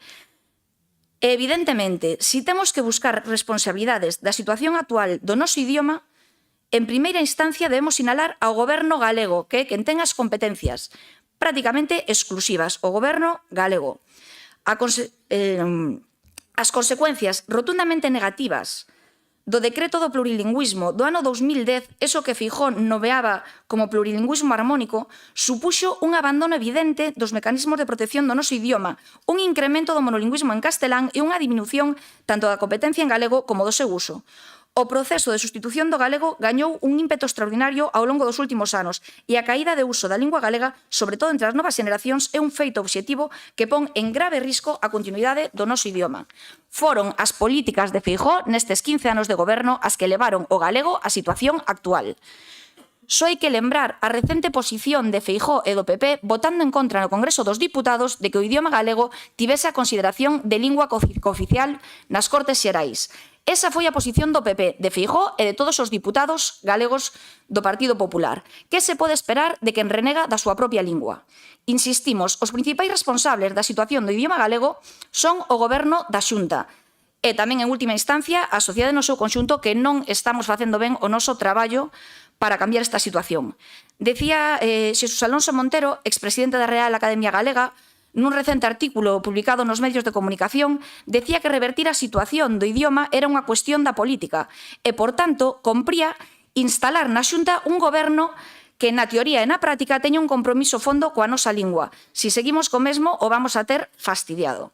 Alonso Montero, que non é nacionalista, é comunista, para quen non o saiba, incidía como no País Vasco se tiñan desenvolvido políticas axeitadas de promoción e desenvolvemento do euskera que permitiron que un idioma recluído nos caseríos fai uns anos sexa a día de hoxe un idioma presente de xento importante en todos os ámbitos e sectores da sociedade vasca. Un idioma que, en palabras de Unamuno, non falaba ninguén en Bilbao cando el naceu en 1864 e que hoxe en día, gracias aos cambios políticos, está presente nas escolas, na vida pública e tamén na sociedade. Non se trata que Galicia teña que copiar o que se fai en País Vasco ou en Cataluña. Se trata que en Galicia teñamos, polo menos, algunha política ao redor da lingua. Algo que nestes momentos non temos, algo do que carecemos desde fai moitos anos. Nada máis de momento, gracias. Moitas gracias. Pepe César. Moi ben, moitas grazas, presidente. Bo día a todos e a todas. Ben, bueno, estaba un pouco ahora mismo procesando toda esa información e, dende logo, o punto de partida do discurso do Grupo Socialista é creo que o menos idóneo para pretender un acordo, non? Porque empregar a lingua como ferramenta de confrontación creo que é un dos graves erros que se leva cometido en política durante moitos anos. Vou aproveitar para facer unha pequena cita, unha referencia a Cuevillas, non? Que ten un artigo moi interesante cando fala de que todo aquilo que fagamos en nome de Galicia, calquer traballo que se faga, ben sexa grande ou pequeno, duro ou levián, que se faga en nome de Galiza, é sempre sementeira. E ben, eu creo que o problema é que, mentras o discurso lingüístico tiñamos que basear no terreo da sementeira, moitos levan no terreo da recolección, como vostede acaba de facer agora, e queren utilizalo máis ben para a recolección de botiños, de algún botiño, que para buscar realmente un consenso e unha sementeira de sementar o que ten que ser o futuro e o presente da nosa lingua. Pero bueno, vamos a deixar esa intervención á parte. Eu quero centrarme, que así o teño que facer, ademais, e debo facelo, no que foi o acordo de transacción, como ben dicía Bernardo, que acadamos sobre este punto, e que eu creo que é moi positivo a lanzarlle a sociedade dende esta deputación, que ao final é unha cámara de representación que ten a modestia de representar a un territorio concreto, que é a provincia de Ourense, pero que ten que ter a capacidade tamén de lanzarlle mensaxes a toda a cidadanía de Galicia. E nese sentido creo que hoxe podemos aproveitar para lanzar unha mensaxe e unha imaxe moi positiva en torno ao que debe ser o consenso lingüístico.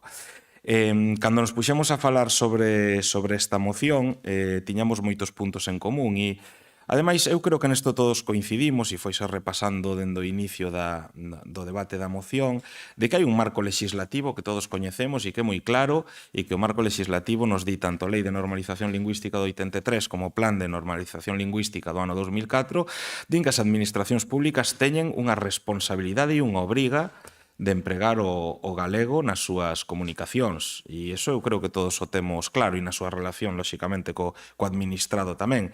Pero que eu creo que as administracións públicas non se deben quedar aí, nesa obriga, sino que teñen que ir máis alá, teñen que orgullosamente fomentar o uso da lingua tamén, non simplemente sentirse obrigados a utilizala tal e como marca o marco legislativo.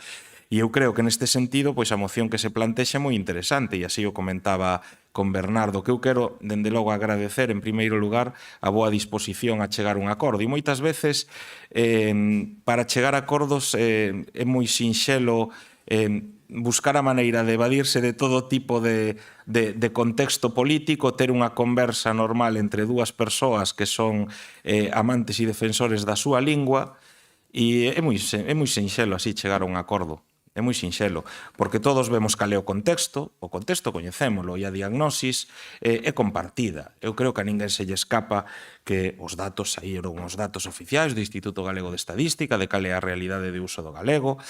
Apuntaba antes unha cuestión o portavoz de Democracia Orensana que é moi interesante e hai que ter en conta tamén. Según o Instituto Nacional de Estadística, esta mesma situación está ocurrindo coas outras linguas cooficiais en España. E isto probablemente haya que facer unha análise profunda de cal é o porqué desta situación e probablemente nos atoparemos con datos importantes que nos van a facer entender un pouco esta realidade e sobre que o mellor hai que incidir aí tamén, que en moitos casos, pois nos ámbitos, sobre todo e fundamentalmente en ámbitos urbanos, estáse producindo un aumento de poboación derivada de inmigración, de persoas que non son galegofalantes na súa natureza, por decirlo de algún xeito, non? E que eso provoca que o número, a densidade de galegofalantes este reducíndose nos ámbitos urbanos. O mellor que temos que facer é actuar sobre esa poboación para buscar tamén pois conseguir prestixar a nosa lingua e crear neofalantes, que é unha figura moi importante para o futuro do galego, non?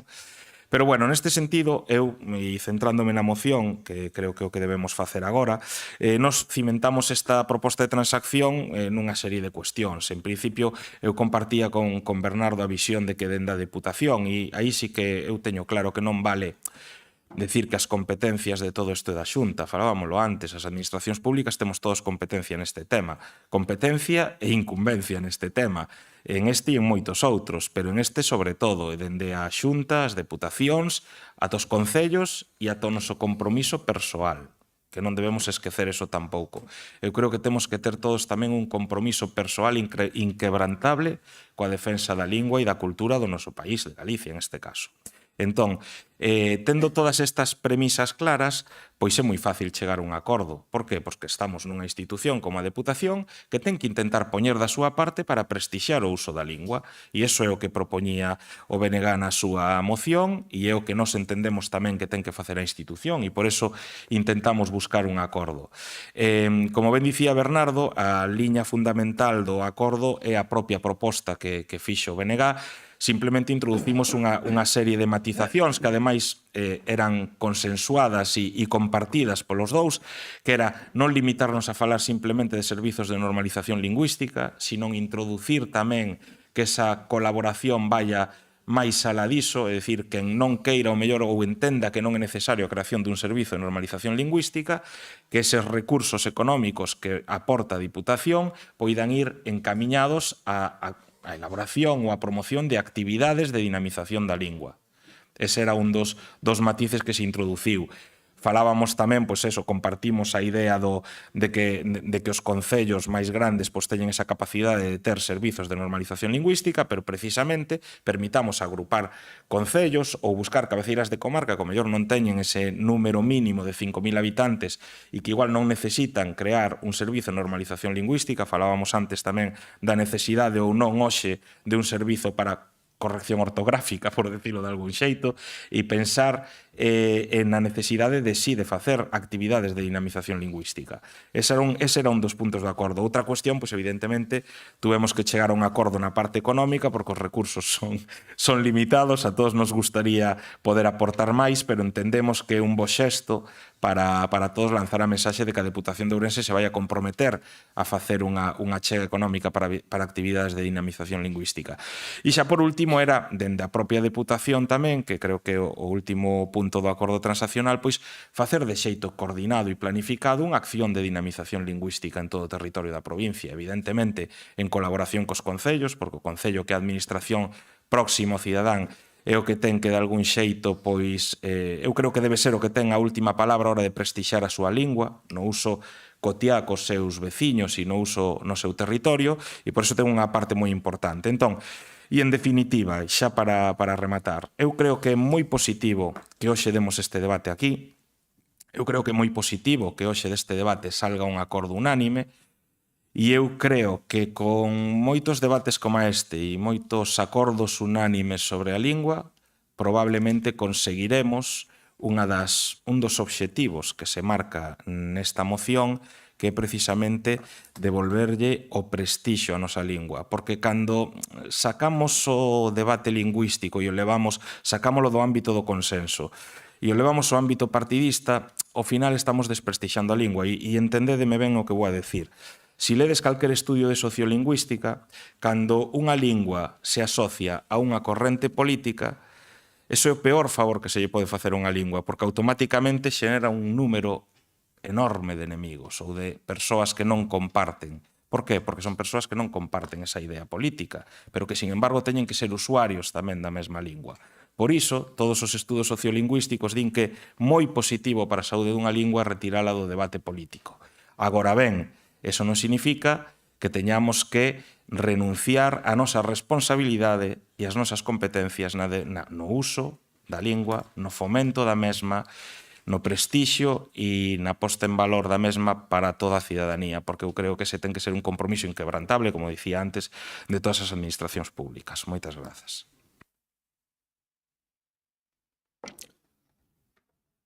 Moitas gracias. Segundo turno, Bénega. Sí, bueno, eu primeiro un inciso respecto ao que decía Rafa, chamame a atención que a xente nova non lle gusta o galego porque lle fan exames e o castelán sí porque mola facer exames en castelán, claro, eso, ou de música ou de inglés, claro, é que son cousas así que, home, solucións simples para problemas complexos son o que nos plantexa Trump e non sei onde acabaremos, eso xa así para empezar, non? Eu creo que o que está ben neste caso, e así o dialogaba con César, e o que lle agradezo, por suposto, este tono de discurso, porque me parece acaído, é que identificamos un problema. O problema é real, e, polo tanto, é lóxico falar del, non? E eu non entro aquí porque pancartas uns, pancartas outros, ao final, pois, efectivamente, pois, xeneran conflitos, pero é que o problema existe, entón, a partir de aí, o que temos que procurar son solucións. Evidentemente, poderíamos pedir máis, poderíamos exixirlle a Xunta, pero, bueno, se estamos no marco da Deputación de Ourense, e eu creo que é positivo, efectivamente, identificar un problema e, na medida das posibilidades, poñerlle un comezo de solución. Isto sabemos que non vai solucionar o problema, pero, evidentemente, é tratar de dar pasos, e eu creo que sí, que é fundamental prestixiar o uso do galego. E, ademais, isto efectivamente non vai de votantes, non? E a que me refiro con isto? Na Limia, vostedes teñen moitísimos concellos onde son forza mayoritaria e votan o que votan e falan o que falan. E todos sabemos que ali a lingua mayoritaria é o galego, eso é evidente, non? E, sin embargo, en Allariz gobernamos os que gobernamos e xa lles digo eu que a día de hoxe a lingua mayoritaria non é o galego. E, sin embargo, temos o apoio que temos por parte da cidadanía, non? Nas últimas eleccións autonómicas, na cidade que máis votou Bénega foi Vigo, que ganou o Bloque, e se fa un estudio, evidentemente, a lingua mayoritaria en Vigo non lles vou a decir eu a día de hoxe que sexa o galego, porque non é. Entón, esa é a realidade na que vivimos, co cual tamén facer desto unha loita, pois, ten as súas dificultades, incluso porque non é o discurso que moitas veces espera de nós, sino que eu estou encantado de falar en castelán, quero que os meus fillos falen en castelán, e quero que falen en inglés tamén, por suposto, pero, home, gustaríame que, como a lingua propia do noso país, a lingua dos seus avós, a lingua dos seus bisavós, era o galego, pois que a usen. Eu non comecei a falar galego, vou dicir aquí claramente, ata os 19 anos. Falaba galego cando iba a visitar a miña avó, a miña tía avó. Por certo, que elas intentaban, confundidas con esa voráxine que hai de que o galego non vale para nada, falarme un castelán que non daban falado, evidentemente, porque elas o que sabían falar era o galego. Entón, claro, e cando falamos de imposición chama moitísima atención, porque meu pai, que foi un votante de dereitas hasta os últimos anos da súa vida, que o convencín, pero segurolles que me costou, foino, pois o que sí que teña moi interiorizado é que unha das cousas que lle aconteceu ao pasar da súa escola, daquelas non eran unitarias, pero era similar, non? No barrio da Ponte, o instituto en Lugo, o primeiro que recibiu foi unha labazada, falando así suavemente, por falar en galego o profesor de turno, non? Entón, eso, sin embargo, el levouno sempre e sempre defendeu o uso do galego, e cando iba a miña aldea e me falaban a avoa e a tía avoa en castelán, dicía, faladelle en galego que o rapaz ben non entende, non? E iso é así, entendo que iso é unha forma de defender o idioma independentemente das ideas despois que se podan ter en outros aspectos. E, por lo tanto, sí, eu creo que está ben que levemos isto, que establezamos ese plan plurianual, porque isto non é cousa dun día, é cousa é unha carreira de fondo. Está ben que se expanda a todos os concellos, está ben que se busque esa transversalidade, non? No que é por parte da Deputación Provincial e do resto dos concellos na busca desa transversalidade na defensa do uso do galego e do seu prestixio cara á sociedade, e está ben que a cidadanía nos vexa, sí, unidos nun marco común de defensa do que é unha das nosas riquezas e do que nos fai pobo tamén, porque é así, o sea, máis alá, eu entendo que máis alá de ser nacionalista ou non, todos nos sentiremos parte do pobo galego e o que nos fai pobo é ter esa lingua común que nos xungue, non? E despois, sí, dáse ese outro fenómeno que é curioso, tamén yo digo, porque a min que, bueno, en Allariza agora mesmo temos malienses, no seu momento tivemos, e sigue habendo, non? Gambianos, e é curioso porque eles traían a premisa de saber 6 idiomas. E entón aprendían o castelán e o galego e non lles costaba absolutamente nada, o sea, eran máis, ala, veña, para dentro, sin problema ningún. E parece que hai outra xente que sí que é refractaria porque ese, non, por qué? É unha riqueza. Con rapaces malienses que están agora, unha das cousas que nos preguntaban era como facían para aprender o galego. Tranquilos que eso xa vos chega só, non fai falta, é cuestión de imprégnanse e é unha riqueza para eles e para nós, e así o queremos entender. Por lo tanto, nada, agardo que efectivamente esta iniciativa saia por unanimidade na Deputación de Ourense e que sexa un pequeno paso, pero un paso importante na búsqueda desa defensa da lingua propia que todos e todas, xa digo Rafa, falalo estupendamente, home, ti non te preocupes porque o importante é falalo, nada máis, moitas grazas. Moitas gracias. Rafa, es tu momento. Muchas gracias, Bernardo. ¿Cómo no se te va a querer? Es que eres una muy buena persona. Y si me permites, ¿puedo contar una anécdota tuya que me pasó? En estas cosas que tenemos que venir a veces de la Diputación, tú y yo estábamos juntos y una violonchelista se puso a tocar un tema y te dije, ¿qué tema es ese? Qué bonito es. Y no lo sabías. E é la Laladas Mariñas. É dicir, para mí la cultura galega é todo, non só o idioma. O idioma expresa as ideas, pero a música representa os sentimentos. E os galegos somos máis de sentimentos que de ideas. Aparte de eso, estou de acordo, voy a leer para non cometer demasiados errores gramaticales. A Xunta de Galicia ten competencias exclusivas no apoio á promoción do idioma galego, tal e como establece o Estatuto de Autonomía de Galicia e a Lei de Normalización Lingüística. Entre as súas funcións están a promoción do uso do galego en todos os ámbitos, educativo, cultural, administrativo e social, e o apoio a iniciativas que fomenten a lingua e a súa normalización, así como a protección e difusión do patrimonio lingüístico galego. Como Deputación, e aquí ven a cousa, debemos centrarnos nas nosas propias competencias e respectar o papel da Xunta neste ámbito, traballar de forma coordinada e evitar duplicidades. É esencial para unha xestión eficiente e para garantir que cada institución contribuya a súa ámbito de responsabilidade. Pero se todos estades de acordo, nosotros vamos a votar a favor porque nos gusta estar con todo el pueblo gallego. Muchas gracias.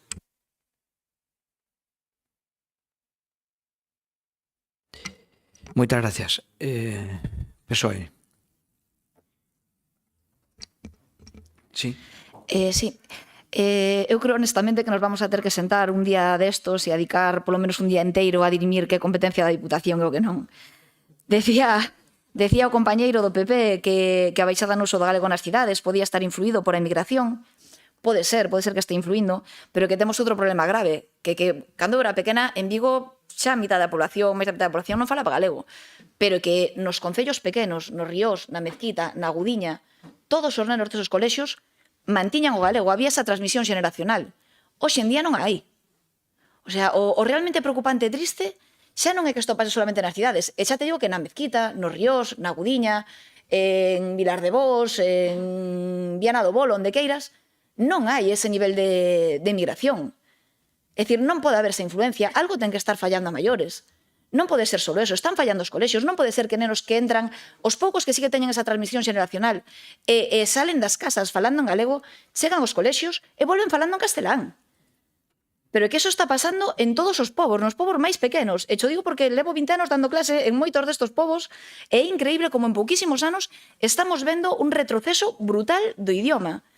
En Vigo te conto unha anécdota, o sea, eu cando era pequena era a excepción, os meus pais son os dous de Vigo, e eu era a excepción, era a única nena do colexio que de pequeniña non falaba galego. Eu empecé a falar galego por principios, por ideoloxía, empecé a aprendelo con 12-13 anos. E recordo un profesor que tiña, se chama Luis da Ciga, un profesor que era moi do bloque, que sempre me preguntaba por que non falaba galego. Pois a miña resposta con 6 anos era porque os meus pais son de Vigo. Son de Vigo como se ser de Vigo fose de ser de Madrid ou ser de... Pero a eso me refería. Eu era a excepción. Hoxe en día, a excepción é encontrarte un neno en calquer pobo rural que fale galego. O sea, o problema é moi, moi grave. E nos decías tamén que desprestixiar o tema da lingua era utilizala de forma partidista, os partidos que a levan como bandeira. Non estou de acordo para nada. Desprestixiar a lingua é non querer que se utilice nun Congreso dos Diputados. Desprestixiar a lingua é que salga un conselleiro de Cultura chamando radicales a xente que se vai a manifestar precisamente en defensa do idioma. Eso para min sí que é desprestixiar a lingua. Por eso, cando falamos duns partidos ou de outros, todos temos que estar unidos. Claro que todos temos que estar unidos. A lingua é o noso patrimonio. O sea, un pobo que perde a súa lingua, que perde a súa cultura, que non a defende, un pobo que non defende a súa lingua está condenado a desaparecer como pobo. Se tú non defendes a túa propia cultura, a túa propia lingua, non podes sobrevivir. Entón, é un problema moi grave. E hai partidos que a defenden, e que se parten a cara defendéndolla, os compañeros do Bloque defenden, e a mí me parece moi ben. Nos, agora, como Partido Socialista, tamén levamos unha moción para defendela o Parlamento Galego, que é certo que foi aprobada tamén por o Partido Popular. Temos que unir entre todos, sí, temos que unirnos entre todos, pero en todos os ámbitos. O sea, vos tedes que reconocer que non é normal que un partido político non quera que se utilice a súa lingua nun... Creo que é evidente, creo que é algo que vemos todos. Nada máis, moitas gracias. Bueno, perdón, César. Moi ben, moitas grazas, presidente. Bueno, evidentemente, son puntos de vista, o seu punto de vista é perfectamente lexítimo, pero eu discrepo radicalmente dese punto de vista. E aí sí que me vou a considerar un radical, porque teño un punto de vista radicalmente diferente ao seu neste tema.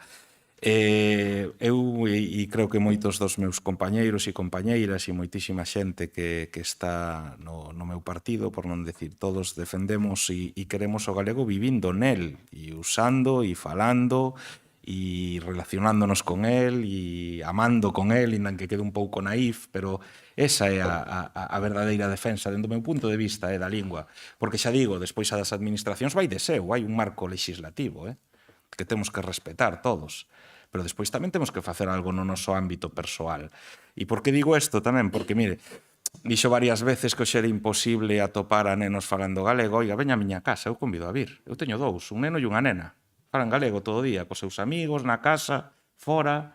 Detectei agora, sí que é certo que a nena continúa a ser maior, ten 10 anos, o neno ten 7, a nena continúa a ser absolutamente monolingüe en galego, e o neno sí que no ámbito de relación cos amigos do colexio, dentro do colexio fala en galego, pero despois fora cos amigos en castelán, e en casa volve a falar galego. Pero bueno, é unha cuestión de socialización, e eu creo que quizáis o que temos que facer todos é dentro do noso ámbito competencial, xa que falamos de competencia, nos, os pais e os que temos fillos, temos competencia na nosa casa e para con eles, non? E un compromiso persoal para con eles, pois o mellor temos que axudarlles tamén a que vexan a lingua dun xeito amigable, a que a usen, a que a falen e a que vivan nela. Xa lle digo, os meus fillos fan, eu convido a calquer día a vir a Ribadavia, e é un entorno no que non só os meus fillos, vai a topar a moitísimos nenos que falan galego, ou moitos outros que non, evidentemente, pero eu creo que o compromiso persoal de cada un tamén está aí, e é bo que manteñamos ese compromiso persoal, porque ao final con estas, si todos temos ese pequeno nivel de compromiso persoal, probablemente a saúde da lingua sexa moitísimo mellor. Dicía, e falaba onte con Bernardo, e esquecinme de comentarlo na primeira intervención, a raíz do que falábamos da emigración. Eu eso simplemente o puña como un exemplo non do galego, da situación de todas as linguas cooficiais en España. Me refería a eso, ao uso de todas as linguas cooficiais e que se ve influído polo tema da emigración. Pero, sin embargo, que o comentaba con Bernardo outro día cando falábamos, hai rapaces xa de segunda xeración de diferentes procedencias que nacen xa en Galicia, viven en Galicia, conviven co galego e con galegofalantes e son galegofalantes fantásticos. Fantásticos. E iso eu creo que iso é moi positivo. E iso forma parte tamén do compromiso persoal probablemente deses rapaces e das súas familias.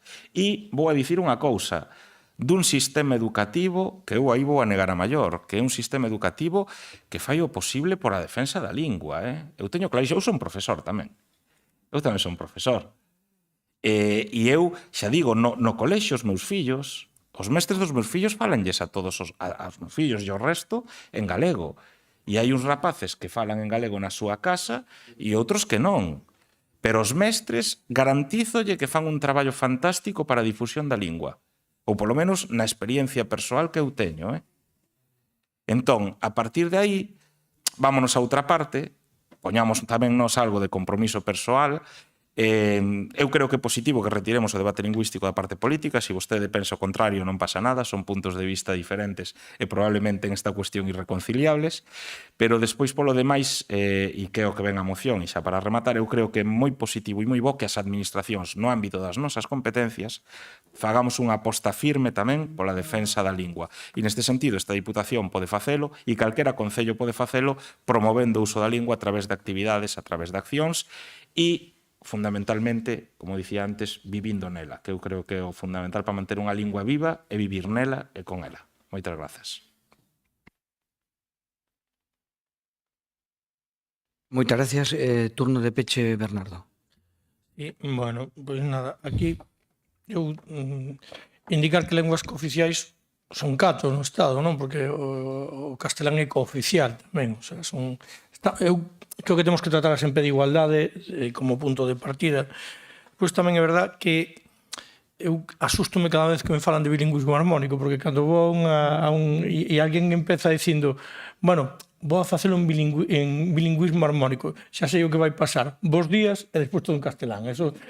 Eso é así casi permanente. Eu non sei se o teñen vivido, pero cando vou eu e moitas veces son altos representantes da nosa administración. É curioso porque me ten pasado incluso que un representante de outra administración que nado aquí usa o galego en boa parte do seu discurso e despois cambias e vai o noso representante a continuación e dice vou usar o bilingüismo armónico porque alguén non me entende. Tras, xa sei o que vai acontecer. Entonces, eso tamén... Claro, eu creo que eso tamén é parte da valorización da nosa lingua, non? Despois, quero agradecerles a todos que efectivamente o debate se teña levado por este cauce, que vaya a sair por unanimidade e que, evidentemente, a nosa cultura é moito máis que o idioma, pero o idioma é o cerne dela. Tampouco temos por que... eu penso que sí, Rafa, podemos disquepar, pero creo que o cerne da nosa cultura é a lingua, así...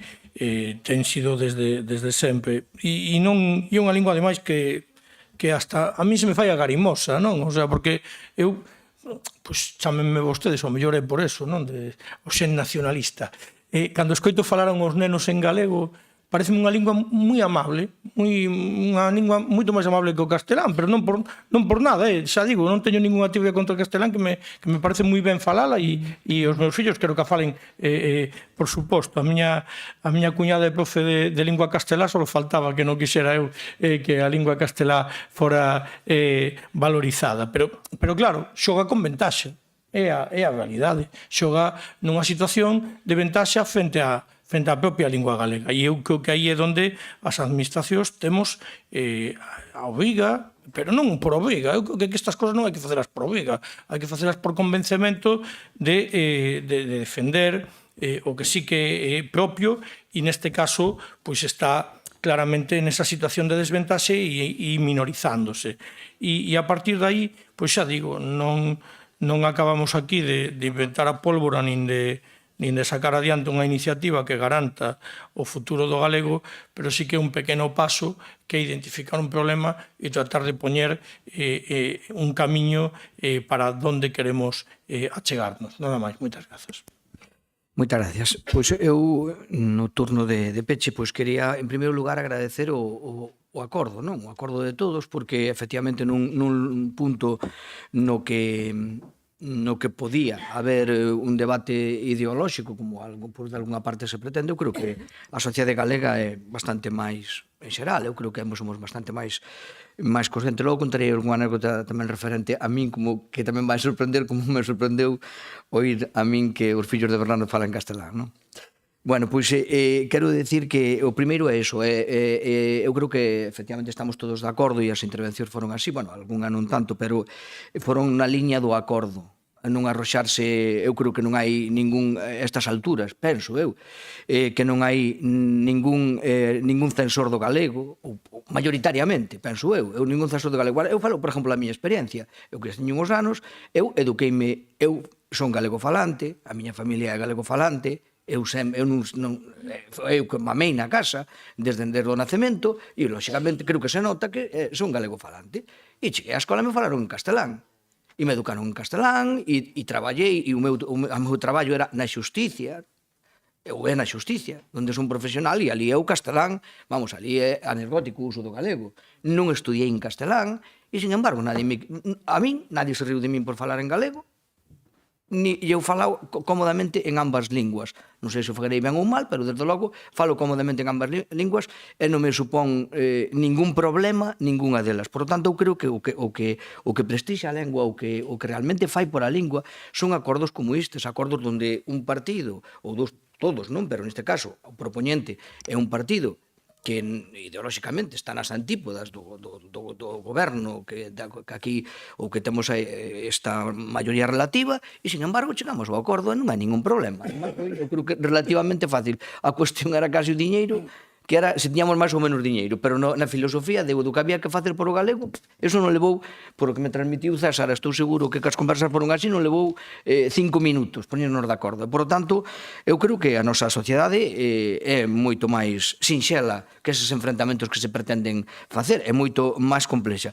E no término das confesións, pois eu tiño unha situación tamén peor que a vostede, señor Bernardo. Eu tiño 2 fillos tamén, e con un falo en galego e con outra falo en castelán.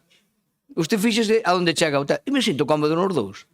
Bueno, falo o que me parece a min, Falo que me parece a min. Bueno, a min pasa o mismo. Contéstame dunha maneira e outro doutra. O sea que fíxese a onde chegamos e non temos ningún problema. Lemos unhos anos e xa houve un cambio xeracional que se nota que é importante. Despois tamén, no da confesión, a mí tamén me gustou moito oír, isto é chanza, non é que o seu pai votaba a dereita, é que ao final o convenceu. A ver se é ao revés, a ver se convencemos ao revés e na madurez vostede vota a dereita. Creo que é unha misión imposible, pero como diría o compañero Rafa, queremos igual.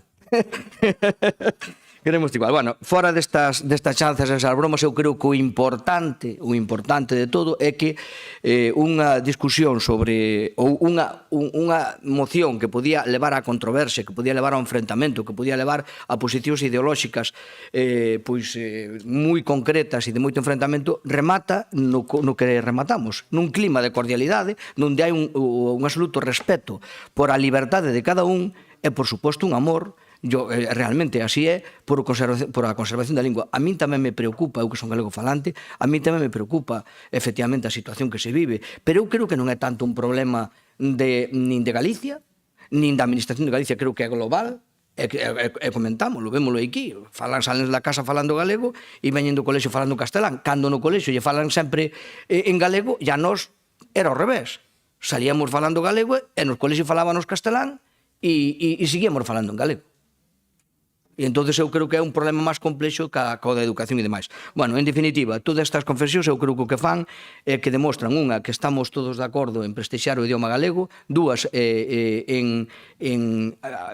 medida do posible, cada un axudalo o máximo que se pode, porque todos temos claro que é un sinal de identidade propio, inmenso, que ademais é un factor económico importante, porque a nós nos achega a unha comunidade moi importante como a portuguesa, é unha na que nos entendemos perfectamente, chega a Brasil e chega a moitos millóns de persoas. É dicir, todavía nos é enriquecedor. Nós nos entendemos con o señor de Madrid, pero a mellor o señor de Madrid nos entende con o señor de Lisboa. Nós pues, nos entendemos bastante razonablemente ben con de Lisboa, do Porto, onde sexa.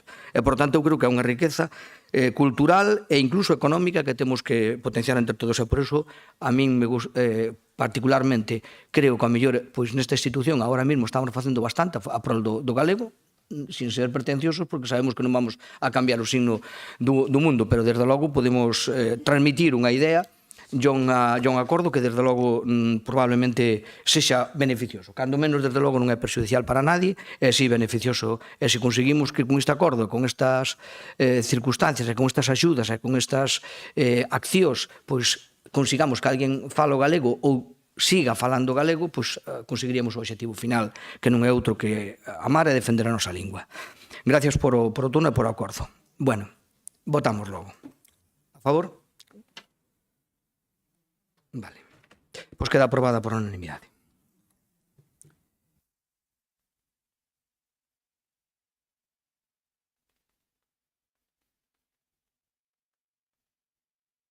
Para rematar, temos o seguinte. Por un asunto de urxencia non hai. Comunicación da Presidencia da Acción de Contas xa está, rogos e preguntas. Eu non sei, máis alado que teñan aí, eu teño aquí dúas baterías, dous follas de preguntas, non follas, dúas cuestións de preguntas do bloque, que eu se afan a ustedes, eu contesto ya co orden que queiran. Vale.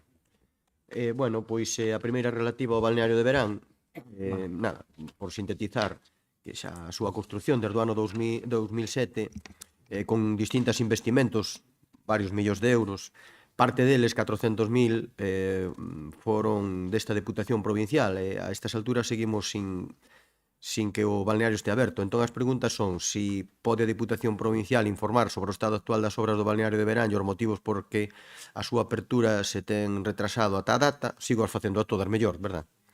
Preguntamos se existe unha nova previsión temporal para a finalización das obras e a posta en funcionamento do balneario, e a terceira ao respecto desto, e se ten prevista a Deputación Provincial destinar algún novo investimento para garantir a finalización do proxecto e a posta en servizo desas instalacións. Moitas gracias. Vamos a ver, a aposta por o termalismo, creo que, por lo menos, no ámbito das nosas competencias e nas posibilidades, é innegable que o balneario de verán é un dos que aspiramos a que sexa unha realidade, como recientemente foi unha satisfacción o recoñecemento que se fixo a Allariz, o balneario de Allariz, que se ten a condición de balneario. Eu creo que vai enriquecer todavía moito máis esa capacidade turística que ten Allariz, non? Bueno, pois o balneario de verán, efectivamente, as obras están finalizadas, a previsión, bueno, saben que a titularidade da entidade menor de verán, nós estamos colaborando coa entidade menor de verán, neste caso, na redacción eles van a axudicar a xestión, lóxicamente, do balneario, porque eles non teñen capacidade de xestión directa, e van a axudicar e estamos axudando na redacción dos pregos de licitación e, polo tanto, aí se está. E aspiramos a que o balneario de verán, en pouco tempo, sexa un balneario máis da rede de balnearios provincial, xa que en outros lugares non mellor non é posible eses balnearios, por lo menos onde sexa posible, e aí que lo é, vamos a intentalo. E por último, de momento non están previstas novas inversións porque non son necesarias. Se foran necesarias, evidentemente, lo estudiaríamos e lo miraríamos. Ben, pois as seguintes tamén pago as dúas, e así xa me resposta. Cando vais a ir as axudas para as liñas de os refuxios marquesinas, non? Como hai que solicitalas. E outro é, bueno, isto ten moito que ver co Concello de Ourense, pero unha vez que se paralizou todo o proceso de concesión do transporte urbano, que pasos podemos dar ou como está o tema do transporte metropolitano? Bueno, respecto da primeira, a liña de Marquesiñas, efectivamente, neste ano 2025, agora que están prácticamente finalizados tanto os pregos de contratación como as bases para a entrega e instalación, que nos levou un tempo porque era unha liña que se abandonou nas últimas datas e, por tanto, houve que facer novo diseño, novos pregos e nova contratación. Rematamos ca elaboración dos pregos e estamos elaborando as bases reguladoras da entrega e instalación, e, por tanto, neste 25 saldrán saldrán, vamos, contratarémolas e repartirémolas conforme esas bases, evidentemente. E despois, respecto ao transporte metropolitano, pois, bueno, estamos un pouco na situación que vostede sabe. Vostede é concelleiro en Ourense e ao mellor ten bueno, tanta ou máis información ca nós. Bueno, están aquí concelleiros do equipo de goberno que non lo poden decir. A verdade é que levábamos un ritmo bo.